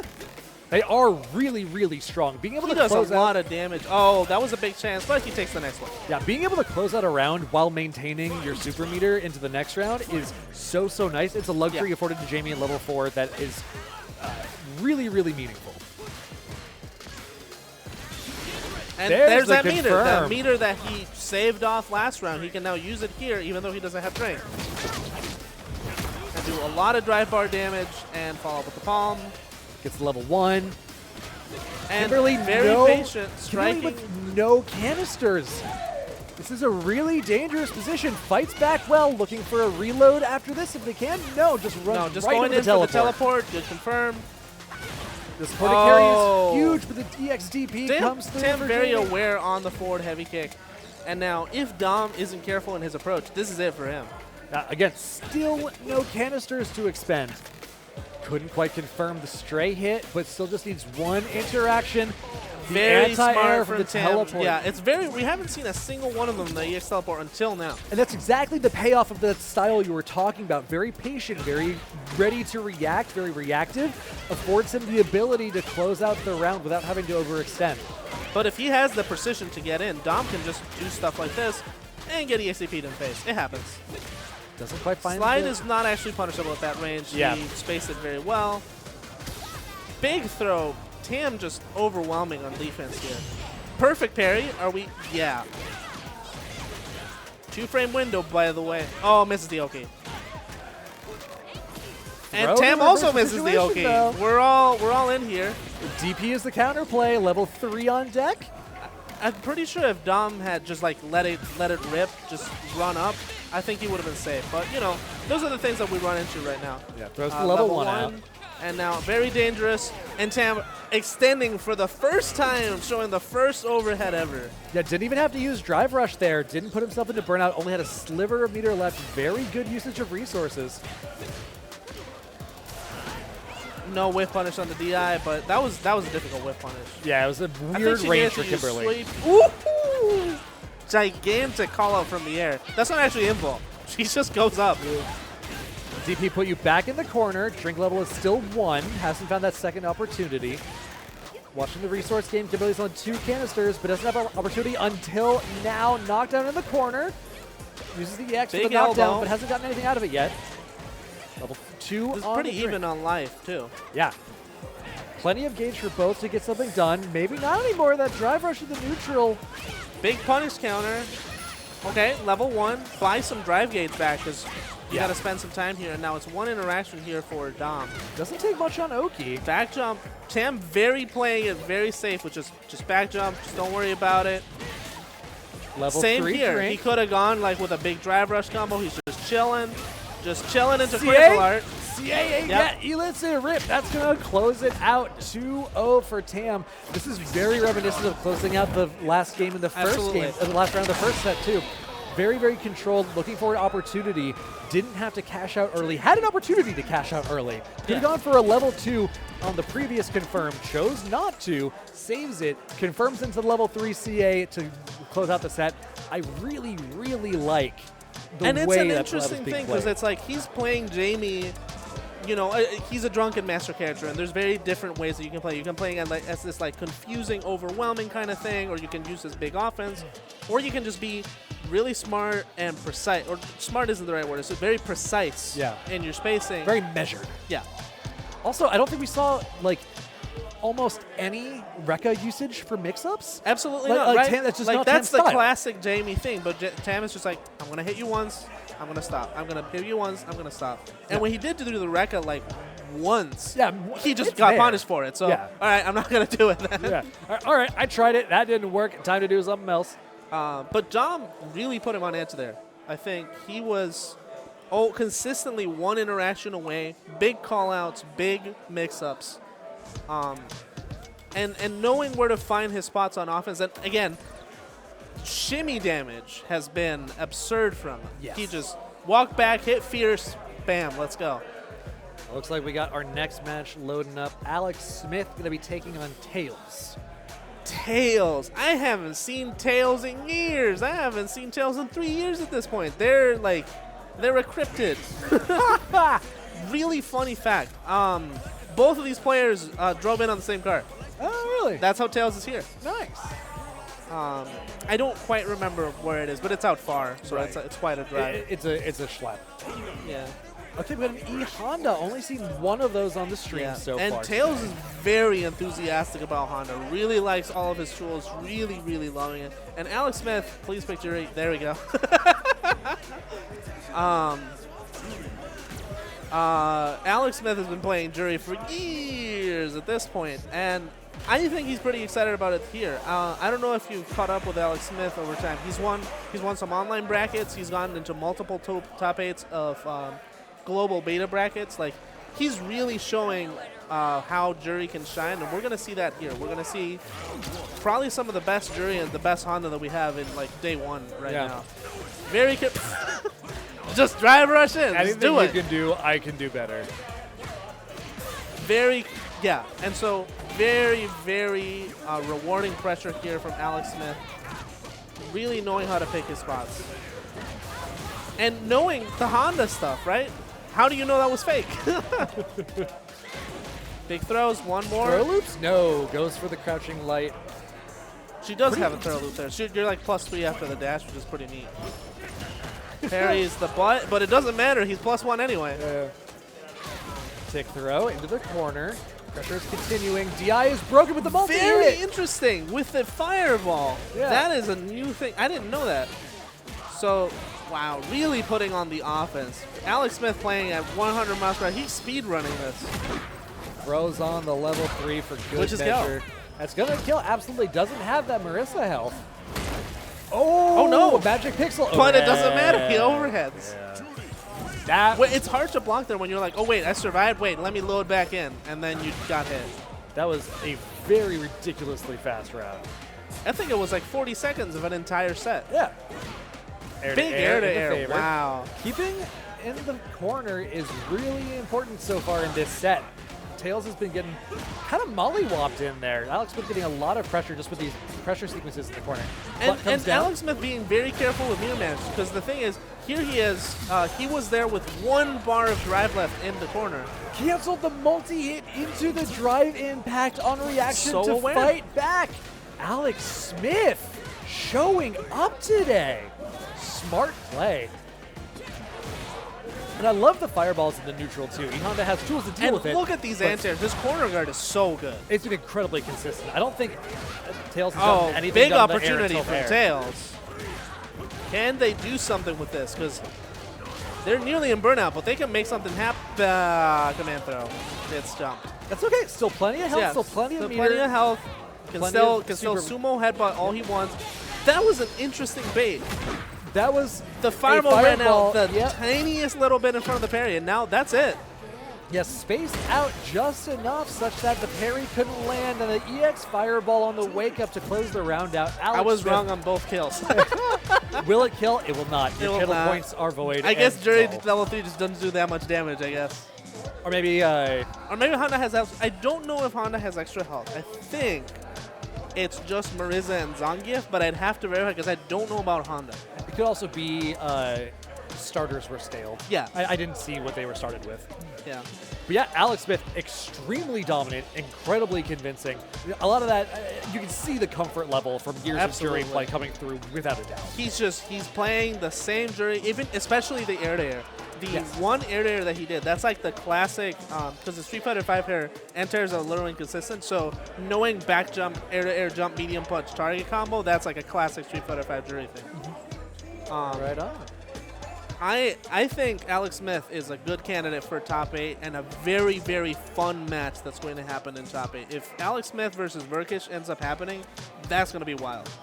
What about them? Do they just match up well? I think they both have a very good grasp on the system mechanics right now. I think I saw Burkish just really taking advantage of every opportunity to drive rush cancel, to just drive rush in neutral, to use all of these different tools, and Alex Smith similarly is very in tune with that. And both of them, Burkish less so because he was a Urian player previously, but you know, really showing their experience here and all of their years of offensive thought here in the bracket. Right on. Well, in that case, I got my fingers crossed for that matchup later. We'll see what the next matchup is. No one quite on the seats yet, so we'll get there in a minute. Absolutely. Hey, Tech Noir, thank you for sticking around in the chat this whole time. Really appreciate it. I don't know how your husband's doing. Wish him the best of luck. Shadow Flame was a Shadow Fury rather was on the desk earlier in block 1. Oh, thank you. Yeah. So, in the meantime, so I'm curious. You were playing Kimberly so far. Yes, absolutely. Anybody else on your docket? Or are you feeling pretty good about it? No, I'm feeling 100% in on Kimberly. I know that some people have dropped off her since the beta, but I'm all in. I'm not hesitating. There's so much to learn. I feel like watching, for example, Dom, the skill ceiling of Kimberly is gigantic because you've got all these options, all these different things you can do. I feel like we're going to have a state where you're going to see that no 2 Kimberly players are going to do the same combos. I believe that, yeah. Because everybody's going to value different things, and we're going to see how they value those different things to set things up from here. Like, there's some basic stuff, like the can goes in certain places, but what do you do with the can? Do you go for the throw? Do you go for the strike? What sort of stuff? So, something you just said there, what people value in their character. I think it's interesting that there's also a decent amount of that consideration baked into the drive system. Yes. I think it's really cool to watch how different people are willing to, burn themselves out for the sake of damage, willing to back off in order to regain some drive versus keep up pressure for the sake of having their pressure.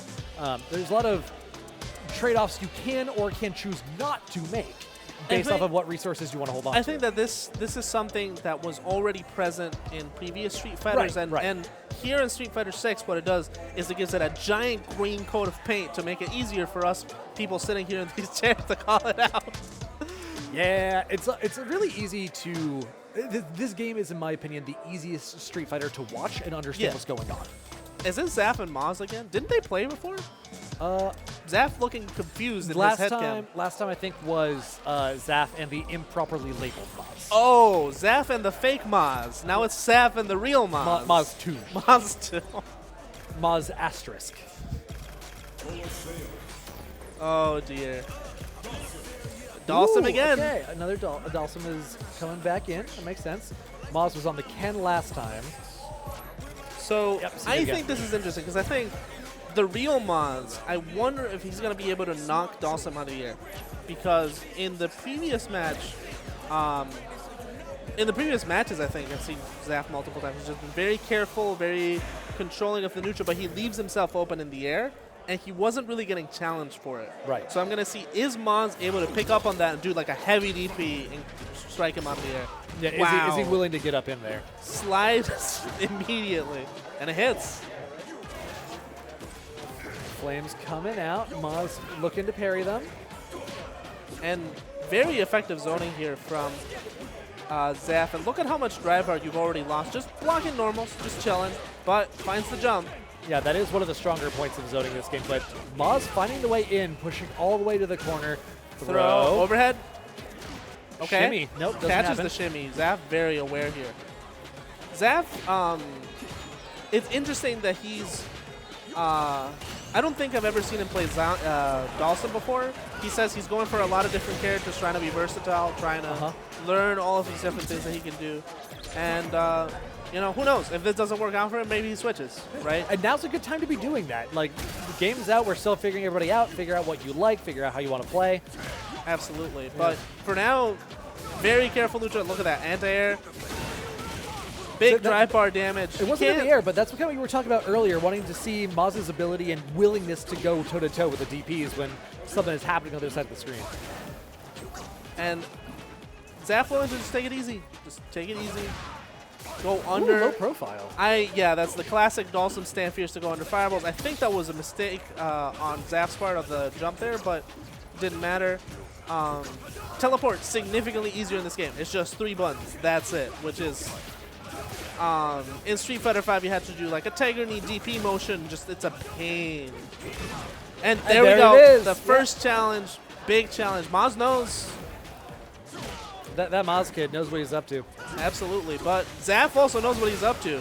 Good Look at how he challenge stubs with the drive OT. rush. Yeah, that was really, really good. Playing that neutral and keep out in a very effective way. One of the longest rounds today. 60 seconds. Oh, by a lot. This has been a killing game so far today. I love that animation. Just like fucking chucks you. It's so good. Maz in the corner, or I feel like Zaf went in once, and Maz was just immediately aware. And I think that speaks to something I've seen Strive players picking up Street Fighter really good at, is that because Strive forces you into these really tough defensive situations, they're willing to just jam it out. Yeah, they're down to bet the farm if they need to. Like this. Here he is betting the farm on level 1. Love it. Pretty sure if Zaf had blocked that, he'd be dead. Look But at the sometimes drive you gotta bear gauges the on farm. these two. They're very, very low, and now Maz doesn't have enough health to DI anything. But Burnout on Zaf both sides. drive reversal. Oh, gets caught by the arch that he forgot. And you can see him on the player cam go, oh, I forgot about that one. No. And interesting that Zaf tried the instant air button and just missed. I think he wanted to do the light punch and he got medium kick instead. But look at that. We are 8 seconds in and the drive bar is just gone on Maz. That is kind of crazy because he's been using that really liberally too, using those drive rushes to try to get in, also using some of the cancels in his pressure sequencing. So very, very consistent anti-airing from Zaf too. Strong counter. There it is. We've seen Maz cash out well before. Pushing into the corner instead so he can get his pressure Big running. mummy. Oh, he didn't cancel the second mummy. Because the head drill is now special cancelable, so at any point you can just back off. You can just leave, as they say. All right, I'm gonna head out. Fireball Big fireball. Wow. So that's an interesting thing is when you parry multi-hit fireballs, you get a lot of drive gauge back. Oh yeah, I hadn't thought about that. He got like a full bar back, probably more, just Right. parrying this multi-hit fireball. Right. That right there. We go. Yeah. Another.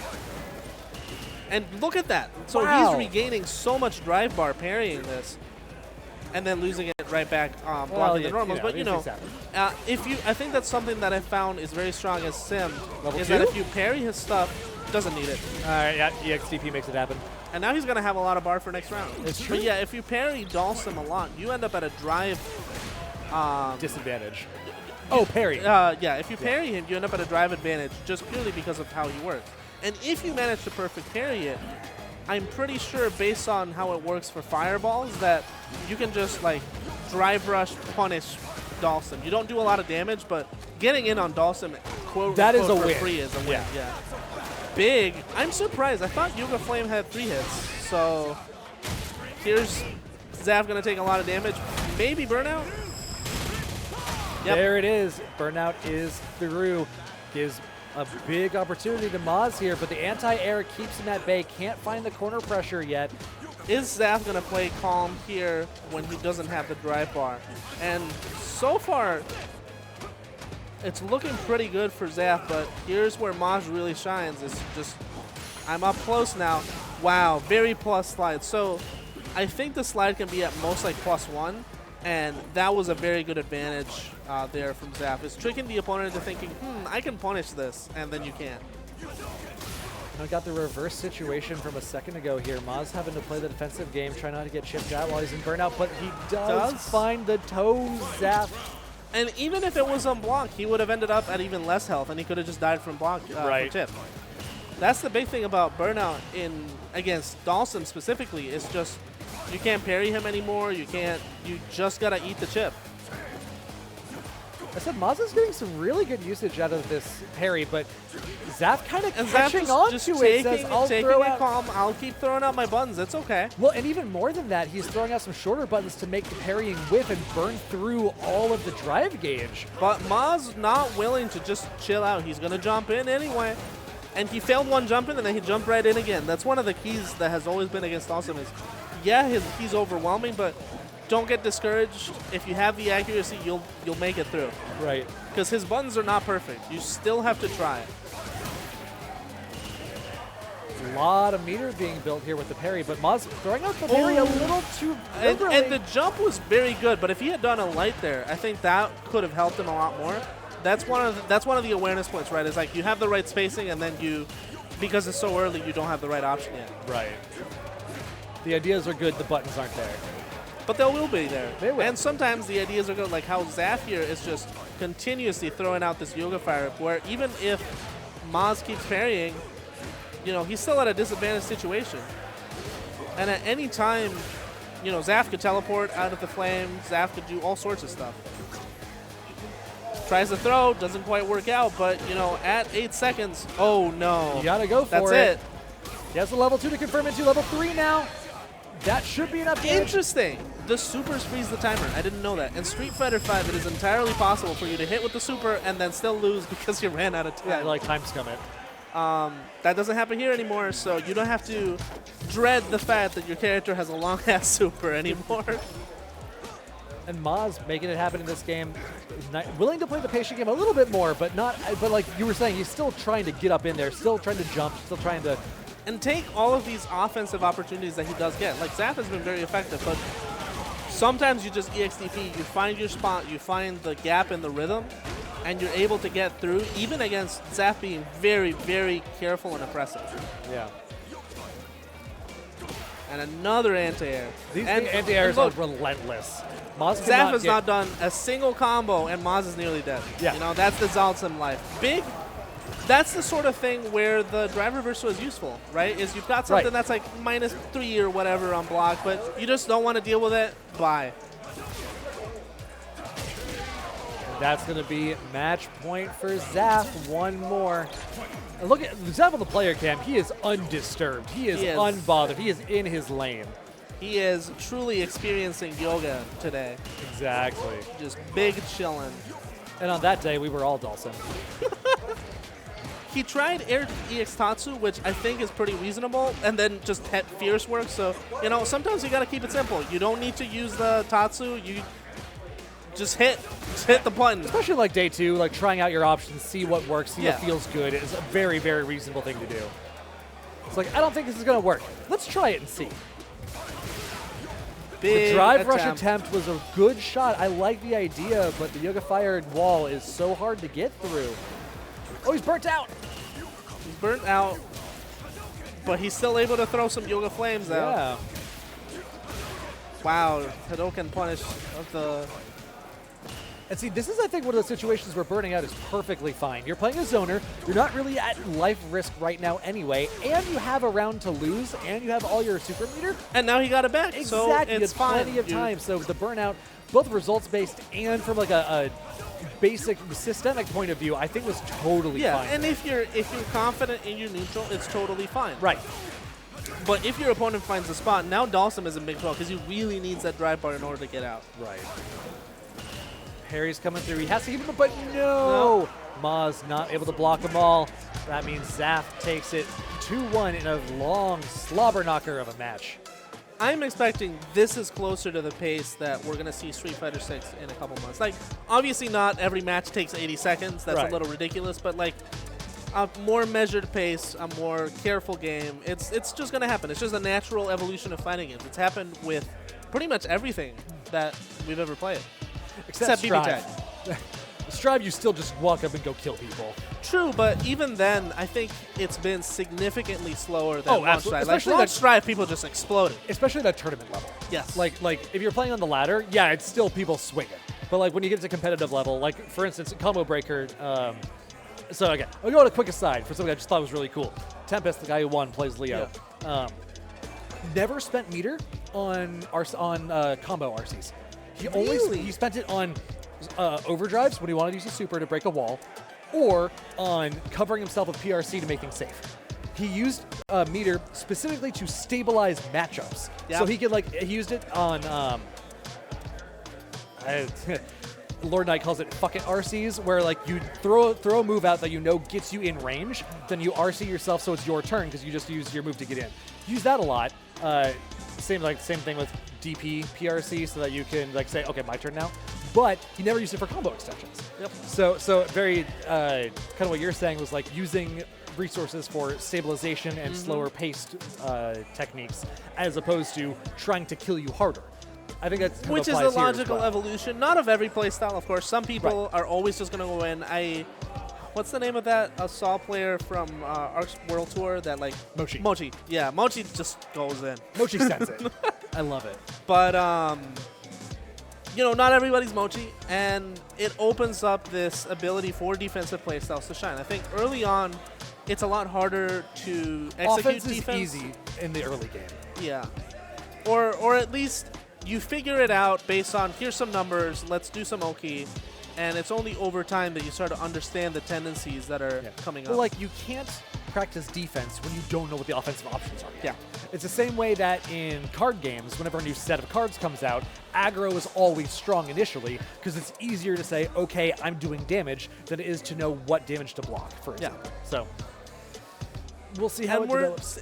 And interestingly, here we have Zap playing very defensive and Yeah. doing fantastically at it, and Tam too, right? Yeah, because they're very fundamental play styles. They don't need a lot of interaction. So actually, interestingly, the Dawson play was proactive defense. Yes. Which is a very, very different style than Tam's reactive defense. Yes. And I would claim that reactive defense is really hard to make work early on in the game's life Absolutely. cycle, but proactive defense is extremely strong when no one knows how to work around it yet. Yes. Or can be extremely And strong. I'm expecting. I haven't seen a single guy today. That's No, really weird. No, neither have I. I do know Shadow Fury, the previous commentator, plays Guile. Yeah. But we haven't seen him on stream yet. Speaking of which, I know one of our illustrious coordinators on the stream today was suggesting that we suggest matches. If that guy happens to be on a match that we can stream, I would love to chat some shit about that guy. He was a good dude. Sadly, we're reaching the end here. Oh, So, no. yes, we are reaching the end of pool. So, pool 4 is just finishing up. I haven't even started my is in drink. a dangerous position. I will show the standings Oh on dear, stream. please put him Let's up. do Please it. put him up. So, to explain, That it's is a going lot little of weird. 3-1s. So you may see there are not 3-1s, but there are 7 3-1s. Off stream, we are running a single elimination bracket between all of That's these 3-1ers. absurd. I didn't. And whoever wins gets out and loser's side atop. So we're not going to stream any of this disaster that is I going am on still over there. figuring out with our bracket runners who are bracket running today, and we will see if we can get any of that on stream. Jackie, thank you for the appropriate reaction. Good Lord is right. Absolutely. And I think any of these are crazy fights. You got Tam, you got Dom, you got good job, Max out.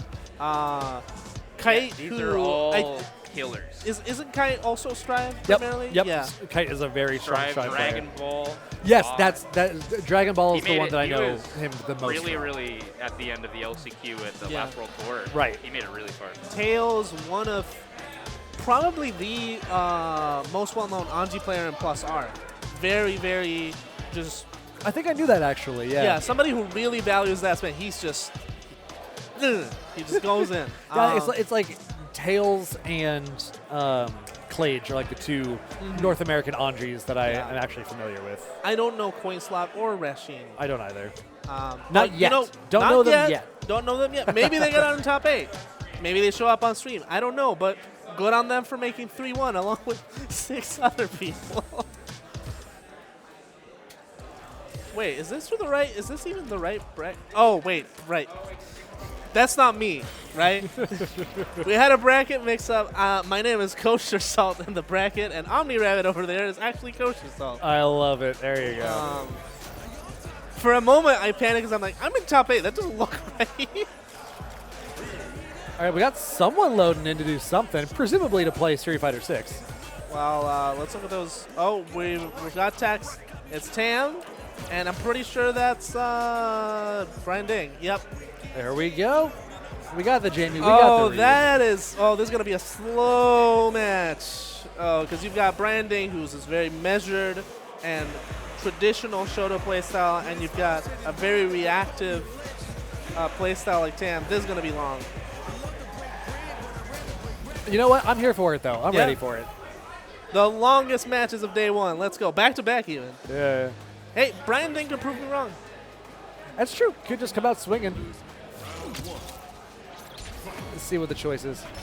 Hey, they both walk toward each Doesn't other. come out immediately. swinging. The first DI offensively that I've seen from Tam, very different from what he was playing before. Yeah, he's been using it mostly as a defensive like reaction tool. 2 Level drinks. 2. Yep. And really, that medium Level kick, 3. he's in with that medium kick every time. If he puts it out there, okay, he misses that one. But, you know, it commentator's happens. curse. Success rate is still high so far. Yeah. And Drive look at rush this defense. cancel. He's just blocking, careful. Throw check. I think he was really aware because he was seeing, okay, I've done plus frame once, I've done plus frames the second time, I'm going to throw the third time. Yeah, I am a little dubious about burning out when you see Jamie about to hit level 4, though. I feel like the resource management there was he a little... chose that, Yes, right? he Like, dashed into it. big sweep. All right, we'll take it, And though. back, you know, I think Bryant is just so confident in his just very careful fundamental playstyle that he's going to go in. And Tim finding offense now in really not gigantically strange ways, but like that punch was not something we've seen from him before either. No, this is a very different style than we saw the last 2 matches he was on stream. Very proactive, very willing to get up in Brandon's face. And there's that medium kick again. He knows where to pick him. And it isn't too weird to know that his accuracy is high because he's primarily a KOF player. In that game, you have to take every opportunity you can. Right. Because every opportunity could be a gigantic one. Big DP, another opportunity that he knows because he knows Brian Dane sure as heck didn't save jump it. Yeah, he found level 4 and found the super to confirm into. This is going to be, I think a kill. I think this so. kills. Because the minimum scaling is 50%, so it should. Oh, maybe not. Oh, yeah, no, because he's follow at the up. level. Yeah. We were wrong. The I'm going to overhead, submit though. that to save jam. Yeah, right. Because you get the double fake out. Yeah. Because Because they're like, oh, it didn't kill. And then, oh, wait, he's got the fault. Nah. That still didn't kill. Oh, no. All right, 1-0 for Tam. And quickly, too, which is out of character for Tam so far. For both of them, right? I thought this was going to be a very slow, measured match. And no, it's just, I mean, it is slow and measured, but not as much as I expected. It's just Tam finding his spots. This is the pace I expect Street Fighter 6 to be played at in time. Like in a non-Dawson match. Big challenge. You know, whenever you do that drive rush into a normal, it gains a bunch of plus frames. I think it's +4 or something. And so, very brave of Tam to challenge that. And there he goes. There's the Rekka, and it fails. So, okay, I guess I'm not doing Rekkas anymore. That's fine. Tried it once, didn't work. Brian, very good fireball spots from Brian Dane. Oh, punish that DP. Doesn't have a big one, but that's okay. Throw, do it again? No, the low on the meaty. And, you know, keep it simple. Don't have to do anything fancy. You're playing Ryu. Right. Playing some footsies. Playing some crouch medium kick footsies. We are in fact crouch kick gamers. Or stand kick gamers sometimes. Or breakdance gamers. Or drinking gamers. And again, he's really, really finding those spots. And the moment that he jumps, Brian Ding anti-airs. Which is really funny because his tag up on the thing right now is like anti-air Brian Ding. And I'm like, you haven't missed a single anti-air, buddy. Stop saying that. Good throw tech. Pressure coming out for Tam. Hasn't really found much out of it yet, though. And Brian Ding here with a big life lead and able to do measured offense. Still has good enough drive bar to survive here. And he's been switching it up. He's been now going for the stand light kick, which I think has given him a lot more flexibility. Because I think one of the issues that he was struggling with on Tam is just being too slow. Oh, that's a big drop. Yep. And the burnout. Easy punish. One apiece. Pretty Tam's even laughing. match. Tam's feeling it.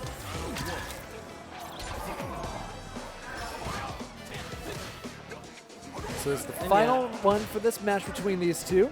The big adaptation really is just that light kick. It's just having a lot more control over the neutral just by doing slightly different rhythm.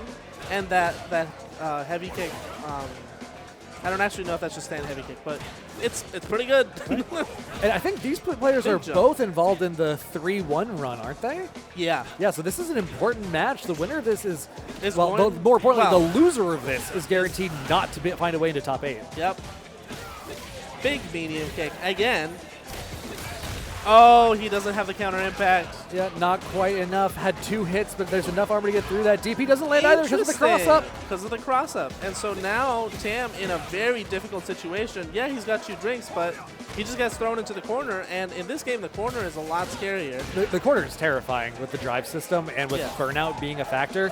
One more touch, that's not going to do it. Reversal. That's another interesting thing is when you have Rekkas like Jamie, you can just drive reversal them out, and then he doesn't get to use the third. You don't get to have to go through the mind game of what the third one is. And I expect some of that might be applicable against Marissa's like punch. Right. I wouldn't be surprised if there's like an OS there to find. Yeah. Big shimmy from Brian Ding. Again, classic Shoto. He doesn't have any resistance on the edge. And Tam has done some counter DIs, but he hasn't like really shown it that much. And so now Branding is very confident position to throw. A throw that goes into a DP, but yeah, it's very difficult from there. Yeah, that was a very good back 2 games coming out of Ding. It was much better defense, mostly. Yeah. Much better defense and understanding, oh, I know where Tam is going to medium kick now. I can slow this down. I can sometimes stop him with a light kick. Right. And then the rest of it will work itself out. Yeah, because in the first game, Tam was finding a lot of success off of mostly straight hits. Yes. It was a lot of very, very consistent. A classic KOF thing, right? Like straight hits in that game, it's just like you get a straight hit and now the opponent explodes. That's KOF. Yeah, he was very consistently converting those straight hits into knockdowns into drink levels. Yeah. Over and over, which is I think you're probably right. That's very KOF sounding. Being able to like make everything out of an opportunity. Jackie in the chat saying Laughing Tam is dangerous, which is true, but Branding was able to rise up to the challenge of Laughing Tam. I love that. That's good. And it's very true. I've seen it in Sailor Moon. If he starts laughing right before Grands, I feel bad for the other person. It's like when Hotashi is hot. You're like, this man means trouble for me. Yeah. And we have Dom versus Brian. All right, because we're going through the gauntlet. Yeah. The gauntlet. And did they play before? Did we commentate this exact match? Like, yeah. And so, can he repeat that, or will Brian Ding remember and think, I know what I'm doing. I'll get through this. It's hard though, because if Dom's really feeling it, you have so much overwhelming offense potential, especially on the shimmies, because Brian Ding is very susceptible to shimmies. Even in the previous match, he got hit a bunch, even though Tam wasn't really trying for it. Right, just sort of found him. Yeah, and so I think the big thing is if Brian is going to be more aware of his tendency to attempt a throw tech, he might be able to get through a lot better than the previous time. And if he doesn't, then Dom is going to do a lot of damage, and we're going to have a pretty even match. Going with the Manon and the Ryu. Is he hesitating? Wasn't Dom on Kimberly? Yeah, Dom was on Kimberly. Dom was on Kimberly. And he won this matchup. Right. And he's sitting here hesitant. Okay. This is an interesting pick. He looks hesitant. He looks pensive. Yeah. I don't know if he's really feeling this one. We'll find out soon. A little concerned. Well, I mean, I don't know his character choices. I knew he was playing Kimberly. I don't know if he's doing this just because he knows Brian might adapt, or that he can just get a command throw immediately. Yeah, I actually kind of like this idea. If you know that your opponent is like a patient, methodical, slow player, you have a lot of time to build up medals. So you might be able on to top of that, because he's very prone to throw teching, well, okay, here's a throw you can't tech, buddy. Let's go. Yeah, that's a good point. So it may be playing the character, or playing the player, not playing the character. And big offense here from Brian Ding. A big contrast to the very difficult wall that he was facing before. And now here is Dom having to climb up a mountain to try and get out of here. Couldn't find the whiff punish, but finds the DI, or the DR rather. I'm learning a lot about drive reversal here. A lot of the time, the big drive rush normals, you just drive reversal them and it doesn't matter. Right. And it doesn't cost you that much. And the neutral reset is super valuable for you, because usually when you do a drive rush normal like that, it's somebody trying to escape. Meaty on the low, big drop. The DP drop is a problem. Doesn't throw backwards, but that's okay. Got the medal. Still trying to get that snowball rolling. And level 3 does a lot of damage. That can help with the comeback.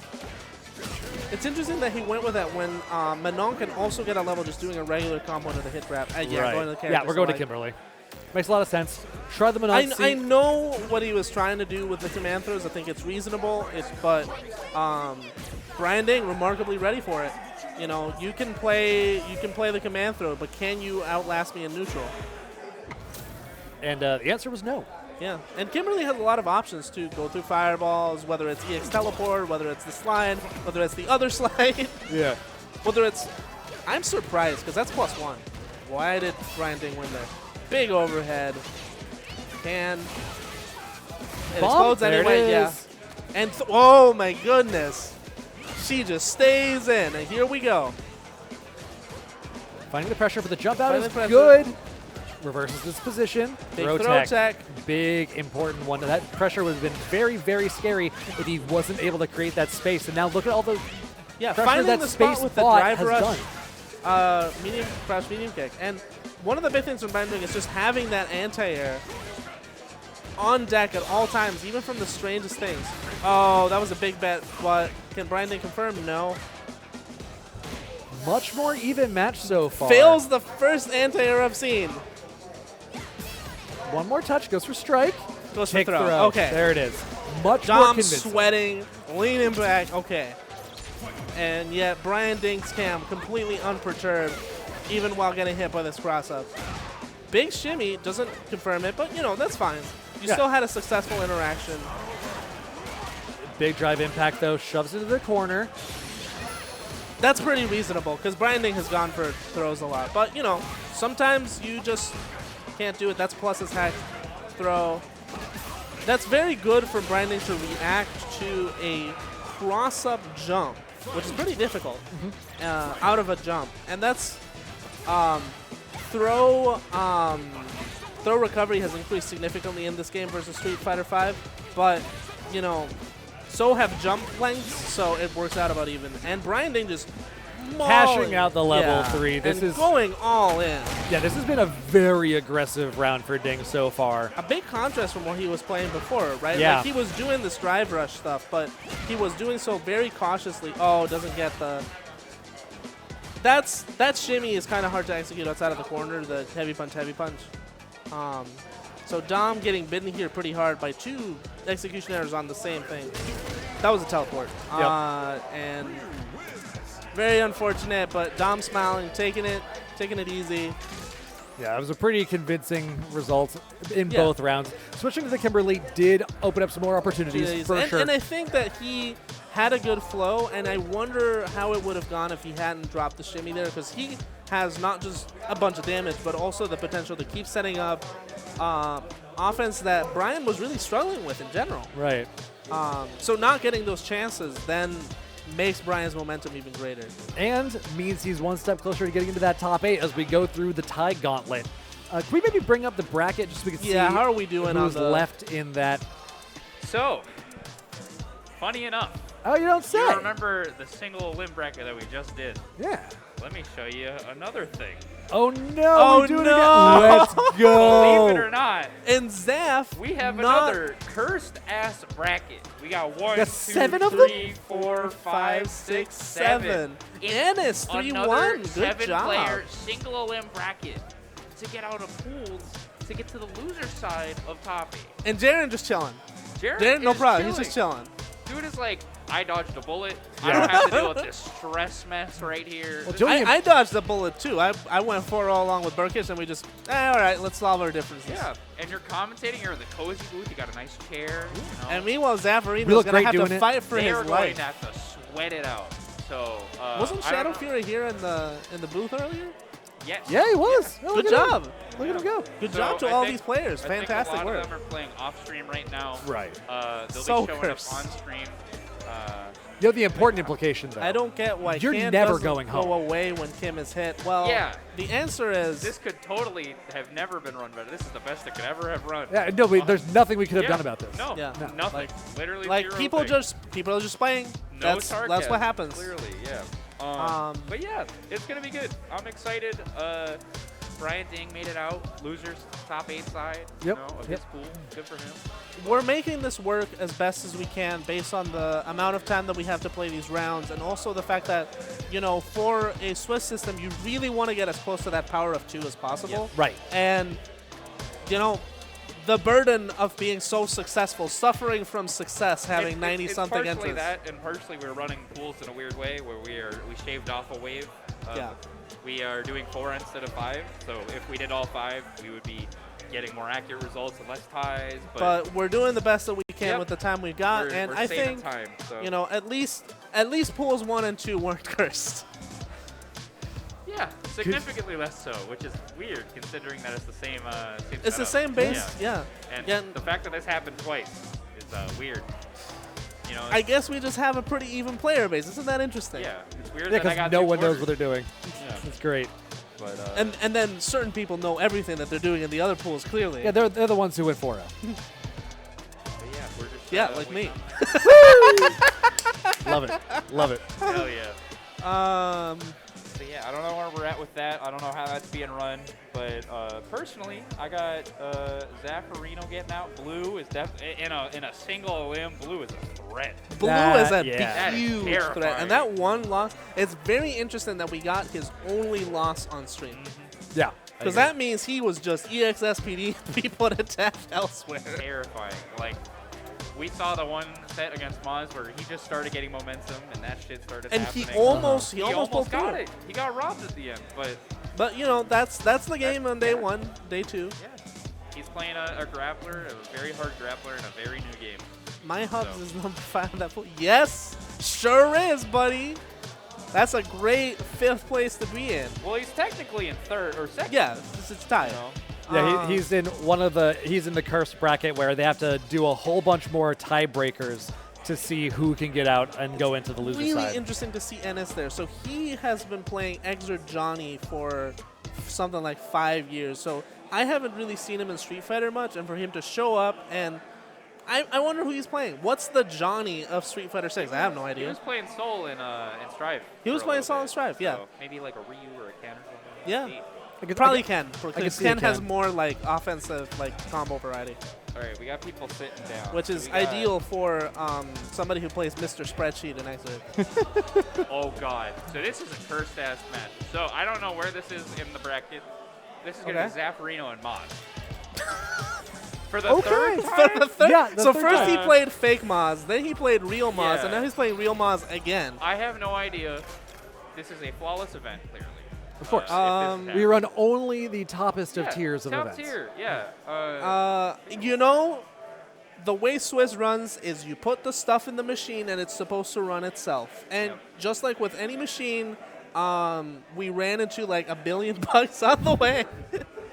Checks out. We've destroyed the hackers have broken into the mainframe, and the hackers are named Maz and Zaffarino, and they're going to be playing again and see who gets double jeopardy.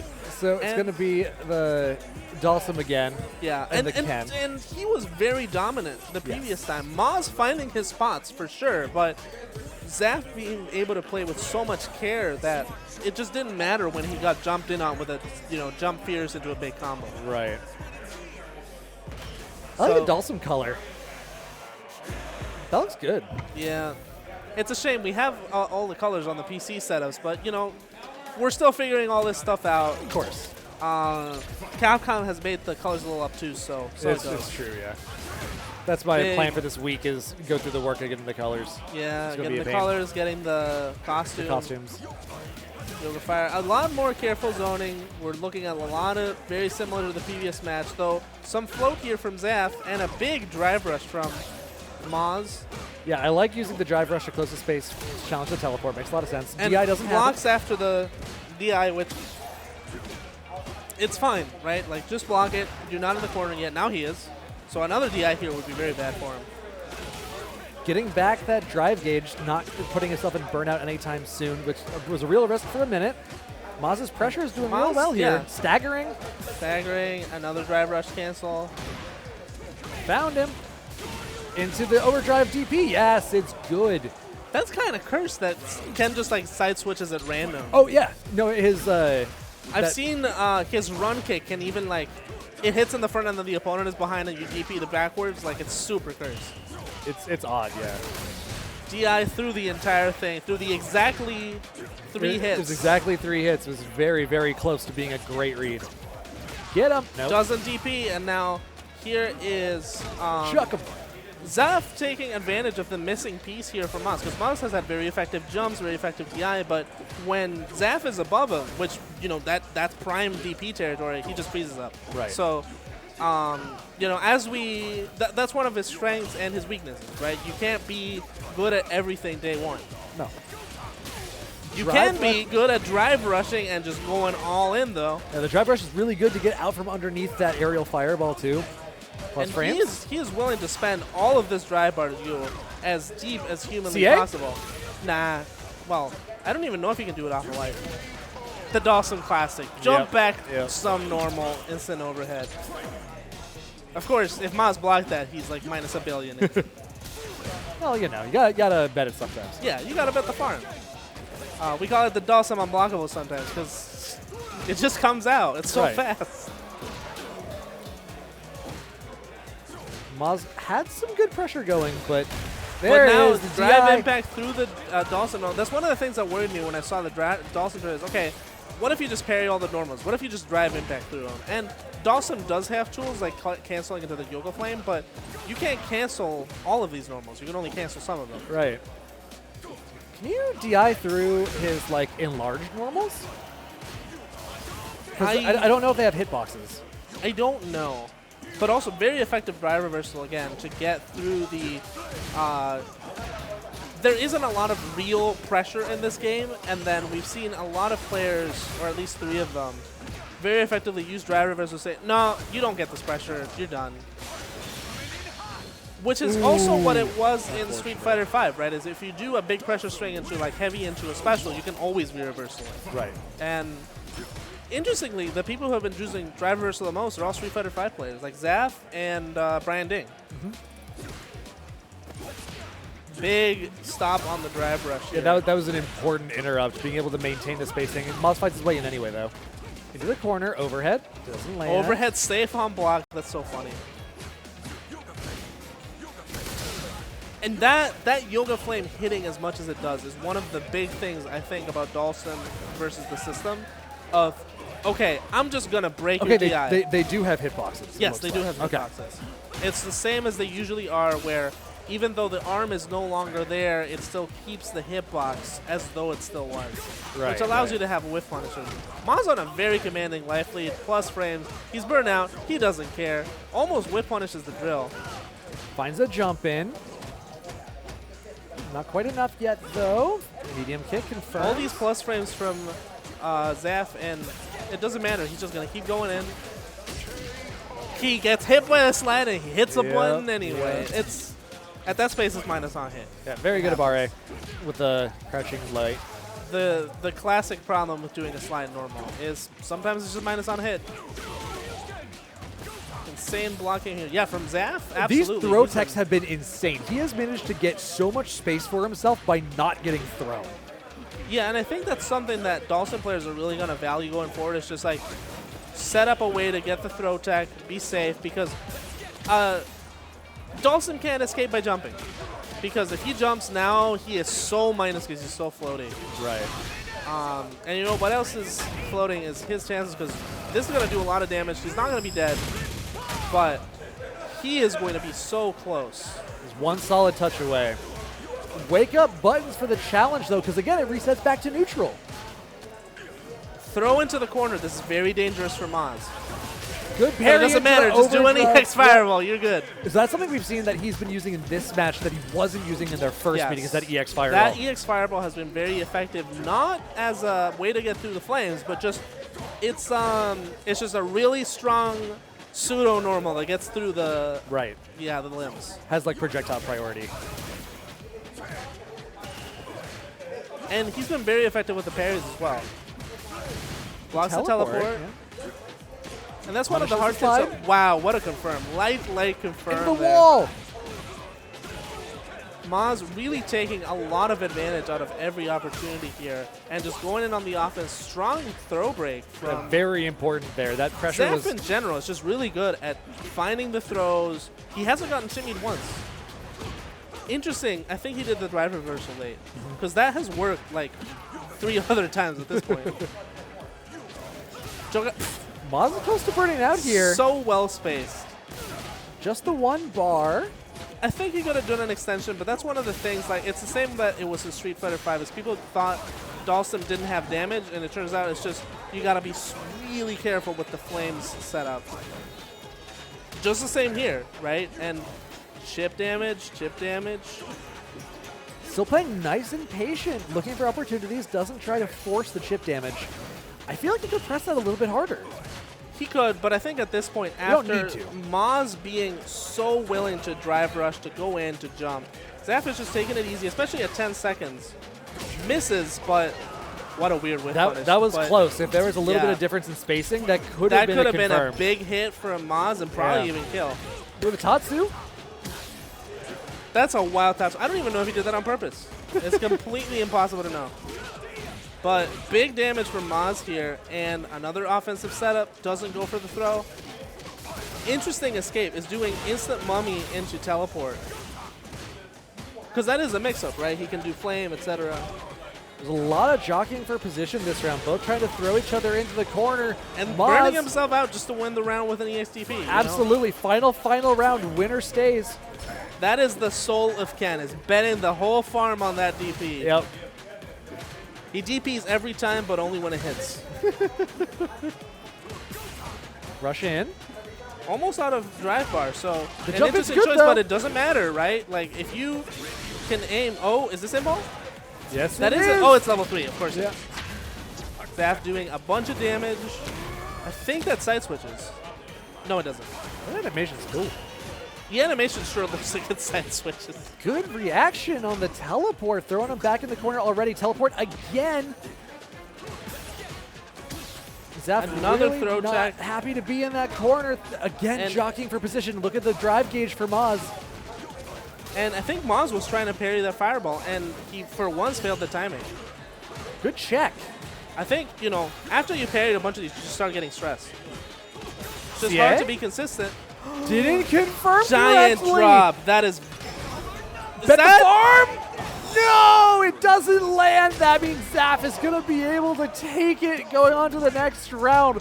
What a way to try and close that both of them round so out. stressed out there at the end, and ultimately it manifests in a drop. You know, Maz, it's hard. Maz, you're my hero, though. That was some Yeah. Ken gameplay right there. That is true soul of Ken. Just believe. If you believe hard enough, It's the punch is spirit gonna of your land. character on display. That was great. Yeah, that was fun. Yeah, that was a good match. I'm enjoying this match. I'm enjoying a lot of these matches. And that's Shadow Clone, I think. I Versus cannot see Zaf. Yep, that's Shadow Clone. You're right. Oh man, we got Shadow Clone and Shadow Fury. What are we gonna do? Fury and Clone, I guess. So Clone Manon versus... Manon, yeah. I don't know who Zaf picks here, because he has said he is playing multiple characters. I think it was Dawson, Manon, Jamie, and one of the Shotos. Like, he's really diversifying. Sure. Or it was Cammy and not Jamie. But point is, he's playing stuff beyond Dawson. Is he going to go somewhere else, or is he just going to stick with the pick? He's hovering the Dawson. He's hovering.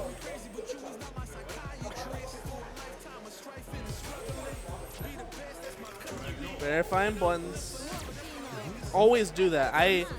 It's worth I it. had a really bad time today. I was like, wow, this match just isn't going my way. Something isn't right. I didn't have light hit biome and I couldn't throw.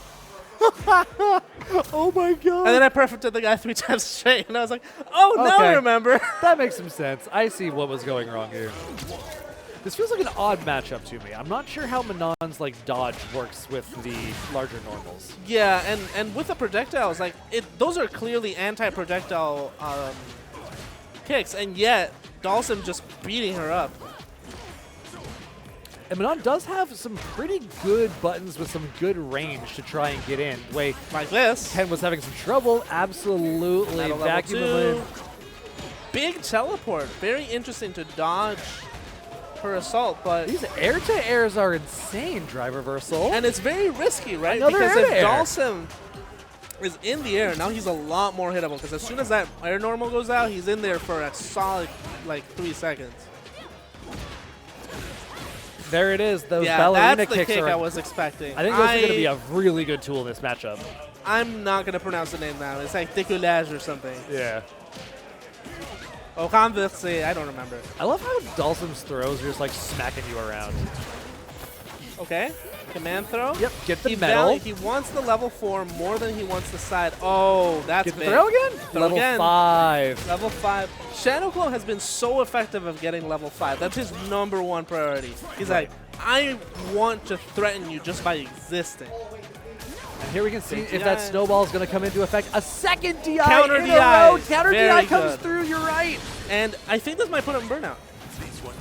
If it's not, gonna it's be very close. It very It's well gonna be may. one normal. Yeah, Not one quite. normal, All right. and he's a burnout.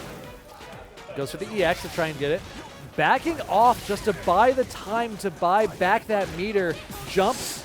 Burns out, though. Gets Sends the everything, command but throw. there's the reset, and, you know, one command throw and a half, and oh, that doesn't hit up. Nope, it does not apparently. That is Jump. a Ooh, very that was very well. unfortunate position, because it's possible that one of her other supers would have hit him out of the air, but Right, not that right, one. yeah. You know, different people have, oh wow, what a DI.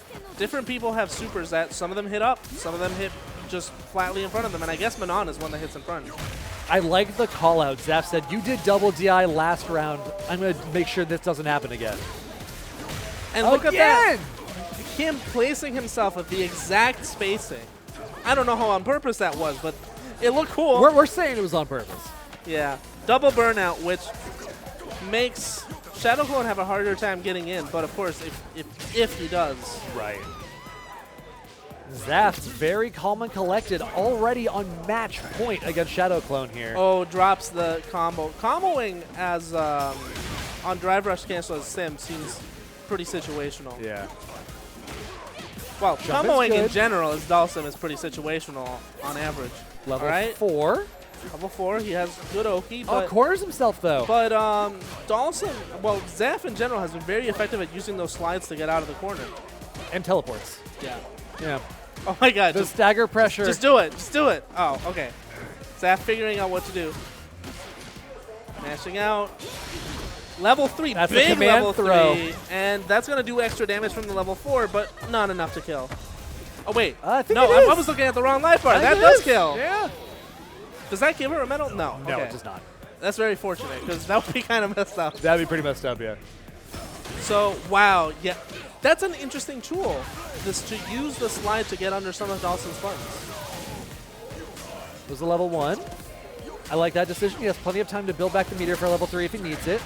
And the DIs, you have to be very careful with DIs, and also even with her twirl, right? Like, yes, he does Yoga Flame, but the threat of the fireball isn't the fireball itself. It's the fact that he can just kick you right and after. there it like is. that. Zaf goes through.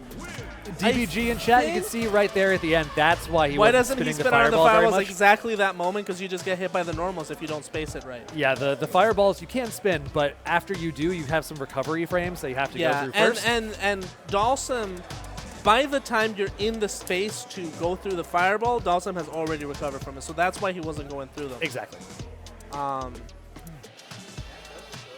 We did it. We did it. We got through both We're of the ready pools. for It is top 8. it is exactly on time, 7 to 9. Yep. Wow, Yeah, we 9:05. really did it. Even with the double cursed gauntlet, we did it.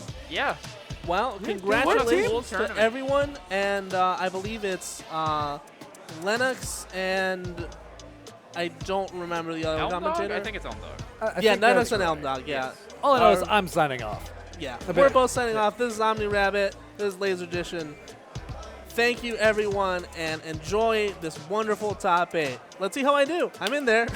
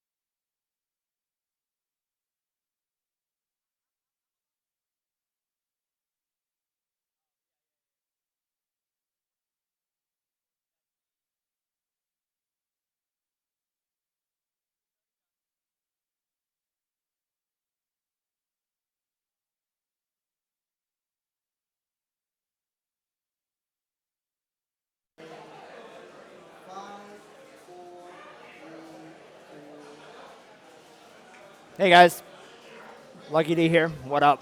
Thank you guys for tuning in, checking out Jumpstart.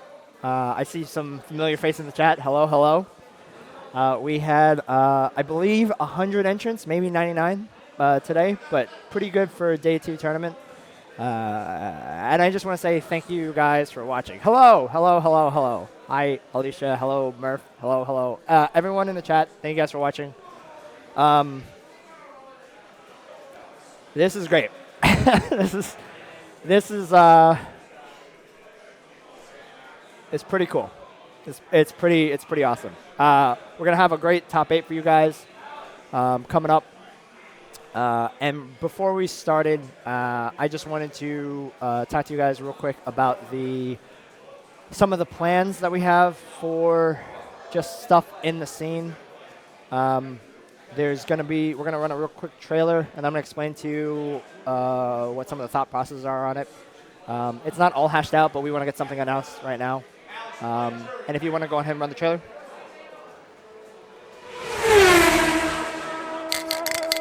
All right, so we could talk. You're not going to hear the trailer, but you're going to see it. It's probably playing audio right now.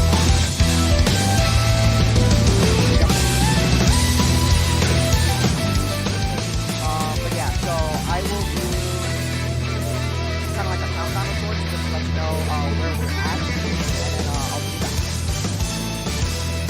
I'm just trying to set you up with the festival.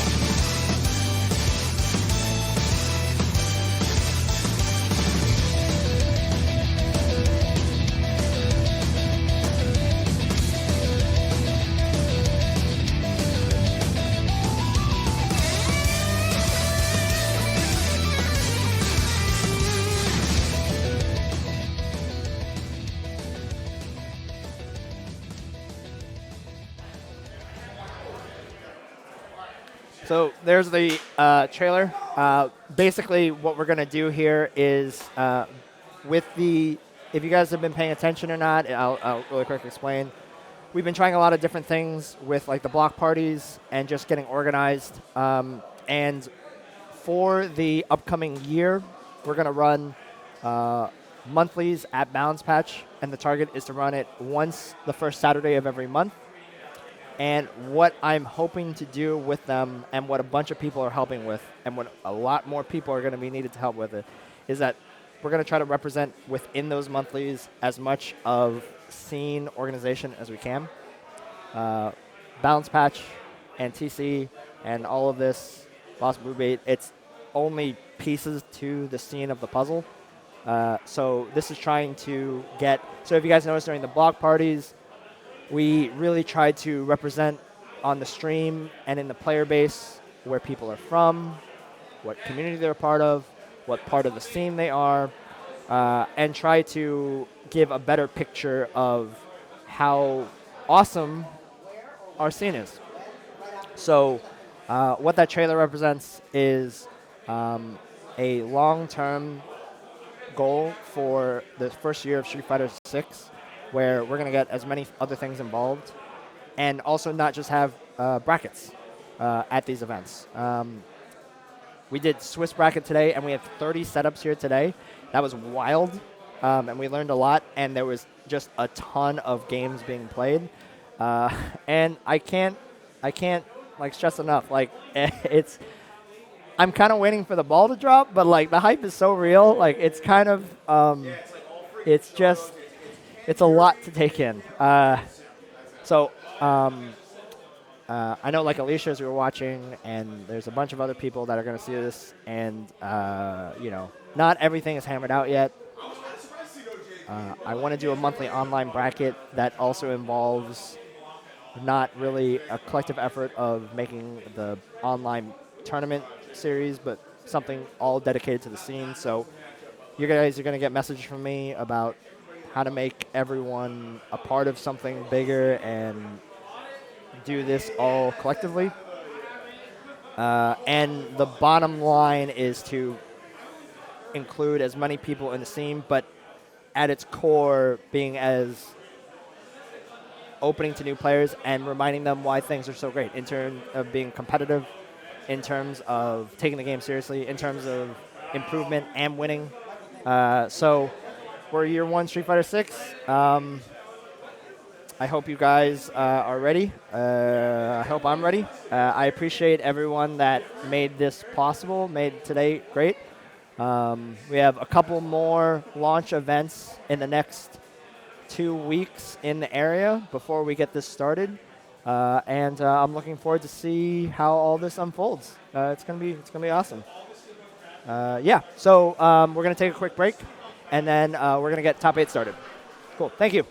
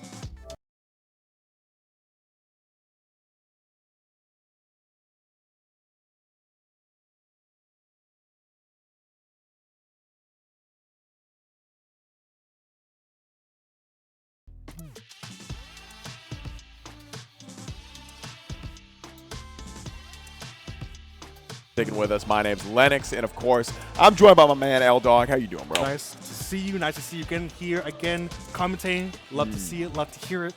Indeed. Finally here for top 8. You know, we've all been a little bit busy. I definitely been busy. Yeah, you have. But like now I'm here to show my appreciation, to show my work, to show the people, all the people out there commentating. I appreciate y'all. Blessings to the impressions and all the lurkers there. I appreciate y'all nonetheless. Indeed, indeed. But we're about to hop right into this top 8. And we got an okay mix of characters here. Okay. We got some repeats, you know, but that's gonna fine. happen. It's day what, 1.5? Day 2, something like that. Yeah, day 1, day 2. Technically, when it count day 3 because some people have the game a day early. Oh, so that's like, true. We're not if you use that counting the- VPN, you could get that on that. Yeah. I was very tempted to do that. I'm not gonna lie, but I had stuff going on Thursday, so I'm like, nah, I can't do that. But I don't know who our first actually I'm probably gonna be able to tell just by looking at this. Ooh, I can't see from this angle. Whatever. Oh, so we're getting Kevin Tech first. All right, so Kevin Tech, I believe, is still playing Ken, which is going to be very fun. And I think he said Dink just told me who it was, and I already forgot. I think it's Jaren, who might or might not be playing JP or Guile. There's been some contention about that, and I missed that pool, so I don't know. It happens, you know. Peace out. Same Shout out to Shadow Fury. Yeah. Doing the work. We love to see him. Indeed. And it looks like these cats are getting right into it. Oh, yeah, here we go. All right, let's see this. So, okay, so JP. Yeah, well, we'll see. They still do buttons. Let's see. We'll see if we get the jump scare or not. No, he went straight to JP like he knew he had a man with a mission. It's like, all right, cool. For sure. There was some intentionality behind that. Ooh, for JP, sure. there you go, JP. All right. Maybe this is a bunching. I could be wrong. Hey, maybe. We'll see. Okay. I don't think so, but Okay. yeah, Kevin Tech's been cooking today. I got to see a little bit of that Ken earlier, and I'm gonna be real. This dude might win this whole thing. I believe it. Ken is very strong, but JP, he's terrifying. You let him do his thing. Like right now, ooh. Yeah, gray zoning. Yeah, there it is. Get some of those teleport setups. Rush down. Listen, you may think he's a zoner, but he's also a rush line character. Kind of crazy. And he's probably the best reversal in the game. Okay. And there it is. All right, drive impact connects. We're going to get a full combo off that. DP, ender, corner, pressure. Yep. Ooh. The counter, yeah. I don't know if that was reaction or what, but either way, this is going to hurt. Not going to spend a ton of meter, but baits out the... Oh, you're dead. Bye-bye. Yeah, that's it. Burnout didn't even matter, though. That's got straight up killed. My goodness. Yeah, Kevin Tech, I've heard he's played StreetFighter before, you know? Oh, that command guy that looks like a fireball? Who would have thunk it? Oh, damn. Ooh. This character's crazy. All right, using the invul from Drive Impact to just tank those hits. Very smart. Put him in the corner. All right. Ooh, gets the light confirmed, too. Okay, not a ton, but yeah, there's that reversal we were talking about. Such a good option. Okay. Oh, no. Okay, so this could be huge. JP is now in burnout, and you got to be real careful. No access to EX moves, and if you get hit by Drive Impact in the corner, you're going to have a bad time. And we're already seeing Kevin Tech start to corral. Look for it right here. There it is. Yeah. You're dead. That's it. So, yeah, that's what happens when you go into burnout in this game. When all of your overdrive meter dissipates, you're put in that recovery, and if you get hit by Drive Impact, you're going to be recovering for a while. News for you, definitely. Yeah, exactly. Ooh, the fireball game? Ooh, okay. Oh, there's the command grab. Not gonna lie, the command grab is famous because it looks like a regular fireball, but in reality, nope, you're just gonna grab by the fireball. Right? How does that work? Oh, snap wall splat. There it is again. Oh, I almost thought that was gonna cross up, but nah, that jumping heavy punch working out very nicely there. All right. Ooh. Jabata Jabroni, get out of here. Yeah, that's Kevin Tech for you. Honestly, like, functionally, like, technically a very strong player, but mentally even stronger. Man, there's that command grab again. Yep. Ooh. All right, ready for the drive impact this time. Kevin Tech jumping right over, getting the cross up. And I believe this is set point right here. Yeah, definitely. It seems like Ken is just aware of everything. Oh my God, you didn't punish? Oh, brother. I was more impressed that the DP got him out of that low. It was like, what? Right? Yeah, hey, you got to use invul when you got it. Oh, almost gets the conversion with the drive rush there. Oh, my goodness. Ooh. Again. Okay. All right, put him in the corner. Oh, God. Yeah, so we're starting to see like kind of one of the weaknesses of Jaren's pressure right here. That didn't. Okay, all right. I was tripping out for a minute. I was like, yo, that didn't kill, but no, we good. No, that's the thing about Ken. I noticed Ken. He can cross you up, mix you up, and still continue his combo. It's still going to be in a very good, okay position for Ken. Yeah, Cammy's got some of Cammy's EX moves operate the same way. But yeah, Ken. I was watching some of the Ken routing earlier. Like he's got some pretty cool meterless stuff in the corner too, which is very important in this game. Like we talked about earlier. You spend your overdrive meter on that your EX moves, obviously, right? you don't want to do that too much. Like, I've burned myself out a couple times, like ripping that a little too hard. If it makes you feel better, I've seen a lot of people just use Gage right off the bat, just use it, and then like just already burn out. And then like not even just one of them, but both of them. It's like, so what do? We just sit here, we duke it out, fight, just play some honest footsies. Yeah. Tired. It's like, I mean, granted, because the thing is that you still rewarded, even if you're out of drive, you're still rewarded if you're still aggressive. Because if you just stand there or be defensive, it comes back very slowly. But if you walk forward, you get a little bit more. And if you actually fight back, it comes back a lot more quicker. Yeah, which is huge because that is a long recovery, you know what I'm saying? So Kevin Tech is going to be moving on. I believe that is going to be Kevin Tech in the winners finals.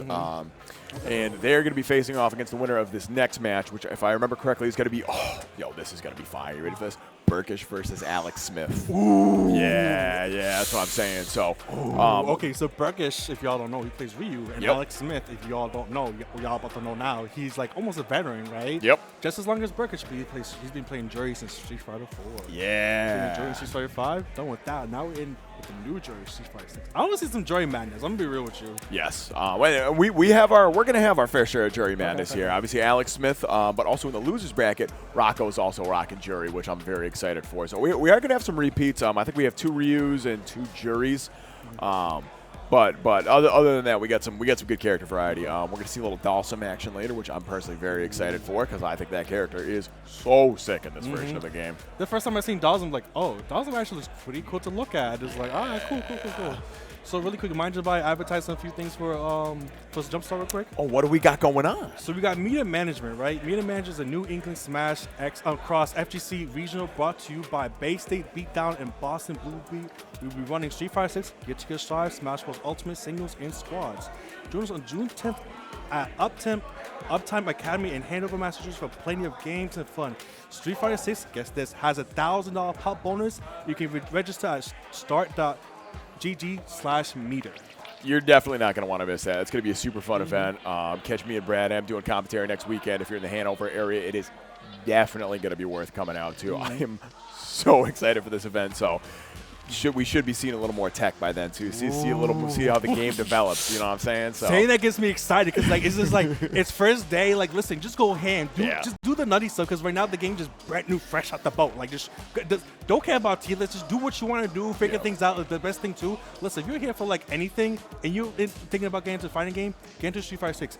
You're at the same level as anybody else. Everybody's learning at the same time together, and we are sharing information. Everything's like brand new.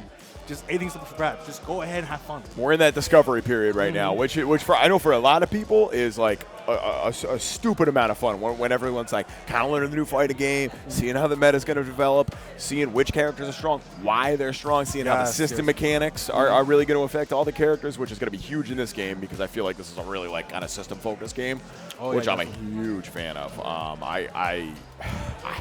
I have yet to try a character that is not a lot of fun in this game. You say that it's like not to say you're wrong, but it's like, you know me, right? So people who don't know, I come for Gibbs. Love the game. I play Patakin, Grappler. Not the best of characters, but you do what you can. You make it work, though. You make it work. I've seen it. So, shout out to Origami. He's like, you want to play some casuals? Yeah, let's play some casuals. And then like I seen Zangief. I'm like, you know what? I had a morbid occurrence. Let me try Zangief, right? I'm playing this and it's like, in my little frowny face is like slowly starting to crack, and it's like I'm like smiling. It's like, snap, I'm having too much fun with this character. I don't understand. It's like, and what makes it more funny is a lot of things I know how to play as a grappler, be patient, do this, is transitioning very well to Zangief. Not saying Street Fighter 6 is very similar to Strive, no, it's very different, but like, a lot of the grabber mentality you're supposed to play transitions so well. It's like, just wait, bait him out, then do command grab. Is like, why is this character so much fun? Because I told myself I'm never playing grappler after Potemkin. I'm done. It's like, okay, after today, I'm not playing Zangief. He's too fun. And that's the thing about Street Fighter. Like, if you have good fundamentals, which if you're playing Potemkin and Strive, you need good fundamentals. You know what I'm saying? Like, you need that. That's very good you mentioned because I have to be good at my neutral. I have to be good at my fundamentals. You got to be clean or you're going to eat a counter hit and then you're going to end up with a corner. Yeah. Yes. Yeah, no, Street Fighter definitely rewards that. So if you're like an anime player like me most of the time and you're kind of looking at this from a distance, just try it. Like, it is that fun. Like, I didn't believe it either. I'm seeing these reviews. I'm going, man, I've seen IGN give stuff 10 out of 10 before. Get out of here with that. But nah, it's now that it's good. a match. Julie versus Ryu. Let's go. All right, so this is another classic matchup right here. I believe Burkish won the local last night. If Yes, I he remember definitely did. Oh, so already seeing that parry. That's huge right now, especially dealing with fireballs. You do not want to give up that drive meter. All right, sweep that Ooh. Oki. Yeah, right into the throw setup. Fireball set it. Doesn't quite go full screen, but you absolutely have to respect that. Yep. Joey putting Ryu into the corner. Ooh, nice DP. Ryu low on health. He still got meter. Ooh. Beautiful. Oh. What a reaction. My goodness. You can react to that so late. Like, drive impact is one of those things that's very scary at first, but as this game develops, that's going to be a very situational tool. Right. Jury's exhaustion, but Ryu has almost little to no health. And just like that, get dunked by the dive kick. Especially the beta, I was worried like going into burnout would be a death sentence, but like we have seen people in this bracket so far kind of make it work. You know what I'm saying? Yeah, I've seen Shadow Fury was fighting Shadow Clone. He had like little health and Manon like half health. Yep. And he was exhausted, right? Still won the round. It's like, yo, it's like You can make it work if your fundamentals are good. Yeah, definitely. All right, so Alex Smith does take that first round. That was close, though. I don't know. Ooh. Reaction, yeah, there Nice. it is. All right, so you're getting a full combo off this. Let's see what we got. Okay. Check with a throw. Very Check throw sick it. for teching that. All right. Ooh. Try with the long ass pokes. Ooh. Oh, no, that was almost a great trade for Burkish. Now you're. This could be a lot worse, but not much worse. Just whiffing these buttons. Finally gets the punish. All right, here we go. Cash out with the level 3. Yep. But not enough to kill. No, it's going to be close, but you're right. Not quite enough. Even one more combo I don't think is going to kill you. You're going to have to do some significant meter dumpage if you want to make it happen. Oh, nice. Yeah. Yeah, that's the thing. If you're going for some of those cheeky drive rush setups, you definitely got to get be that. wary of the throw. Yeah, exactly. I was fighting Origami. He was doing a lot of the drive rush. I was like, can I just grab this? Like, oh, and I just did regular grab. You don't have to do command grab. It's like, okay, cool. Just grab you. Put you in the corner. It's one more system that's going to be. I think it's already interesting to play around, but especially as this game develops, it's just going to get more fun. I'm very excited for the future of this game. Yeah, definitely. It's like, I'm going to say this. It has a much better start compared to Street Fighter 5. What do you mean? Did that have a bad start? I mean, I can name, like, let me bring out the whole dictionary. What happened to Street Fighter? We're not here for 5. We're here for 6 right now. Ooh. Yo, perfect parry and the throw punish. That is massive. Alex Smith went from burned out, stuck in the corner, to get the turnaround, almost tying up this life lead right here. And that is massive damage. All right, one more Alex hit. Smith, the lawyers, the jury, already know what to do. I mean, you called it out earlier. Dude's been playing Jerry Street Fighter 4. Like, my man knows what's up. Beautiful. Oh, that was such a cheeky little overhead right there. I'm not going to lie. I got smoked by that, too, though. All right, here we go. Alex Smith on set point here against Burkish. On the verge of taking it 2-0. Reactions. I'm telling you. Man, yo, this Burkish cat's kind of good. Yeah. Got the swag combo, wall bounce, almost baiting the parry right there. Beautiful whiff punish. This is going to go all the way back to the corner, and another big super. look at the life difference right here. Damaging combo to the corner. You couldn't have asked much more than that. Oh God! You actually pressed there. That's wild. All right, let's go, Alex. So Alex Smith does have 3 bars here. Critical Art is on deck. We did not get a chance to spend it. That is going to carry over to next to the final round now. Excuse me. This is still set point for Alex Smith. Sitting on a huge. Oh, it's about to cash out. Cashing out. All right. Now I believe it's going to put him in the corner. Or at least close enough to it. No, just a neutral. Oh, going for the left that time. Yeah, that does give Jury a nice little left-right mix-up. I don't usually like spending the meter that early, but if you know you're going to get good Oki from it, hey, you know what? Do your thing. Yeah. Right now, there's no right or wrong answer. Just do you. Yeah, for real, exactly. It is day 2. Like we're chilling right now. This is negative? No, it ain't. Oh wow, both players burning out right here. So no EX moves for at least the next couple seconds. Okay. Yeah, we're seeing some real Street Fighter neutral Get out here. the corner, nice. All right. Able to get the parry here. Both All right. had Gage full locked on. OD back on deck. And this is still anybody's game. No, that was so close. Ooh. Ooh. Wow, Fear Reversal got baited clean. That was. drive reversal. Is that what it's called in this game? V reversal, dead angle. I'm gonna call it dead angle, just so I know I'm wrong that way. One of the things I like about Jury is that when she throws a fireball on the ground, she can like follow it. Yeah, it's that slow fireball. Laura from Street Fighter 5, I believe. No, not Laura. Was it Laura? No, it was Laura. It was Laura? Oh, my God, I got that right? Yeah, okay, all right. Yeah. She had a similar setup with her fireball. And I feel like every fighting game has some kind of character with like the slow fireball, you know what I'm saying? Follow it in. Shout out to my man Lancelot, Grand Blue Fantasy Versus. It's my character right there. Drop EX fireball, win the game, you know. Yeah. Juries is funny, though. It kind of that screwed me up a couple times online, like because some juries will whiff like 2M or something in neutral right now. And I feel like they have similar animations. That might be just me being not used to it yet, but it tricks me. I'm like, was that a whiff, or do I have to worry about a fireball right now? And I've got hit a couple times doing that. Right. And now Burkish not worried about nothing. Has Joy in the corner. Oh yeah, Burkish kind of making the turnaround happen right here. Oh no. Poke Ryu in the corner. Nice tech grab. Post-tech situations in this game are so interesting. Yeah, no reaction. Got caught committing to the special move, and Burkish is going to take that off the back of a drive impact. Very clean. Is this still winners round or is this losers? This is winners. Okay, Ooh, cool. I had to think about that. I say this because like I would still like to see these win or lose. I would still like to see these two players continue on fighting. There's like yeah. This is a very fun set so far. Yes. All right. Okay. Alex actually getting a hit. Start to bully Burkish back to the corner. Oh, Burkish finds another hit. We're going back mid-screen. Like the neutral jumps, yeah. So even if you block these projectiles like we called out earlier, you still lose drive gauge off that. So neutral jump and parry are definitely options. I don't know that word. That punish? You're so sick. Oh, my goodness. All right, Alex Smith with the level 3 whiff punish. Should set up the Oki. No, just go for the meaty. Okay. Okay. Clean.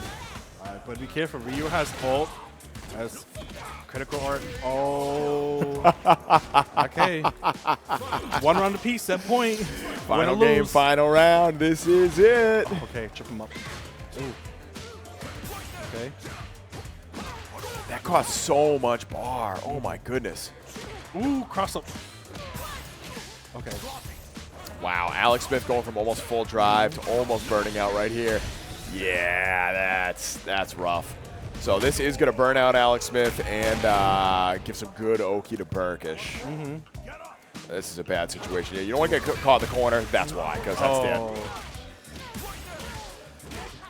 Kill. No, it doesn't have the meter. No, it's still. Never mind. We're good. We're good. DP ender. DP. That was clean. Yeah. So that level 3 right there was perfect. Did enough damage to set up Burkish for the wall splat off the burned out drive impact. Already had that good spacing. Alex Smith recognized that, said, okay, I can't eat that in the corner. I got to try something. Burkish already let it rip, counter hit. That's it. That's the game. Honestly, very clean for both players. Very fun set.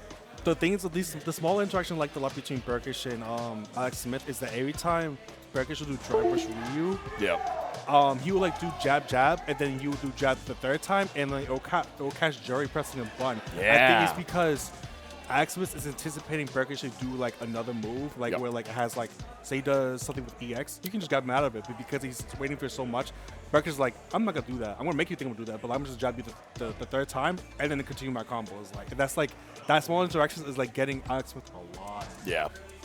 Yeah, I mean, and Alex Smith did that too. Both players had honestly a pretty solid conditioning game. Yes. And we saw that toward the end. I think that last round that Alex Smith ran it, basically the same situation. Like got in, and instead of going for the cheeky throws, which Alex had been like pretty consistently landing, got in, frame trap, carry you back to the corner, take the round off the back of that, which was very nice.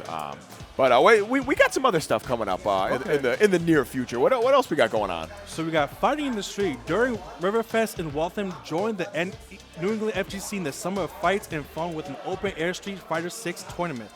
Festivities such as our cosplay contest, martial arts demo, taekwondo jumps, and of course our double elimination breaking are sure to please friends and fighters alike. Join us on June 17th on Moody Street in Waltham, Massachusetts, and register at startgg/fightings fighting in the street for a $500 pop bonus for Street Fighter 6. Listen, that's no chuck and change. Go out there, have some fun. Absolutely. Link is in the chat, by the way. Production just pop that in there if y'all are interested in coming out. Yes, definitely. Just listen, y'all want more Street Fighter 6? It doesn't have to be today. We have more stuff coming up. Listen, just follow us on the socials. You know, just like us, follow us, whatever. You know, we will let you know what's the next thing, especially New Linear. Come there. If you want to visit New Linear, come here anyways. If you from like some other place, like say Alaska, make a trip. Come out, yeah. Low-key, we had mad people come out for Beach episode last year, and that was so much fun. I could see some of my Midwest homies here. It was nice. It was very nice. Listen, in Big East tournament, I was advertising a lot of people. It's like, hey, I was talking to a lot of people, and it's like, oh, where are you from Boston? Oh, I want to go to Boston, but there's like no regional. There's no big tournament there. You were selling a beach episode. I was selling the beach episode hard. I gotta represent my city. And it's like, yo, come through to Boston. We have a regional beach episode, part 2. Oh my God. I was surprised how many games we were able to run and how many people showed up for that, dude. It was so much fun. Oh, okay. Yo. This is it right here. This is it. Zaffarino versus Rocco. We're getting some more jury action. What are you doing? That's the definition of jury right there. She's a little crazy, but you know. That's real shit. So, Zaffarino, this is the match I really wanted to see. So, I've been playing a little Dawson. And Zaffarino's playing Dawson, correct? Yeah. And we're going to see the sauce right here. Okay. This character is so cool in this version of the game. Yoga Flame, great spacing tool. Can't really combo into the heavy version, but it just takes up so much room on the screen. Yeah, there's that. Damn. Oh. Just poking her away. How's she going to get in? Yeah, and obviously you don't want to jump too. He's got that great back medium punch. Wow. Oh, and the counter. Let's go. Oh, Joey finally found a way to get in? Yeah, dive kick is going to be very strong in this matchup if you can find the right spot. Yeah, respected at that time. But there it is. Yeah. Just give it a stanky leg. That standing medium kick is very strong. Takes up great space. I believe it hits low. Don't quote me on that part. I'm not 100% sure. I haven't labbed that character this much yet. Ooh, a little too close to Jury. Oh, no. Ready with the throw and able to get the slide in. Yeah, good block string. Make some space. Ooh. Yeah. It is not as hard as it looks to react to Drive Impact with Drive Impact, and it is such a strong option. I mean, look at the damage. That kind of speaks for itself. I will say this definitely looks very impressive. Yeah, yeah, right. Like Zaffarino is like kind of the Street Fighter player in the area. Nice. OG. So no surprise that this Dalsum is cooking day one. But ooh, no, you had it. You had it there. Oh, dropped the DP ender, and unfortunately lost to the throw. Zaffarino is going to be taking a very quick game one. And this is losers friendly reminder. Oh, okay, so okay. like you drop it, that's it. That's your tournament life on the line. Listen, if you want to see your favorite competitor make it to further in the bracket, shout out to your players in chat. I want to see some voices. I want to see some names. Indeed. Okay. Sorry. Ooh, nice tech grab. Okay. All right, yeah, good block strength. The jump back dive kick pressure is like actually ridiculous. And Lab Monster's already got that optimal spacing labbed out. It is very nice. Ooh. Clean. Calling out the Yoga Flame with the drive impact. Not able to get a ton of damage, but no, you can't let Dawson get away. Clean. Once again, dead angle to get out. Rocco, come on. I want to see some Jury magic. Come on. Hey, anything could happen. Jury magic is definitely a real thing. All right, but right now, like Dawson just oppressive right now. We are starting to see some good. Oh, you parried that whole thing. That was so clean, and that is one of the answers there. Okay. Oh my Yoga God. Flame, yeah. I like the delay there too. I couldn't tell if that was a heavy version or not, but it does. I believe it was. I think so too. too. The start was a bit too long than necessary. Yeah. Caught out. Screwed up the timing a little bit there for Rocco, so got caught out. Yes. Okay. The thing about Zaffarino playing Dalsum, he doesn't have to do anything. He can just sit back, chill, throw a couple fireballs, poke you from far away. And one thing. Oh, yeah, straight up whiff punish that drive with the drive impact, cash out with the level 3, and that should be more than enough to kill. See ya. Well, Rocco, thank you for entering. Thank you for the run. Unfortunately, you just got Zaffarino'd. And it'd be like that, if we're being honest. I was kind of surprised to see Zaffarino and losers. I'm gonna be real. I was very, very sure that they were going to be making out winners, but now we get more games, which I'm excited for. I'm gonna be real with you. I've been hearing people like, "Oh, Zaf is like the best. He's like been playing Street Fighter since the long. He's one of the old heads." Yeah. I'm like, all right, cool. Where's He's he now? sick. He's in losers bracket. I'm like, wait, what? Wait, what? Hold up, what? Yo, No, wait. You I can't was tripping last night. I woke up this morning and I looked at the top 8 for locals last night. I'm like, okay, Burkish won. Yeah, Burkish down with the sickness for sure, you know. Then I saw third place. I'm like, whoa, Zaffarino was there and he didn't win. That's crazy. Right. I'm like, all right, let's go. We got some new competition out here. Oh, that's the cool thing about Street Fighter 6. We have new heads, old heads, returning heads, and we just got people from different genres of fighting games. Yeah. Like, it feels like Dragon Ball. It feels like the release of Fighters all over again. Like everybody from all kinds of different games came together, really like started grinding. That was one of the coolest things for me is if you had told me before Dragon Ball came out that the two best players would be a Skullgirls and MK player versus like the OG Melty guy, like what? No, get out of here, bro. Like, but it was sick. Every part of it was awesome. So yes, definitely. I'm looking forward to that. Obviously, everybody's excited about this game. Yes. Everybody's at least giving it a try, even if it's not for you. Let's be honest, you're giving it a try. I mean, listen, you either playing Street Fighter because you love Street Fighter, or you love it because it's a brand new game, or you're in it for like the 2 million pop bonus from CBT. I mean, to be granted, that's a good enough motivation. Like, listen, don't let me play Street Fighter 6 and I become OD in the game. Listen, if I won everything, I'm taking that 1 million. You're not seeing me for like a month. Yeah. He's like, yo, what happened to It's Elmo? party He's gone. time. Come back a month later, say, Elmo, what happened? Like, I'm telling you, man. That's weird. You blow through $1 million fast. I don't know. Listen, man, I'm playing the gacha game. I'm telling you, enemy bitches, bro. It happens. I've been playing Grand Blue Fantasy too much. I spent all my money on gacha. I don't know. Trying to get Naimaya the bikini costume. Yo, it's all. Never mind. I'm not all going I down got, that road. Never mind. All I got was like 10,000 basic soldiers. I'm like, all right, cool. I just got like 3 Belial Beach. It's weird. I don't know what happened. So, yo, speaking of old Street Fighter gods, something if you've been sticking to the chat for the past couple hours, someone you might be familiar with, Omni Rabbit is here in top 8, and we're going to be seeing them on the stream right now. It's going to be Omni versus Ding, who I believe we saw in that last round of pool. So. Somebody told me Omni's playing Kimberly, if I remember correctly, and I was not looking at stage or character. Oh, we haven't made it to characters like that. That's why.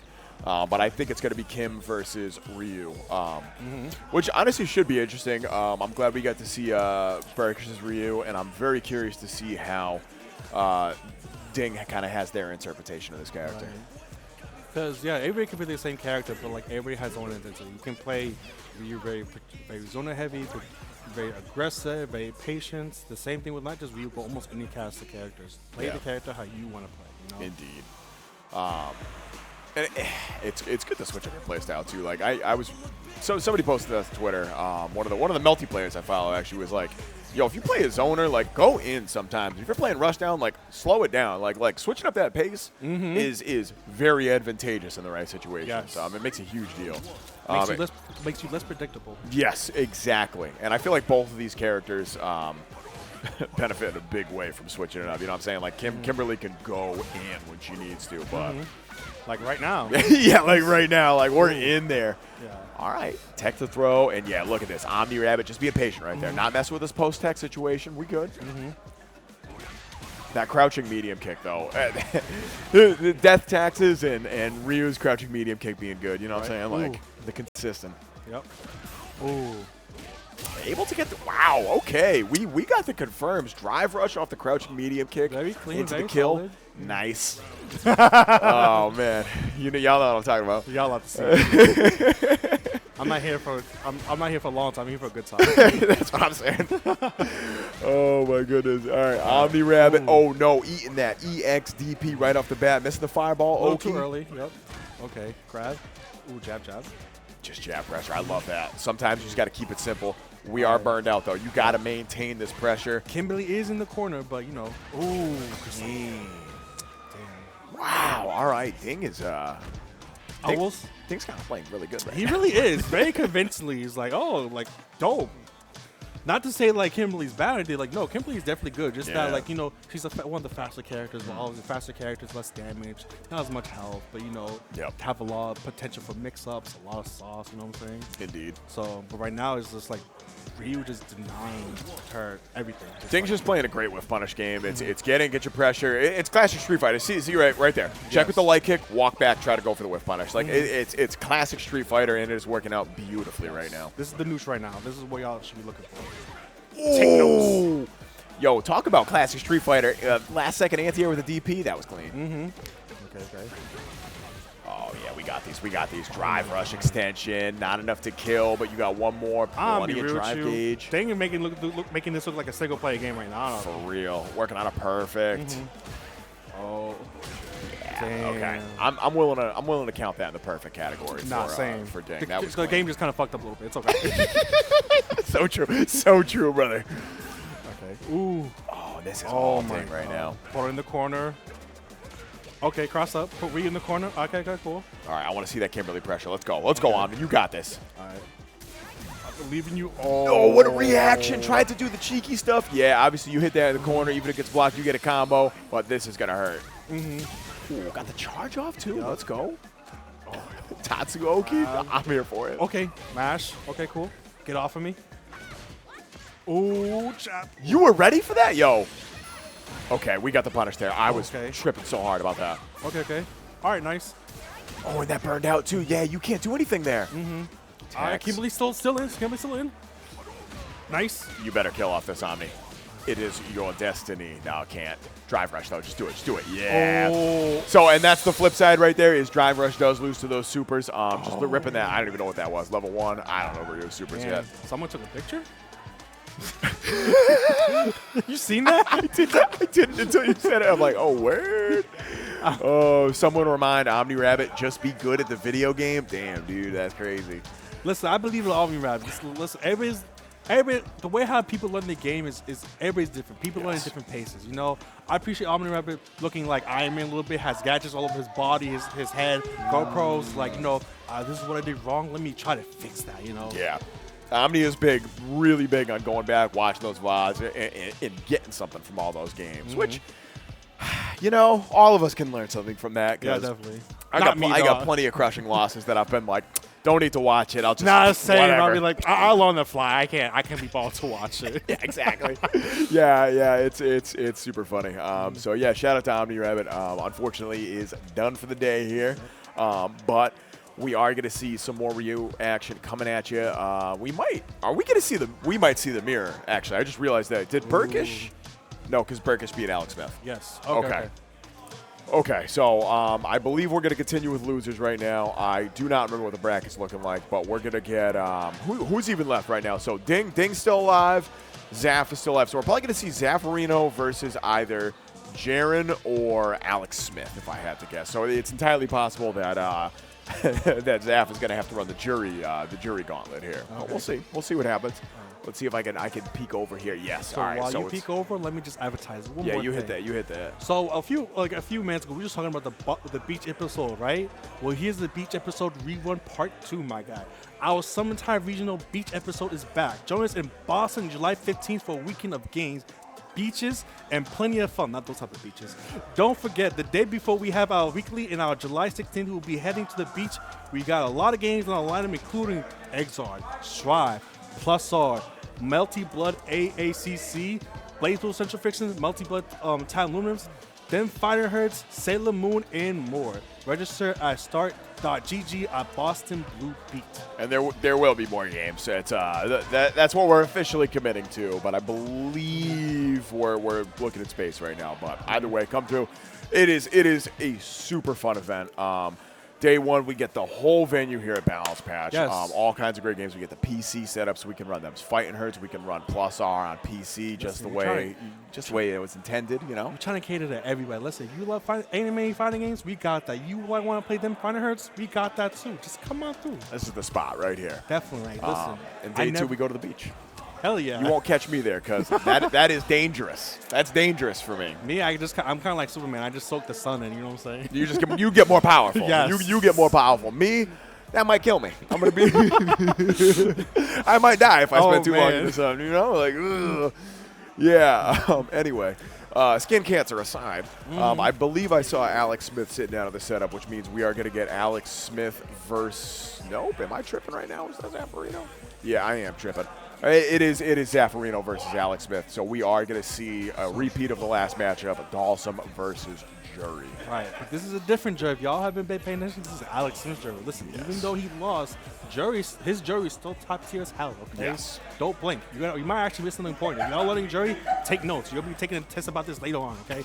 That's true. We'll be quizzing you after the game, so definitely take notes now. Yeah, I'm really excited to see how Alex plays around this a little differently than Rocco did. Rocco definitely had some good moments, but Zaffarino is still Zaffarino. Last time I checked, you know what I'm saying? Like, I don't have to engage. I'm just going to punch you from full screen.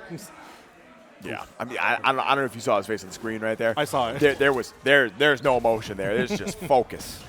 Ooh. Right off the bat with that standing heavy kick. Ooh. Great zoning tool. Oh. Baited out the back medium punch right there. That was so clean. Caught him in the air. Put Dolls in the corner. This is the first. Ooh. Oh, my God. Yeah. Jumping down light kick is a very weird thing to get used to. Burning out, though, by both characters, so it's all good. Yeah, that was pretty smart from Zaffarino. Recognize, I only need to make you like one fireball to burn you out. Yep.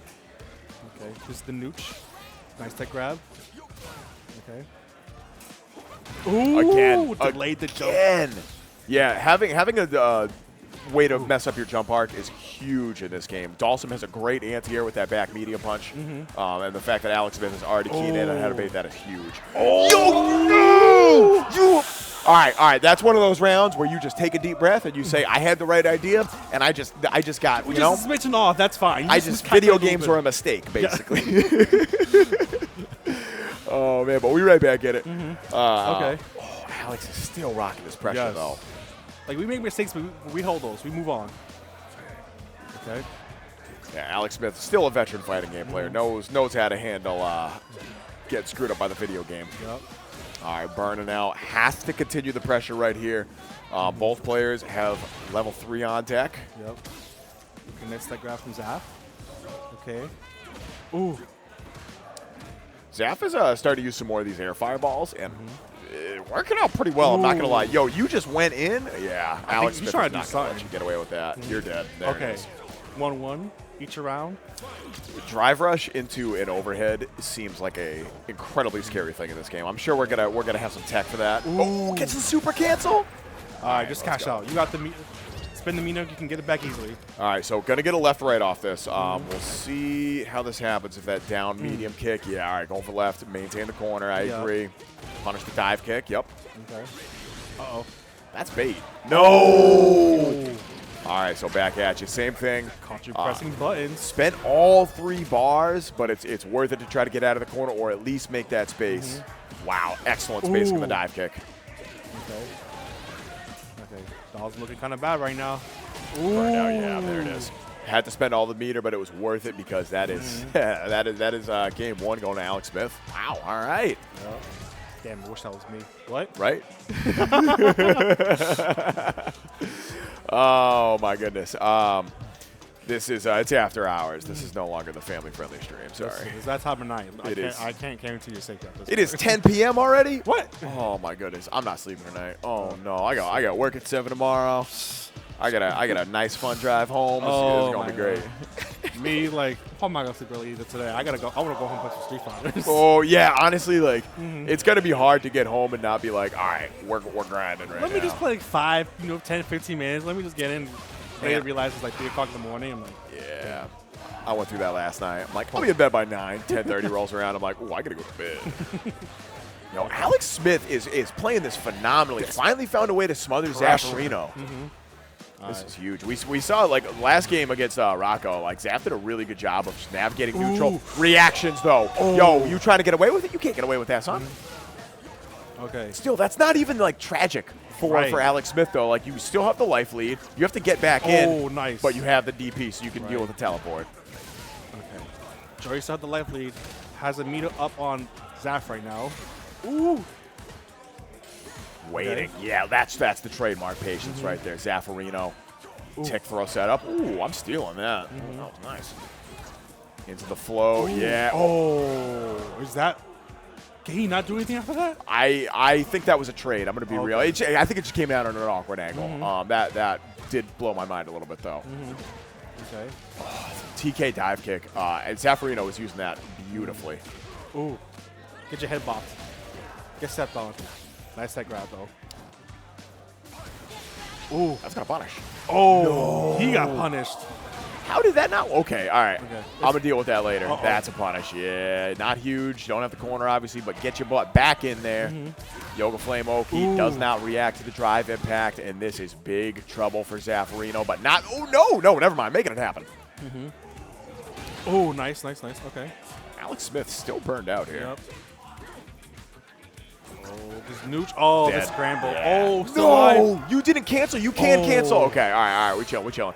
So you can cancel Yoga Flame off that, but Zaffarino was not ready. That's crazy. So this is still set point for Alex Smith. Yep. Up 1 game. Zaf needs to win just to stay alive because this is his tournament life on the line. Yep. Okay. Burned out. Okay, gets the hit. Has to Nice. cash out into the super to maintain the pressure here. Yep. Yeah, that was so smart. Dawson definitely in the corner. Really bad position for Dawson. Oh, wow, smart press. Yep. The flame. Okay. Nice step throw. That's so clean. Yo, caught Jury whiffing. Couldn't really get anything off of it. Oh. Yeah, there it is. Quick Almost cancel. kind of a scramble. Flame. No one's getting really any like solid hits, just like little taps here and there. Zaffarino started to key into some of Alex Smith's tendencies. Started to call out some of these jumps with air-to-airs. Ooh. Okay. This is going to be big damage, though. Yep. All right. Both players. Ooh. Yeah. That's Oh, smart. nice secto.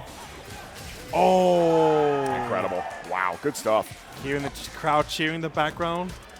I was almost going to say there, both players were low enough on drive gauge where I honestly thought Alex Smith would have gone for some more options to make Zaf block, try to burn out that drive gauge, force the drive impact, but it didn't matter. Just straight up gets the hit, walks away with the W, eliminating Zaffarino. Not a lot of people have been able to say that in the Street Fighter No, days, definitely. but Alex Smith's out here making it happen. Like, you say that too because like Zaffarino was made a top 3 yesterday for the local, right? Yeah.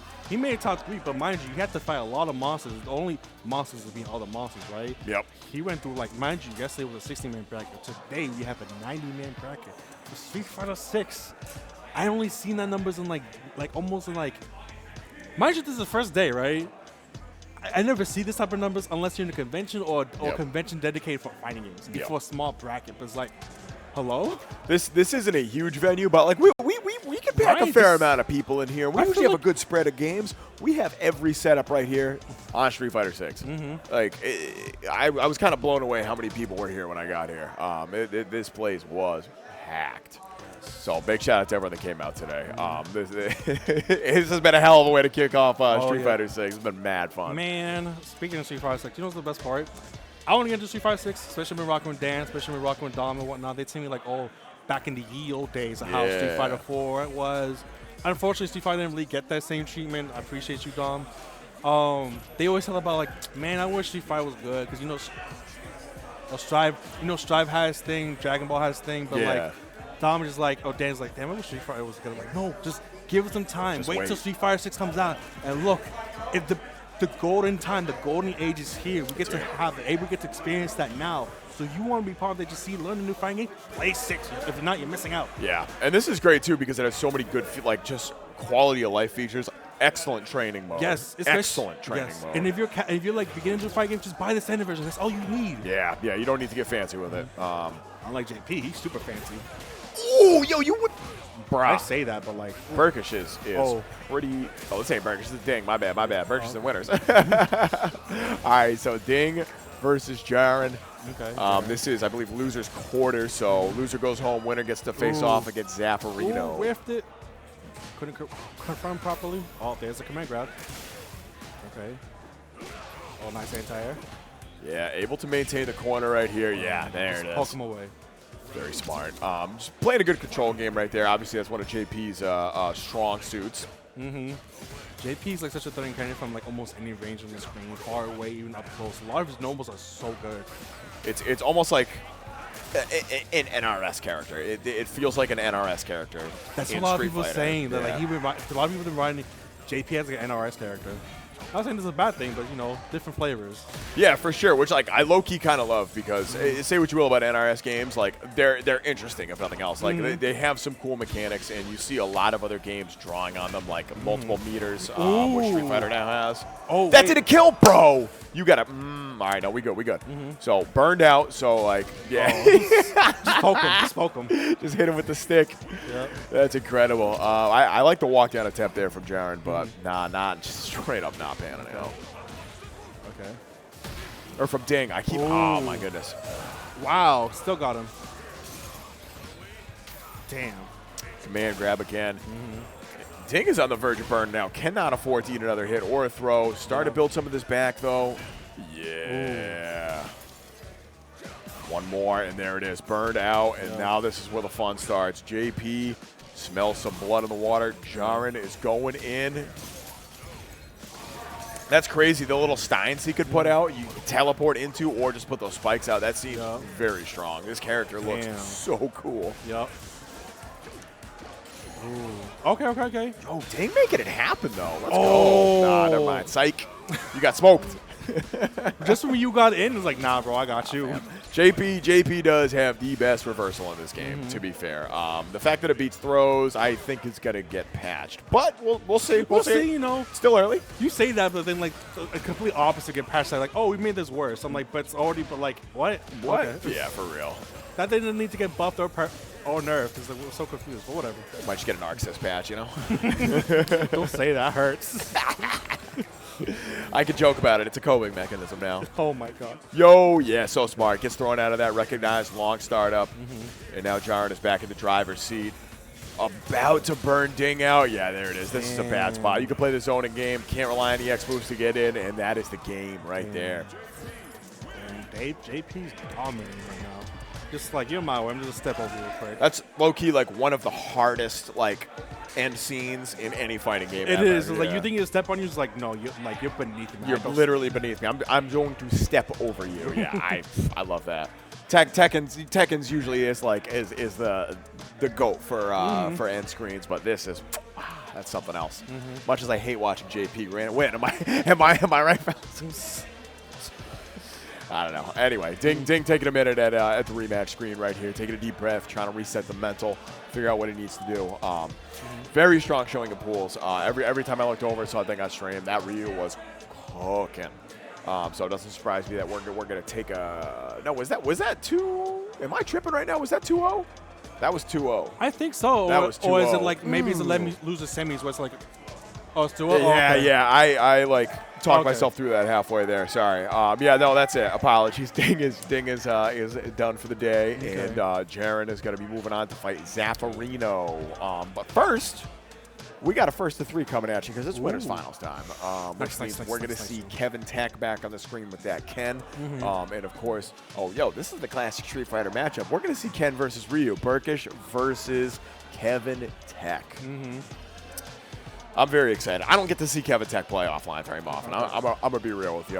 But Kevin Tech is another one of those, like, OG Street Fighter players. Had a pretty good run at Dragon Ball for a while, too. Like very, very strong Dragon Ball player when they came out.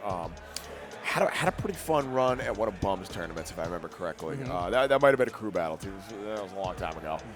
But regardless, very excited to see them coming out for Street Fighter 6. And excited to see some Ken. I haven't seen as much Ken as I thought I would, which is very funny because like that's one of those characters like, yeah, Ken players are still out here. That fits a certain demographic. So, but I'm excited to see what the Shoto face-off has got. Yes.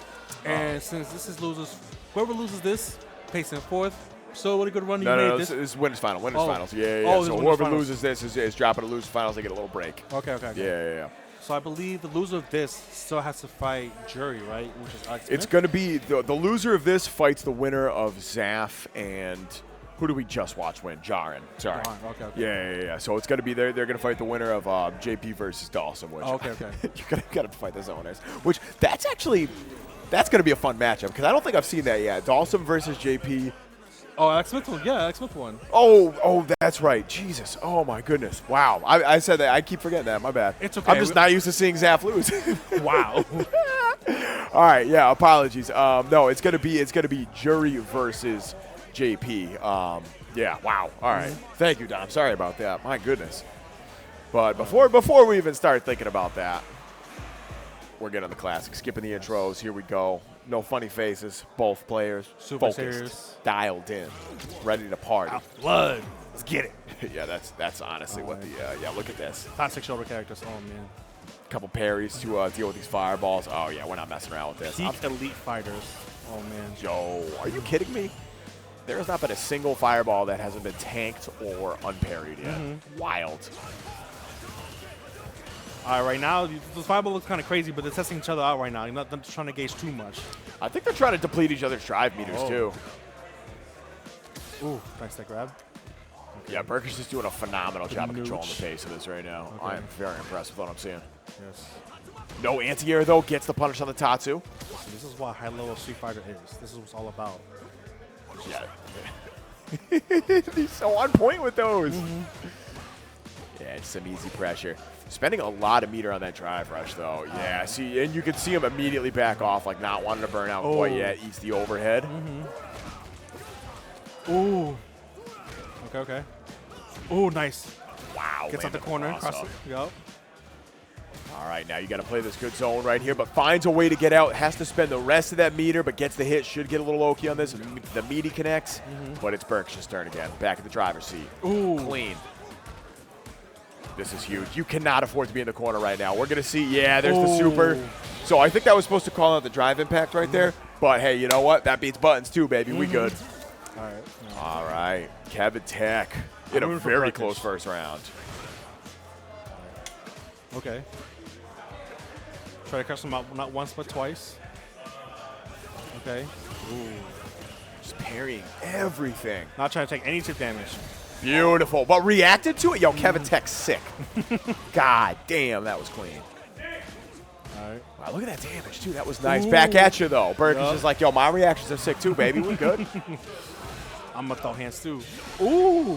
Yeah, all right. I like that. So that should give it, yeah. So look at the drive meter come back right here. Yeah. Let this animation rock, get a little bank. You're on the verge of burning out, and now you can apply a little pressure. Yep. Just take it space. Yep. Take it space. Keeping it easy. Yep. Don't have to commit too much. So you got the life lead. Oh, what a whiff punish. Critical art on deck here. Not gonna, not even gonna matter because Burke's just tying it up. Mind you, this is first to 3, right? Yeah, first to 3, and we're still in the first game. I can already tell we're getting our money's worth out of this set right here. I would not be surprised if it came to the last round. I'm gonna be disappointed if it doesn't. I'm gonna be real with you. Okay. Look at the spacing. Burke's just hitting that all at that max range. Yeah, this is two veteran Street Fighter players going at it right here. New system mechanics. They're already down with that. DP, get off me. Oh my god. It's kind of crazy. This is what like high-level Street Fighter 6 is basically look like in the foreseeable future. Yeah, we'll see how it evolves too. But for right now, like this is what I came here to see. Yes. Oh. Is that dead? That might kill, bro. Level 3. The gut punch set him on fire. Oh. Dead. There it is. Just enough. Wow. Okay. So once again, Kevin Tech finishing off a round with a super. That is game 1. Honestly, taking an early lead in this set is that's a big deal. Ooh, yo, drive rush into the throw. Ooh, nice grab tech from Burkish. But now Burkish in the corner. Okay. Ooh, grab Burkish to put him back in the corner again. Yeah, it doesn't react to it, but chooses to block. That's okay. All right. Oh, no. You can't block too much more. You're about to burn out. Yep. About to die, too. That part doesn't even matter. Kentek has such a life lead right now. He has all the time in the world to do what ooh, but you're burnt out right now. Kevin was feeling confident with there because, I mean, look at that life lead. Functionally, you're working on a perfect right now. Like you can afford to spend that. And we're already going to get that back just due to how aggressive he's being. Ooh, Burkish coming back. Yeah, I mean, Burkish still has a chance. The problem is Burkish has to play this perfectly. And there it is. Max range. I can't believe there's no reaction, but Burkish finally able to capitalize, get something going. Ooh. Whiff punish. Whiff punish. Yo, I don't know if you saw his face on the screen. Burkish was oddly like, oh, yo. Okay, that was clean. All right. Okay. Ooh. Okay. Just testing out the waters. Not commit too much. The tug of war game these two are playing is so fun, and that is one of the first jumps we've actually seen this set. This has been an incredibly grounded game. Oh, damn.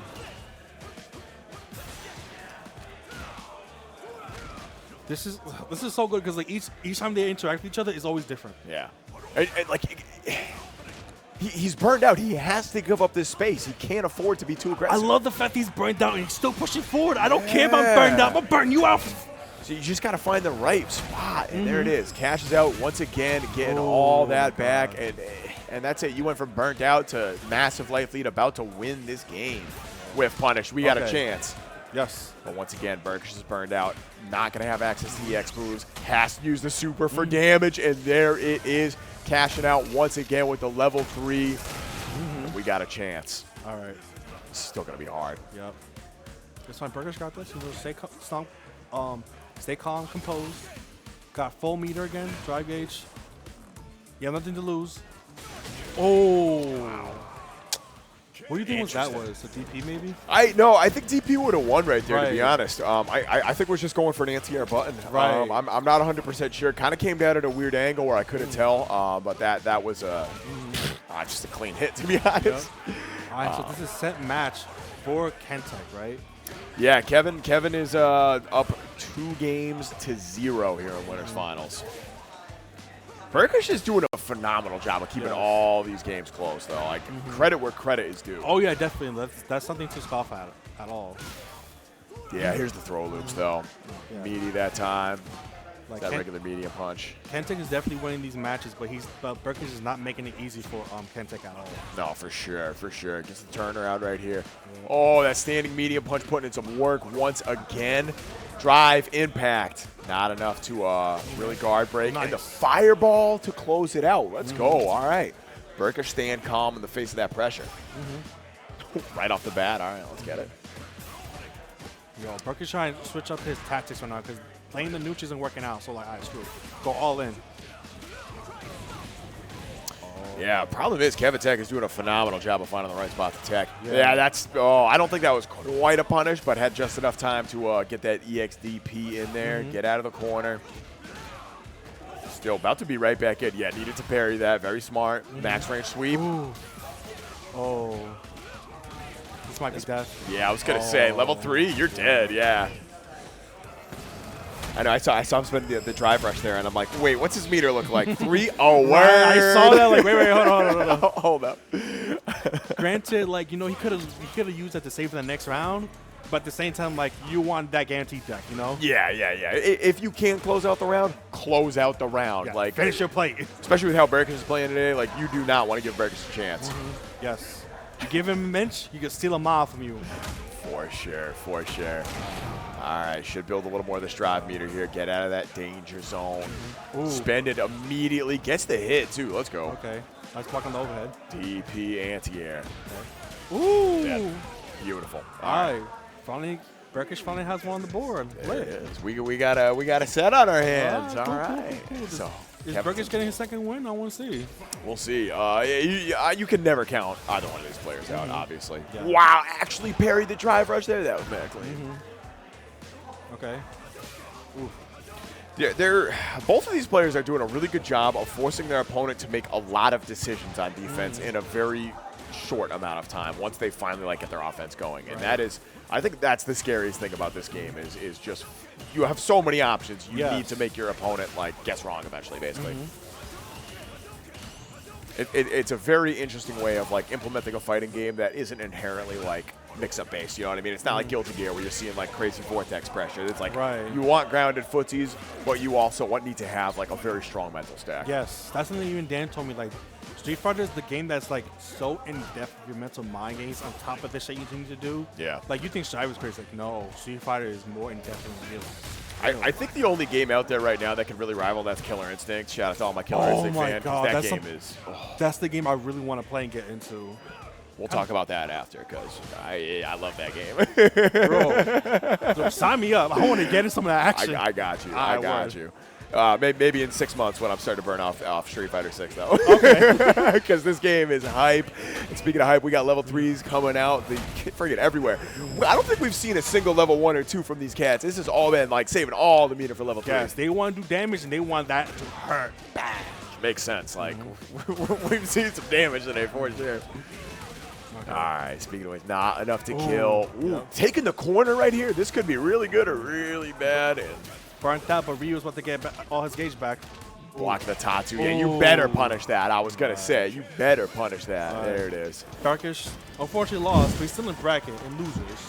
Losers final. So next time we see Burkish, it will be in another 1-to-3 set. But right now, we're going to drop back down to our final 1-to-2 of the evening. It is going to be Alex Smith, not Zaffarino, like I said 4 times earlier. It's going to be Alex Smith versus. So we don't count those. We don't count those. Yeah, we don't count those for real.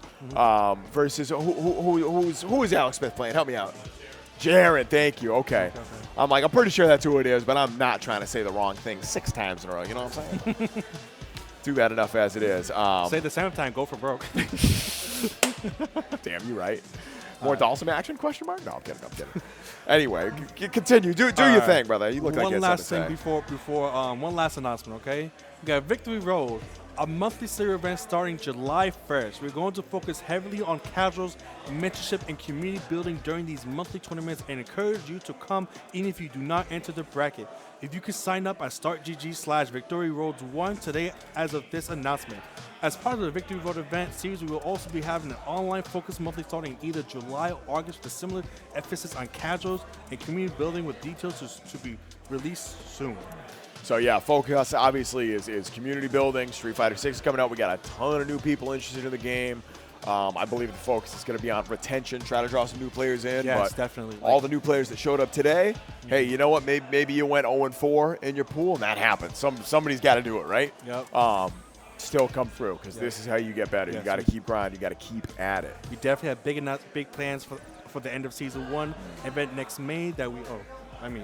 Granted, we're done anyway. So I said my 2 cents. Stay tuned. There will be more coming about that. Yes. Yeah. I believe that was the announcement Lucky had before we got started. But okay, cool. Yeah.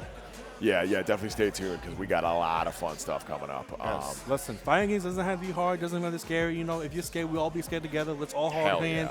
Kimbaya, what we want to say it, and we're gonna learn how to do DPs and fireballs. You know. Yeah. One step at a time. Definitely. Fireballs, then DPs. Bro, when I started playing fighting games, I'm like, man, I'm never going to be able to do Z input ever. I was playing pad at the time. I'm like, I don't know how people do this on reaction. Now I'm ripping that in pressure. I'm feeling good. I'm ripping DP a little too much, if you know what I mean, because I get baited. Lore story about myself, I didn't know how to do a fireball until I was 15 years old. I'm not gonna tell you when I learned how to do that because it was way after that, bro. I've been playing fighting games a long time, but it was mostly like very casual stuff. Dead or Alive back in the day, Smash. Obviously a lot of Soul Calibur 2, a big portion of my childhood. Tekken. A lot of games that didn't really have motion inputs, or should I say that I didn't even know those were in the game. I'm just doing stuff, you know. No, Sam, you should play Alpha 3 very casual on the PS1. It's like, how do you do these goddamn buttons? Yo, those ones, like, fireballs were hard to do in that too, low-key. Like, that was difficult. Oh, man, but we're getting right into the set right here. 1-to-2, we are going to see Alex Smith attempt to smother this JP from Jaren. Okay. Alex Smith dominating the first few seconds. Ooh, getting a little too antsy. So that's the weird thing about those DPs. If you jump over the character, like the hitbox might not interact in the way you want it to. Okay. Damn. That's a big chunk of damage. Jerry looking really good. Oh, God. Ooh. Beautiful. Actually able to whiff punish the dive kick. Missed the spacing.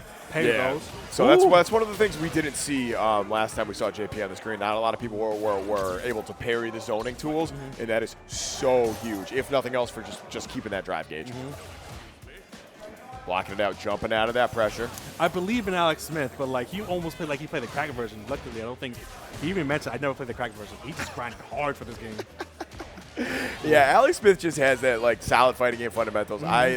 I have yet to see Alex Smith play a fighting game that he wasn't very good at. Beautiful. Oh, damn. But JP was definitely able to confirm off of that, even if they did trade it.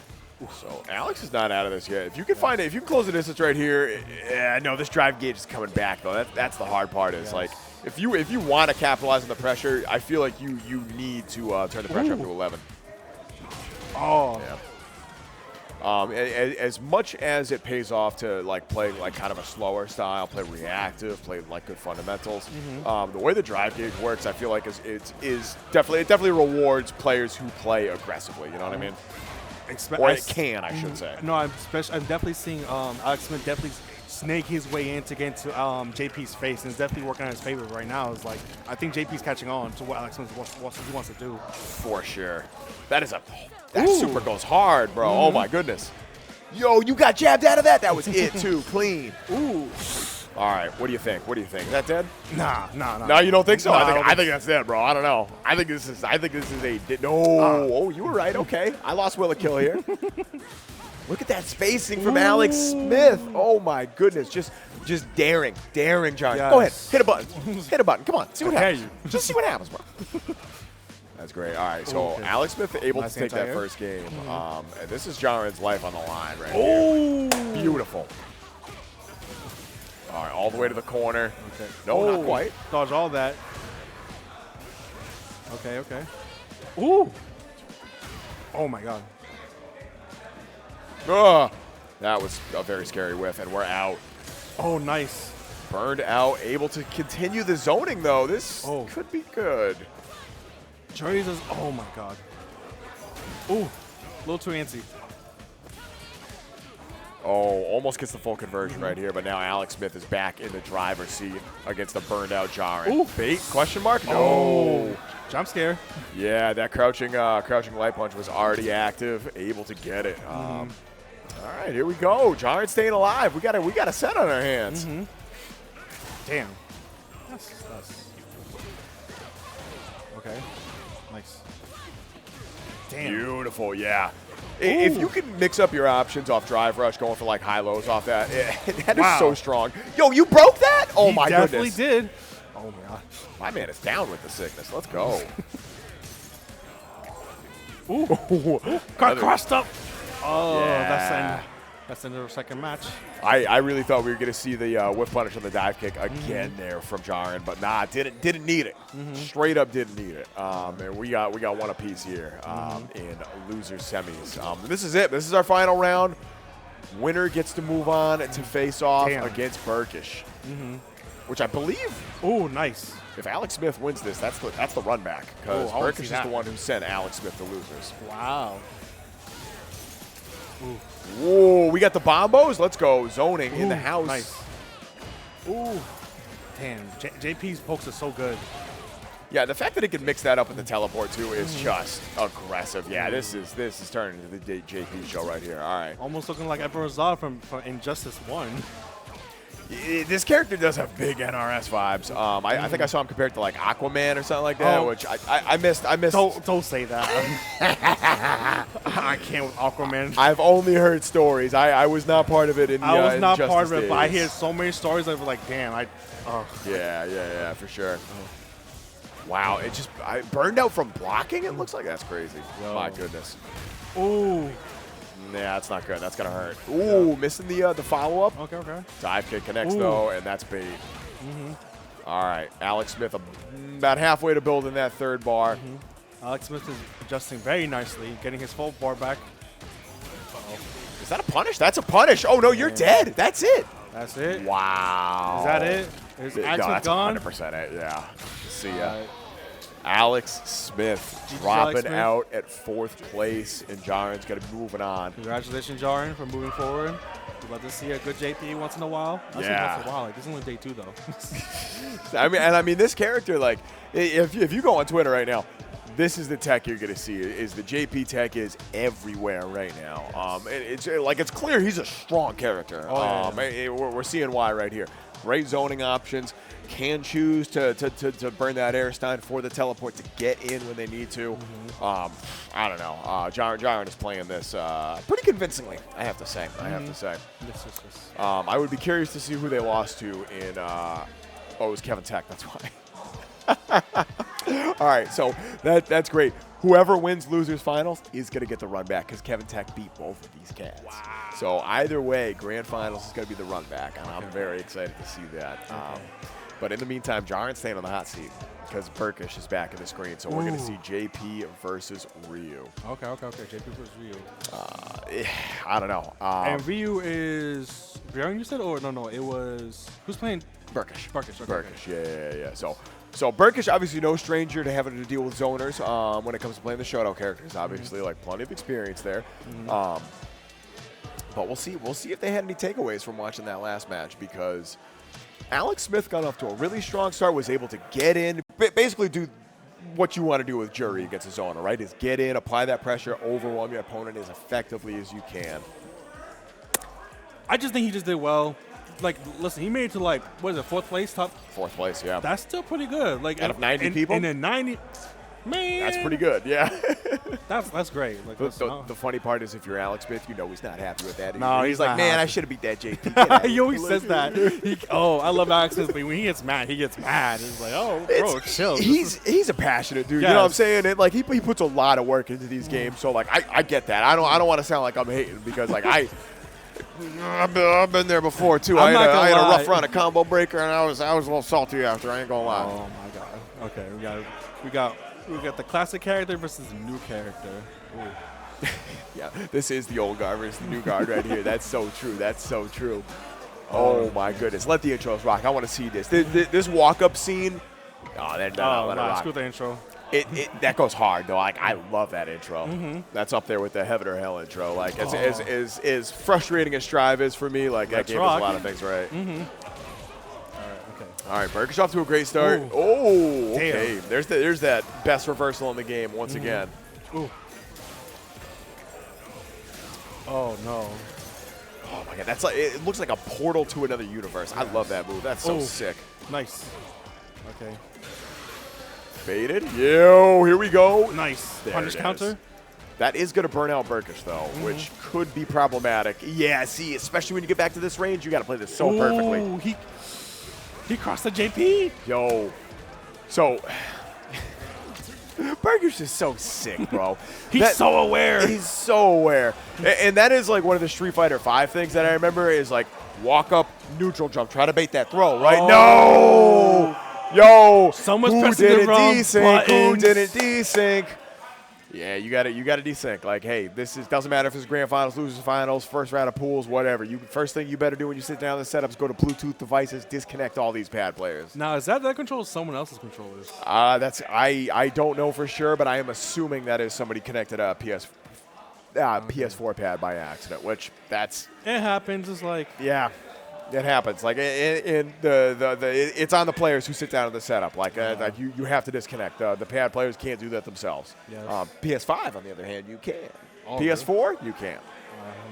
Which is a big bummer. I mean, it happens, and like it's fine. It's fine. It's unfortunate. We're gonna move on. This is a PS4 setup, yeah. So I believe for consistency's sake, we ran the tournament on PS4s, and there's a couple PS5 and PC set up for casuals, but yeah, for consistency's sake, it's PS4 for at least this weekend. Yo, shout out to Cookie, by the way. I saw you come through, say hi earlier in the chat, but we were in the middle of something. Oh, they're gonna continue off where they left off? Yeah, it's one of these deals where cool. they were far enough away, resources were fine. I mean, I guess it kind of seems in the JP's favor because he thrives off this position. Yeah. Oh God. You can never count Burkish out though. Yeah, gets just the wall like that, he's bounce. on the corner. Yeah. Okay. Doesn't spend the meter quite yet. Wants to save for the level 3. That reversal's so good. Ooh. Baited. Ooh.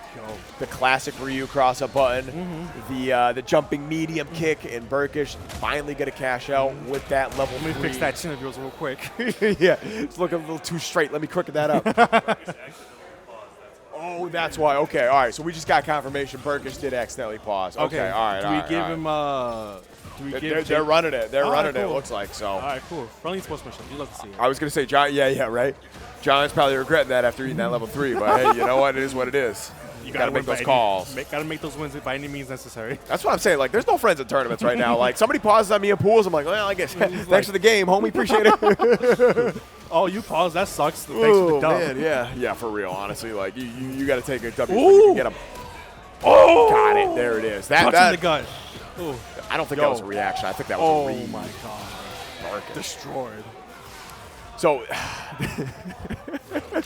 this is like the perfect microcosm of like everything we've seen from these two players. Like Jaren's doing a legitimately very good job of playing the zoning game right up until like Burkish makes it happen, and that's the Burkish show.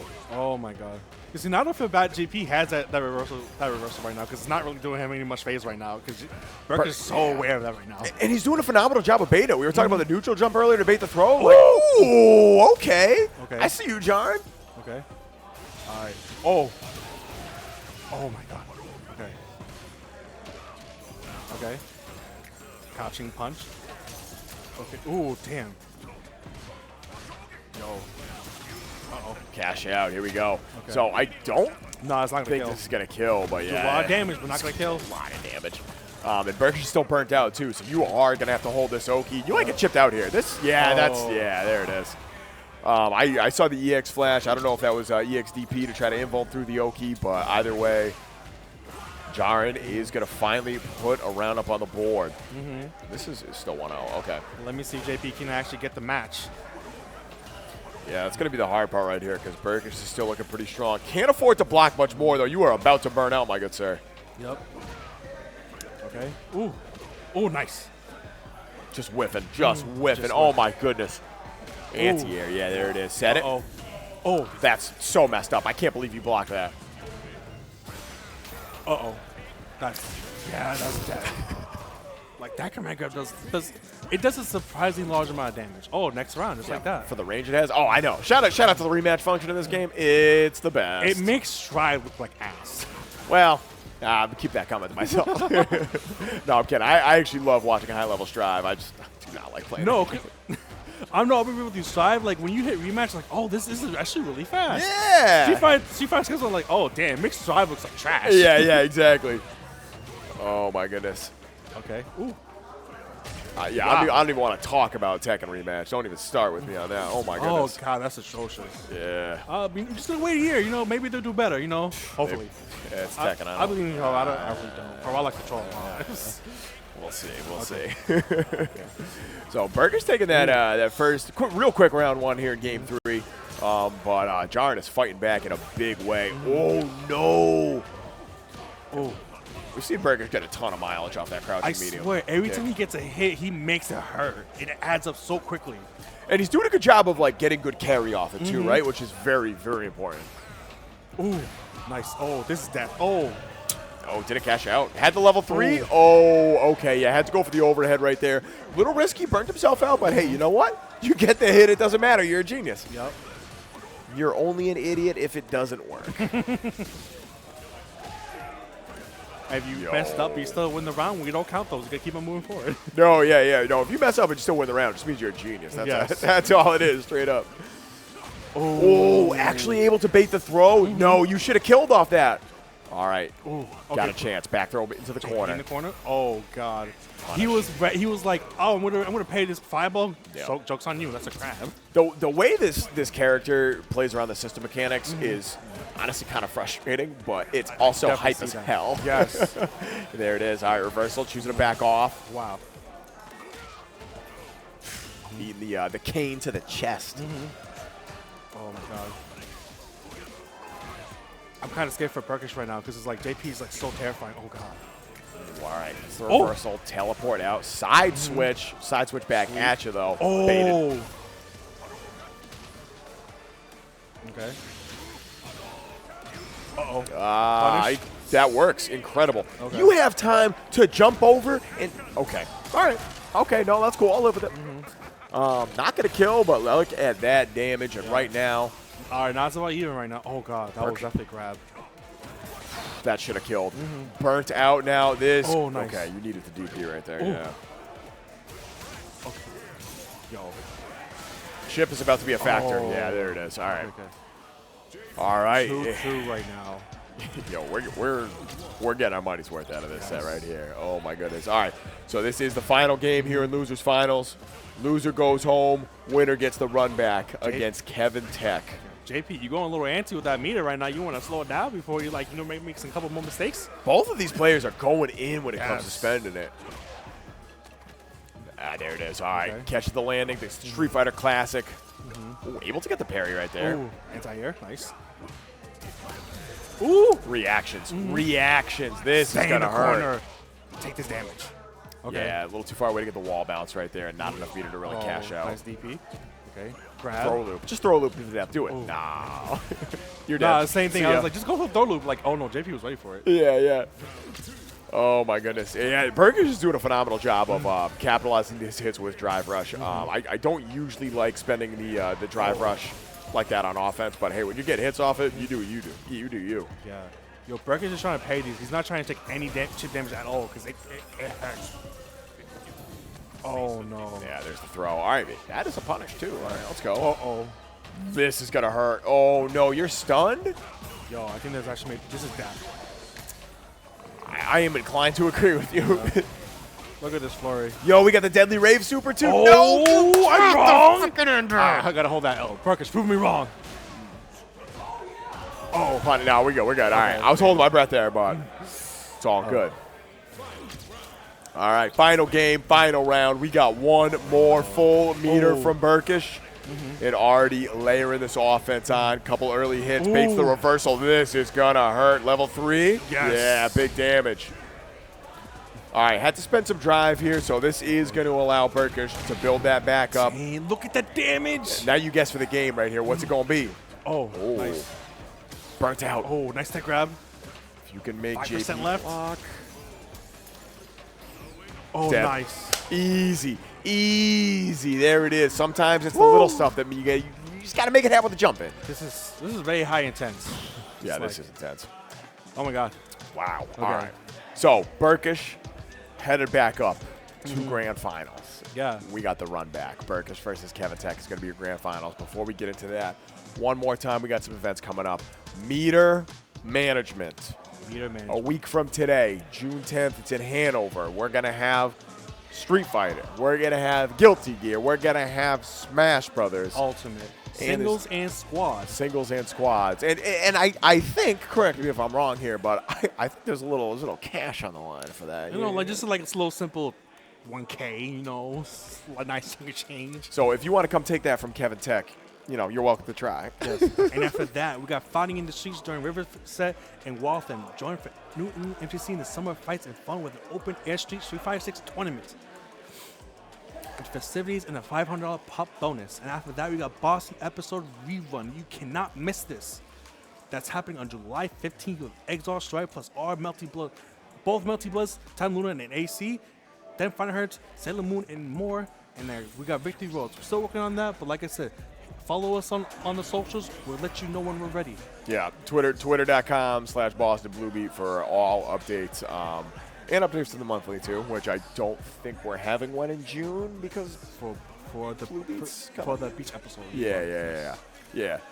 So, yeah, definitely come out to that. It's going to be so much fun. I cannot wait. I can't wait to play some more Street Fighter, too, man. This is like it's been a long time since I played a fighting game day one and realized, like, oh, this is the sauce. This is something special. You know, this is something you don't see every day. Yeah.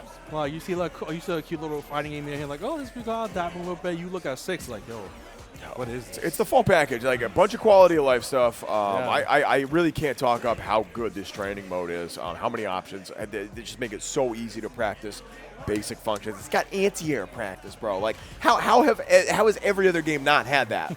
but here it is. It's here now. So anyway, we're getting into it. This is grand finals. Once again, we're getting the run back. Ken versus Ryu. Kevin Tech versus the classic Burkish Shoto match. So if you've never seen grands before, Kevin Tech is on the winner's side, meaning Kevin only needs 3 games to take home the pop bonus, whereas Burkish has to fight 3 matches to reset. Reset. And 3 more just to win it. That's a huge mountain to climb. Double elimination bracket, obviously. Kevin has not lost yet, so if they lose the first round of grands, they got another chance. Yep. At the same time, my devil advocate is like, yo, can't take wrap this. If I want to go home, it's not late. I want to play some StreetFighter 6. Yeah, for real. I got work tomorrow. I'm trying to get to bed. Oh, that's dead. Yeah. Oh. See ya. Yo, the walk forward right there. This is the level of player that we're dealing with. Recognizing there is so much hits done on this. I have time to walk forward to make sure I get that wall combo. That was so smart. Sweep. Oh my goodness. Sometimes you just got a crouching heavy kick. Just check him real quick. You didn't bait. Okay, let's go. That was hype. Ooh. So smart. Punish. Burning some of that. Yeah, just use it as a movement option to get out of the corner. Okay. Footsies. Kevin Tech. The perfect spacing at all times. Ooh. Ooh, okay. Able to tech the throw punish right there. I love it. Yep. Or not quite a punish because you can tech, but you know what I'm saying. Yep. Okay. Burkish taking an early lead here. Pretty even resources on both sides. Shimmies on both. The nooch. The footsies. Yeah, this is if you could play this patient and really let Burkish like spend too much drive meter. I don't know. That could be huge for Kevin Tech. We'll see. Run up throw. Yup. Okay, now it's about even health bars. Both have full critical arts. Both about same drive gauge. Oh my god. Trade fireball. Yo, it's down to the last 30 seconds. Great whiff punish. Once again, just go for the knockdown, taking that Oki up, gets the throw as a result. And now Kevin Tech has a pretty comfortable life lead here. Yep. Oh. Beautiful. Okay. Looks like we're for the dead angle on that. That's awesome. All right. Critical art on deck. Ooh. Oh. Nice that grab. Yo, time is about to run out. Yeah, we are about to go to time. And Burkish does have the life lead. Yo, my brother. Okay, that makes sense. I saw it was like 30 seconds. Like, wait, are we about to hit timeout? Like, that'd be kind of crazy. I almost wanted to see Burkish go for the drive impact right there, but you know Kevin Tech's got that super on deck to cover that. Yes. Which is a very smart way to save that meter. Oh, okay. Punishing the whiff button right there. Burkish once again gonna take the corner. Okay. Nice. DP, stay in the corner. Yep. And there's the overhead. EX DP right out. I know you don't get a combo there. I know it's your turn, so I'm going to rip that thing. Charge it. Charge for the Shin Hodoken. Ooh. Ooh. Actually gets the punish here once again. Walk forward. Spend it all. This is not going to be quite enough to kill, but we take that damage for sure. A little jab check right there. Back throw into the corner. Oh, okay. Ooh, DP in that anti-air. Yep, I love it. Ooh.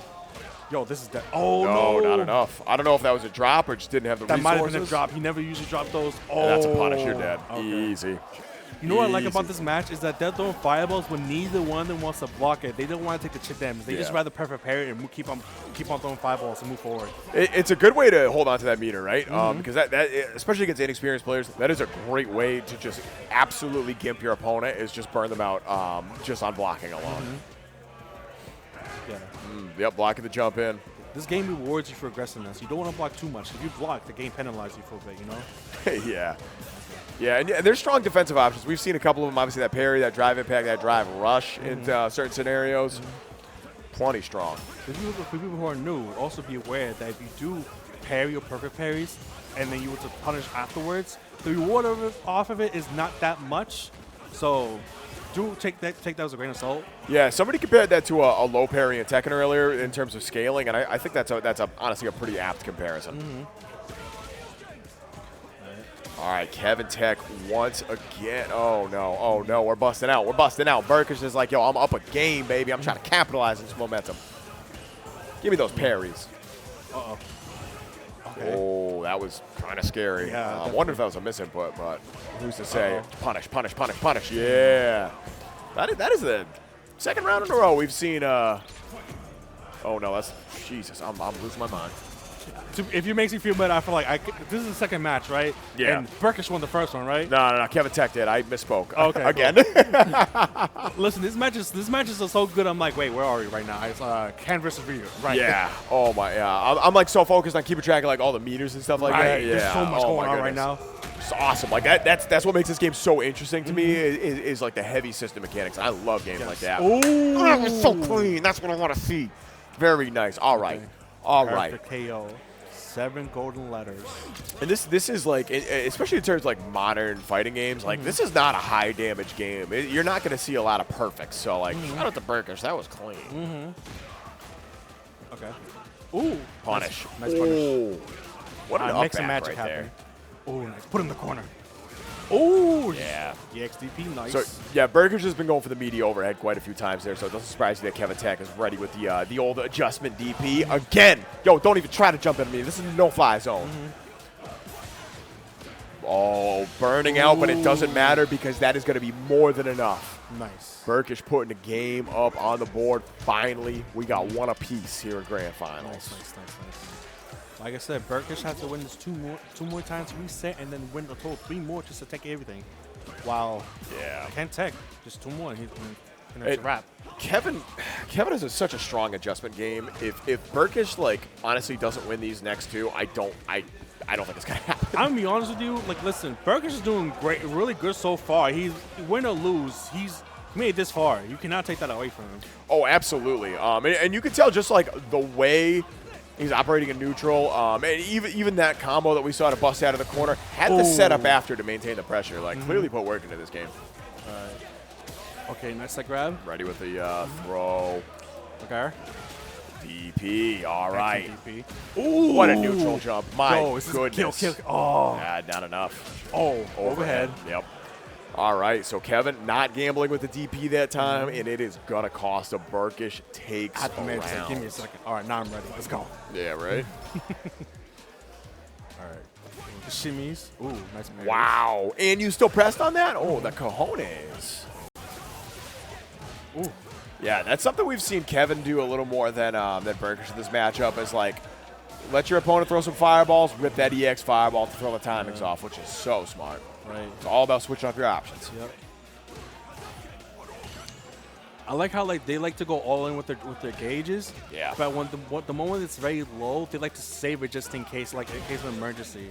It's very strategic, very intentional too, which I like. Use a lot, but not use too much. Where oh, okay, I'm like right now too quickly, you know? Yeah.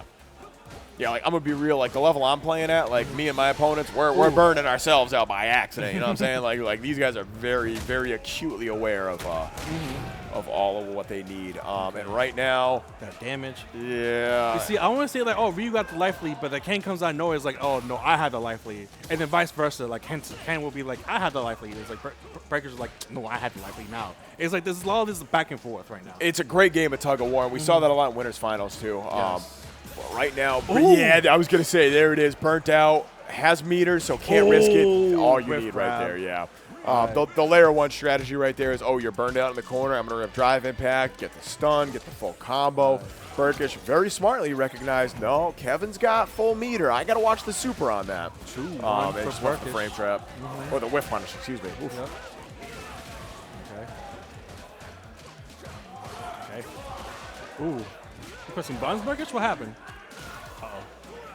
Good grab, put in the corner. I think Kevin took that last match a little personally. Like, I'm out here now. Well, he's mad now. It's like, you about to win, not on my watch. Yeah, for real. Get kicked in the face. Everybody's got to play until they get kicked in the face. Yeah, I feel that. Ooh. Yo, woo!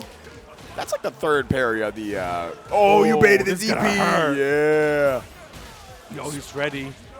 That's worth it for the corner carry right there. Ooh. Not a good amount of damage. Tatsu just taking it. No side switch this time. Parried it. Oh, parry the overhead again. Yo, let's go. All right, Burkish, I see you. The adjustments for Burkish is kind of crazy. Like, he's so aware. Yeah, Burkish only needs 2 more rounds to reset this bracket. There it is. Okay. This is fine. You got this. Oh, nice. Yo. That's dead. Yeah. Straight up. Oh, my goodness. All right, there it is. So, Burkish is going to take, what are we in? We're in game 4 already. Holy cow. And game 4 is going to final round. Burkish is on the verge of resetting this bracket. Yes. And this is what I said. Like, after that first win, like, Burkish needs to capitalize on this because Kevin Tech is not an opponent to be trifled with. Almost. That was very nearly a whiff punish right there. Burkish still finds the hit. Nice. Ken Tech is always finding these small opportunities just to get that big amount of damage. Ooh! Wow, ripped it again, held it. Okay, we good. Ooh. Cash out. One more hit. Back Oh my throw. God. I'm wondering if that was a misinput, but Burgess doesn't have to do anything right now. He can just oh, beautiful. Yeah. So smart. And that is reset. Now have a grand reset. This is it. Grand Finals 2. Electric Boogaloo starts right now.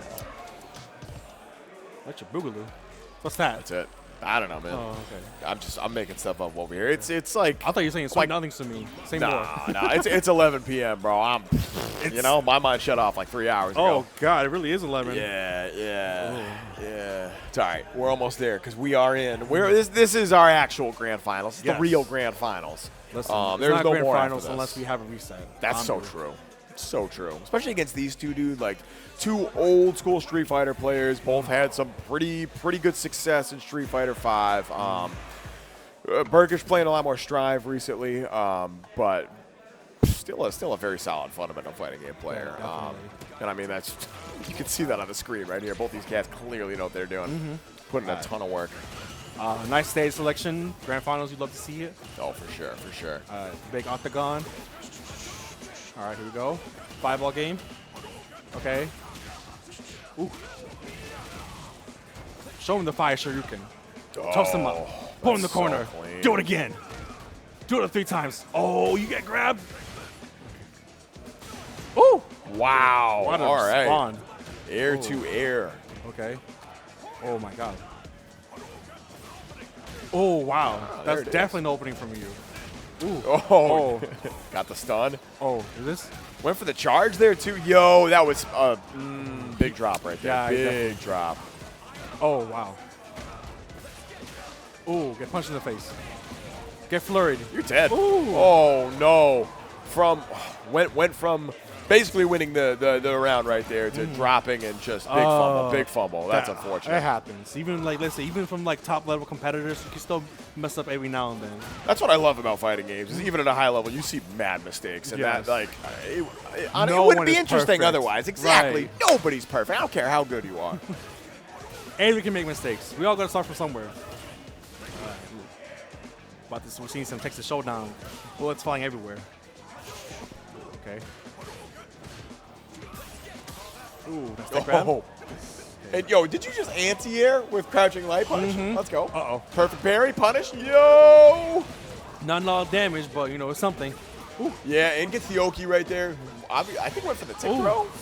Wow, raw super. All right, level 1. Ooh. I think Kentek is getting desperate now. He's not saving his meter as much now. Okay. Technically still has the lead. Yes. So I don't know. Uh-oh. Yep, smart checking the jabs right there. Oh, no, in the stun. You can't drop it this time, Burkish. We good. All right. Yeah, a Volcanic Akuma. That's what I thought, too. I thought we were going to see the corner carrier out there instead of the damage side switch. But, hey, be like that sometimes. All right. Okay. I love seeing these whiff jabs in neutral, trying to bait some kind of reaction out for your opponent, try to get some kind of data, or just make your opponent burn that drive gauge. Either way, working out. Ooh. DP, get off me. Get out of my pockets. Oh, my God. Taste the power of the sun. Cashing out with the level 3. Ba-da-da-da-da. Let's see what the Oki is. Oh, and that burns out Burkish, too? Ooh, this could be trouble. Ooh. DP. I don't care if I'm burned down. I'll burn you out first, son. Let's go. Give him the two-piece combo, no biscuit. Wow, that's dead. What did I just say? Gets the quick cancel on the DP, and that is enough. So for the first time this set, Burkish takes the lead. Yo, I'll be honest. It still could be anybody's game, but it'll blow my mind if Burkish is able to win this and win from losers, especially winning this from yesterday. This is the 4th game in a row that Burkish has put up. Yes. 4th game in a row. This is just showing you Ryu's still OD. So don't hear anything from Twitter saying like, oh, Ryu's kind of trash, waiting for the next update. Nah, look at Ryu running. If you know, you know. Yeah, for real. I mean, look at what Tega was doing with this character in the beta. Like there's mad good Ryu players out there. Yes. If y'all waiting for the next patch, I don't know what to tell you, man. Maybe you're not just ready. This game's fun now, man. Yeah. And so Burkish still sitting on a life lead right here. All right. The shimmies. The nooch. Dead. See ya. Burkish, so good. Crouching medium kick into drive rush conversion. Like, so consistently able to confirm that those single hit confirms. Such an important part about this game. Yo, the whiff punish with the... That was so fast, I almost didn't see that. Holy crap. Just a regular old standing light whiff punish. Yo, let me... Yo, we got these. Let's go. Okay. The nooch. The shimmies. Oh, God. Tech nice step, though. Oof. All right, Kevin Tech going into burnout right here on the verge of building that third bar, but still, has the life lead. But you are at the mercy of Burkish right now. Full Even critical mid-screen. arts. Ooh. Okay, nice.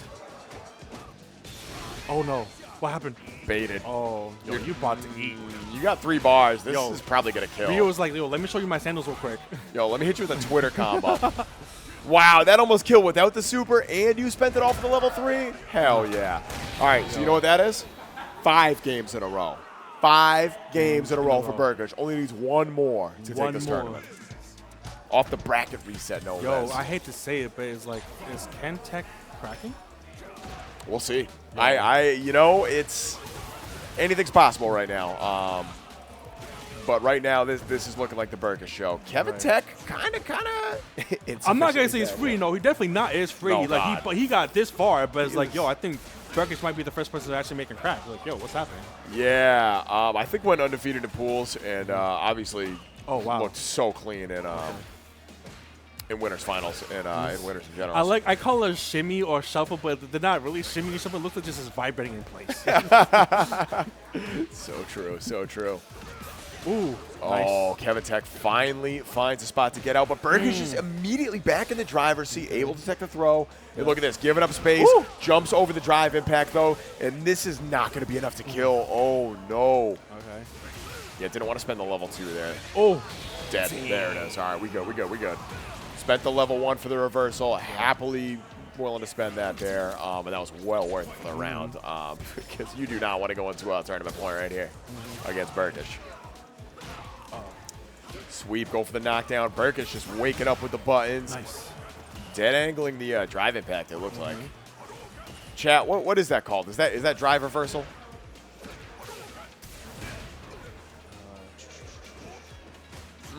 Gets the jump over. Not able to get the cross up though.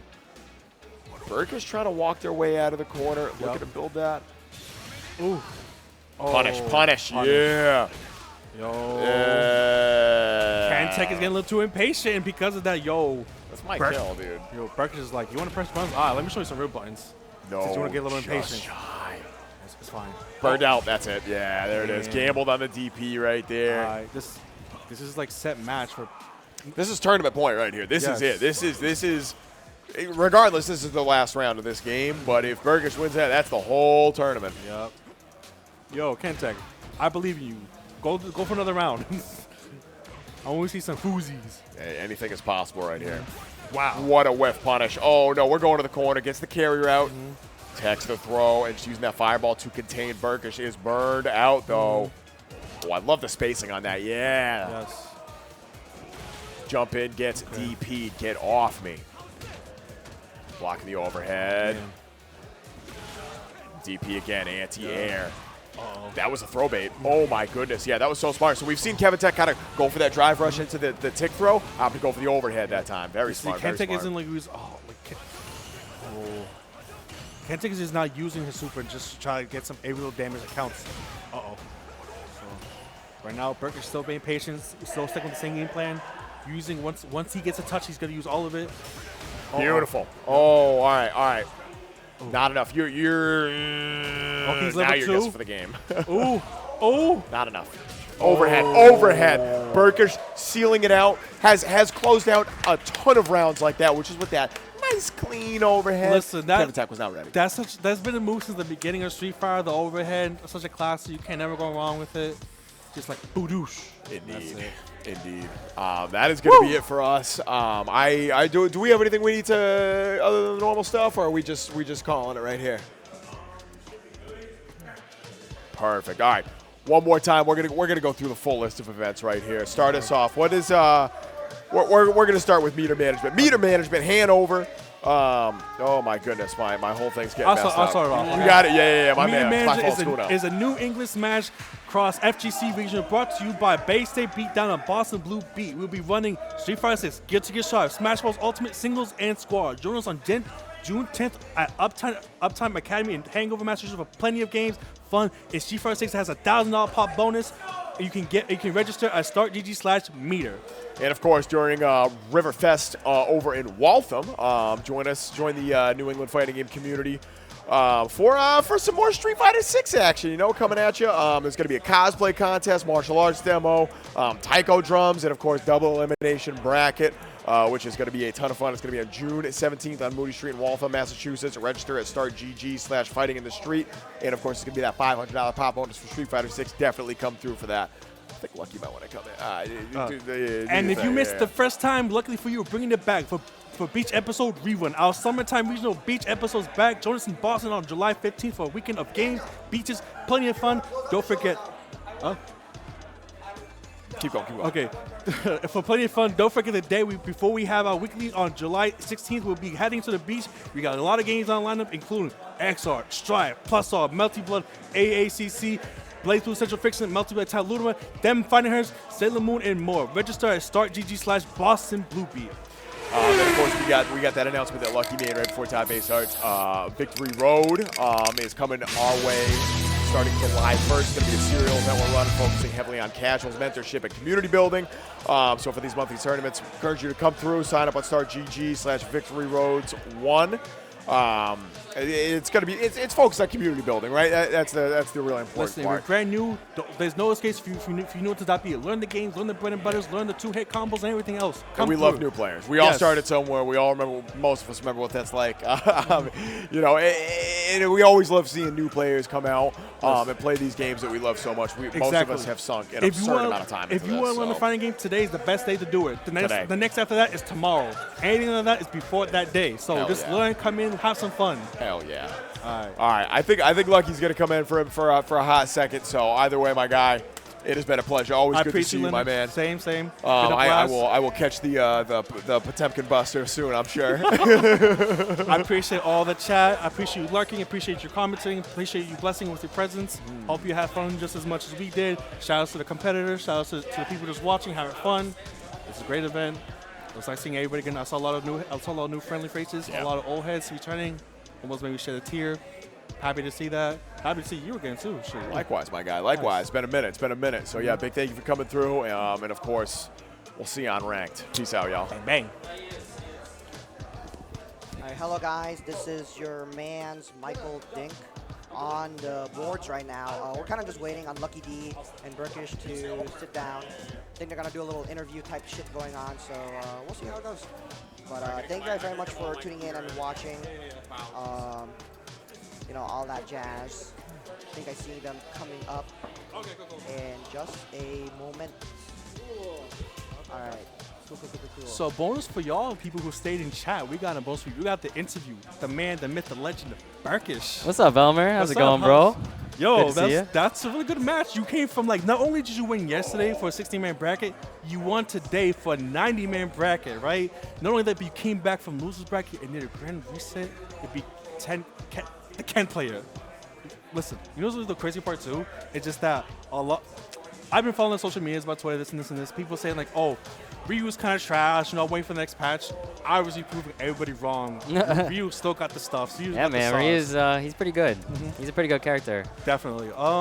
So what adjustments did you do ultimately? Because it seemed like at the first couple of rounds, Ken was kind of dominating the match, but then he was able to obviously bring it back. So what did you do to make the adjustments? I think the biggest thing from the winner's side when I played Kevin was so Ken has a move. It's called Dragon Lash or Dragon Lance, something like that.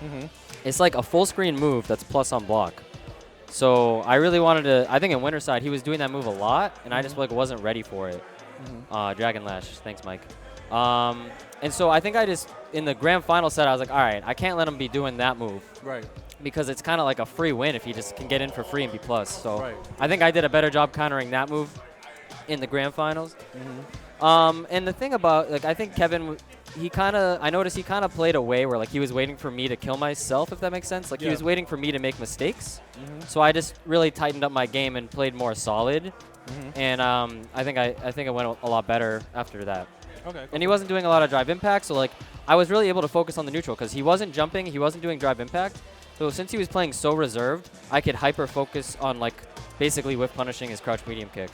And so I think that was the big adjustment. It definitely helped out a lot. You definitely brought up to definitely reset bracket. Other thing too, so like I have a question, personal question for myself. Yeah. So what made you stick to Ryu and like, you know, you played Ryu in the betas. What basically decided to like stick with Ken or not play some of the other characters in the roster? Yeah, so I mean Ryu, I was originally a Jamie player and I thought Ryu was cool, so I was playing him on the side. And then I kind of just didn't think Jamie was that strong, so I was like, all right, I'll just focus on Ryu. So I think for the first tournament, you know, Ryu was the character I played the most. I thought he was pretty good. I don't think he's like the best character, but I thought he was a strong character. Very strong. So I think I realized like, you know what, I'll just spend all my time on Ryu for these first 2 tournaments, and then after that I'll decide who I like want to stick with. So it's not like set in stone. I might switch characters, but you know, for now I'm liking Ryu. Okay, so one last question before the big trophy, right? All right. What do you see in the foreseeable future for Street Fighter 6, or like the meta, or like maybe characters? In your own 2 cents. I want to hear your 2 cents. Like the future of the game, Yeah. I think people are gonna get a lot better at parrying. Like I don't use parry that much. I think people are gonna get a lot better at parrying, and it's gonna start looking like Third Strike. Like you're gonna see a lot more parries, and people are gonna use that, you know, consistently and stuff like that. In terms of characters, I don't know. I mean, JP seems pretty ridiculous right now, but we'll see over time. I definitely want to try him out. Okay, cool. So I appreciate you. Congratulations for Thanks, bro. For winning Appreciate you. everything. Appreciate you. So here's the fancy trophy for you. So show the folks what we have for you. What is this? Let me see. It's a block of cheese. I should don't know. A block of cheese. The Swiss cheese? I got the Swiss. Let me see. Oh, day 1 Street Fighter 6 champion Jumpstart 2023. That's pretty sick. That is pretty sick. That's pretty sick. This is all for you. You can have the box too. I got the box too. Yeah. Yo, what's up, Alex? We celebrating Burkish. So shout out to Burkish. If you like the man, if you like his review, follow him on Twitter. Links are there. If you like the commentators, follow us as well. Shout out to everybody. Shout out to Dink doing everything he can. Yes, thank you, Dink. Thank you for everybody. Dink, is there anything you want to say before like you shut us off? I don't do fucking shit. I don't know what you're talking about. Shut up, bro. If I say thank you, you better appreciate that. All right. Yeah, we still got some people just on the ground right here. You see Caleb right there. We're Nice. made some people before, but we also some people playing casual. So I don't know. That's really it. I want to shout everyone else for coming out. We ran Swiss this time, and you know I heard some comments, and honestly, I do apologize. I take all ownership on that. I will say run it this. again. Listen, I'll say this. People at the same time, people did come up to me. They had fun, and then I think at the end of the day, that's all that matters. People had fun. Absolutely. Nah, I just like talking shit, but I do appreciate everyone for coming out. I'm gonna chill real quick. Yeah, do your thing. Again, meter management next week, June 10th. Smash Ultimate, Smash. Jesus fucking Christ, bro. This technology is hard, and I'm fucking tired. Meter management. There you go. Street Fighter 6 is a $1,000 pot bonus. Guilty Gear Strive, I think, is like $400, $500 pot bonus, and Smash Ultimate is like $800 pot bonus. So like, come by around for that if you're in the Massachusetts area. Next week, June 10th, we're gonna do 2 waves. If you can't make it for 5, you can make it for 7. I shouldn't be saying this, but fuck it, whatever. If you can make it, you can make it. And obviously, Beach episode, which is my shit. Come by for that too. July 15th, we're gonna run a bunch of shit. No Street Fighter 6, sadly. Game came out in an awkward time. Couldn't figure it out. Too many people gonna be in the building anyways. And lastly, Game Underground. Freaking fighting in the streets. I don't know the full details, but you see it right there, $500 pot bonus plus Maturino. And I think Bifu's coming up, who is a pretty cool guy running the stream over there. Bisu's pretty cool. Yeah. Bisu? Dope guy. I wish he was my best friend. Yeah, nah, Bifu, not Bisu. Oh, never mind. I don't know who that is. Yeah. But otherwise, I think we could close it out here. If y'all don't have anything else to say. Burke, you don't want to shout out your stream, bro? Your YouTuber? Your YouTube channels? Come on. Oh yeah, I've been posting on my YouTube. Yeah. Shout out to my YouTube. YouTube.com/Burkishman. Follow me on Twitter, Burkishman. And that's about it. Thank you. All right, cool. Thank you, everybody. Bye, Bye-bye. Bye.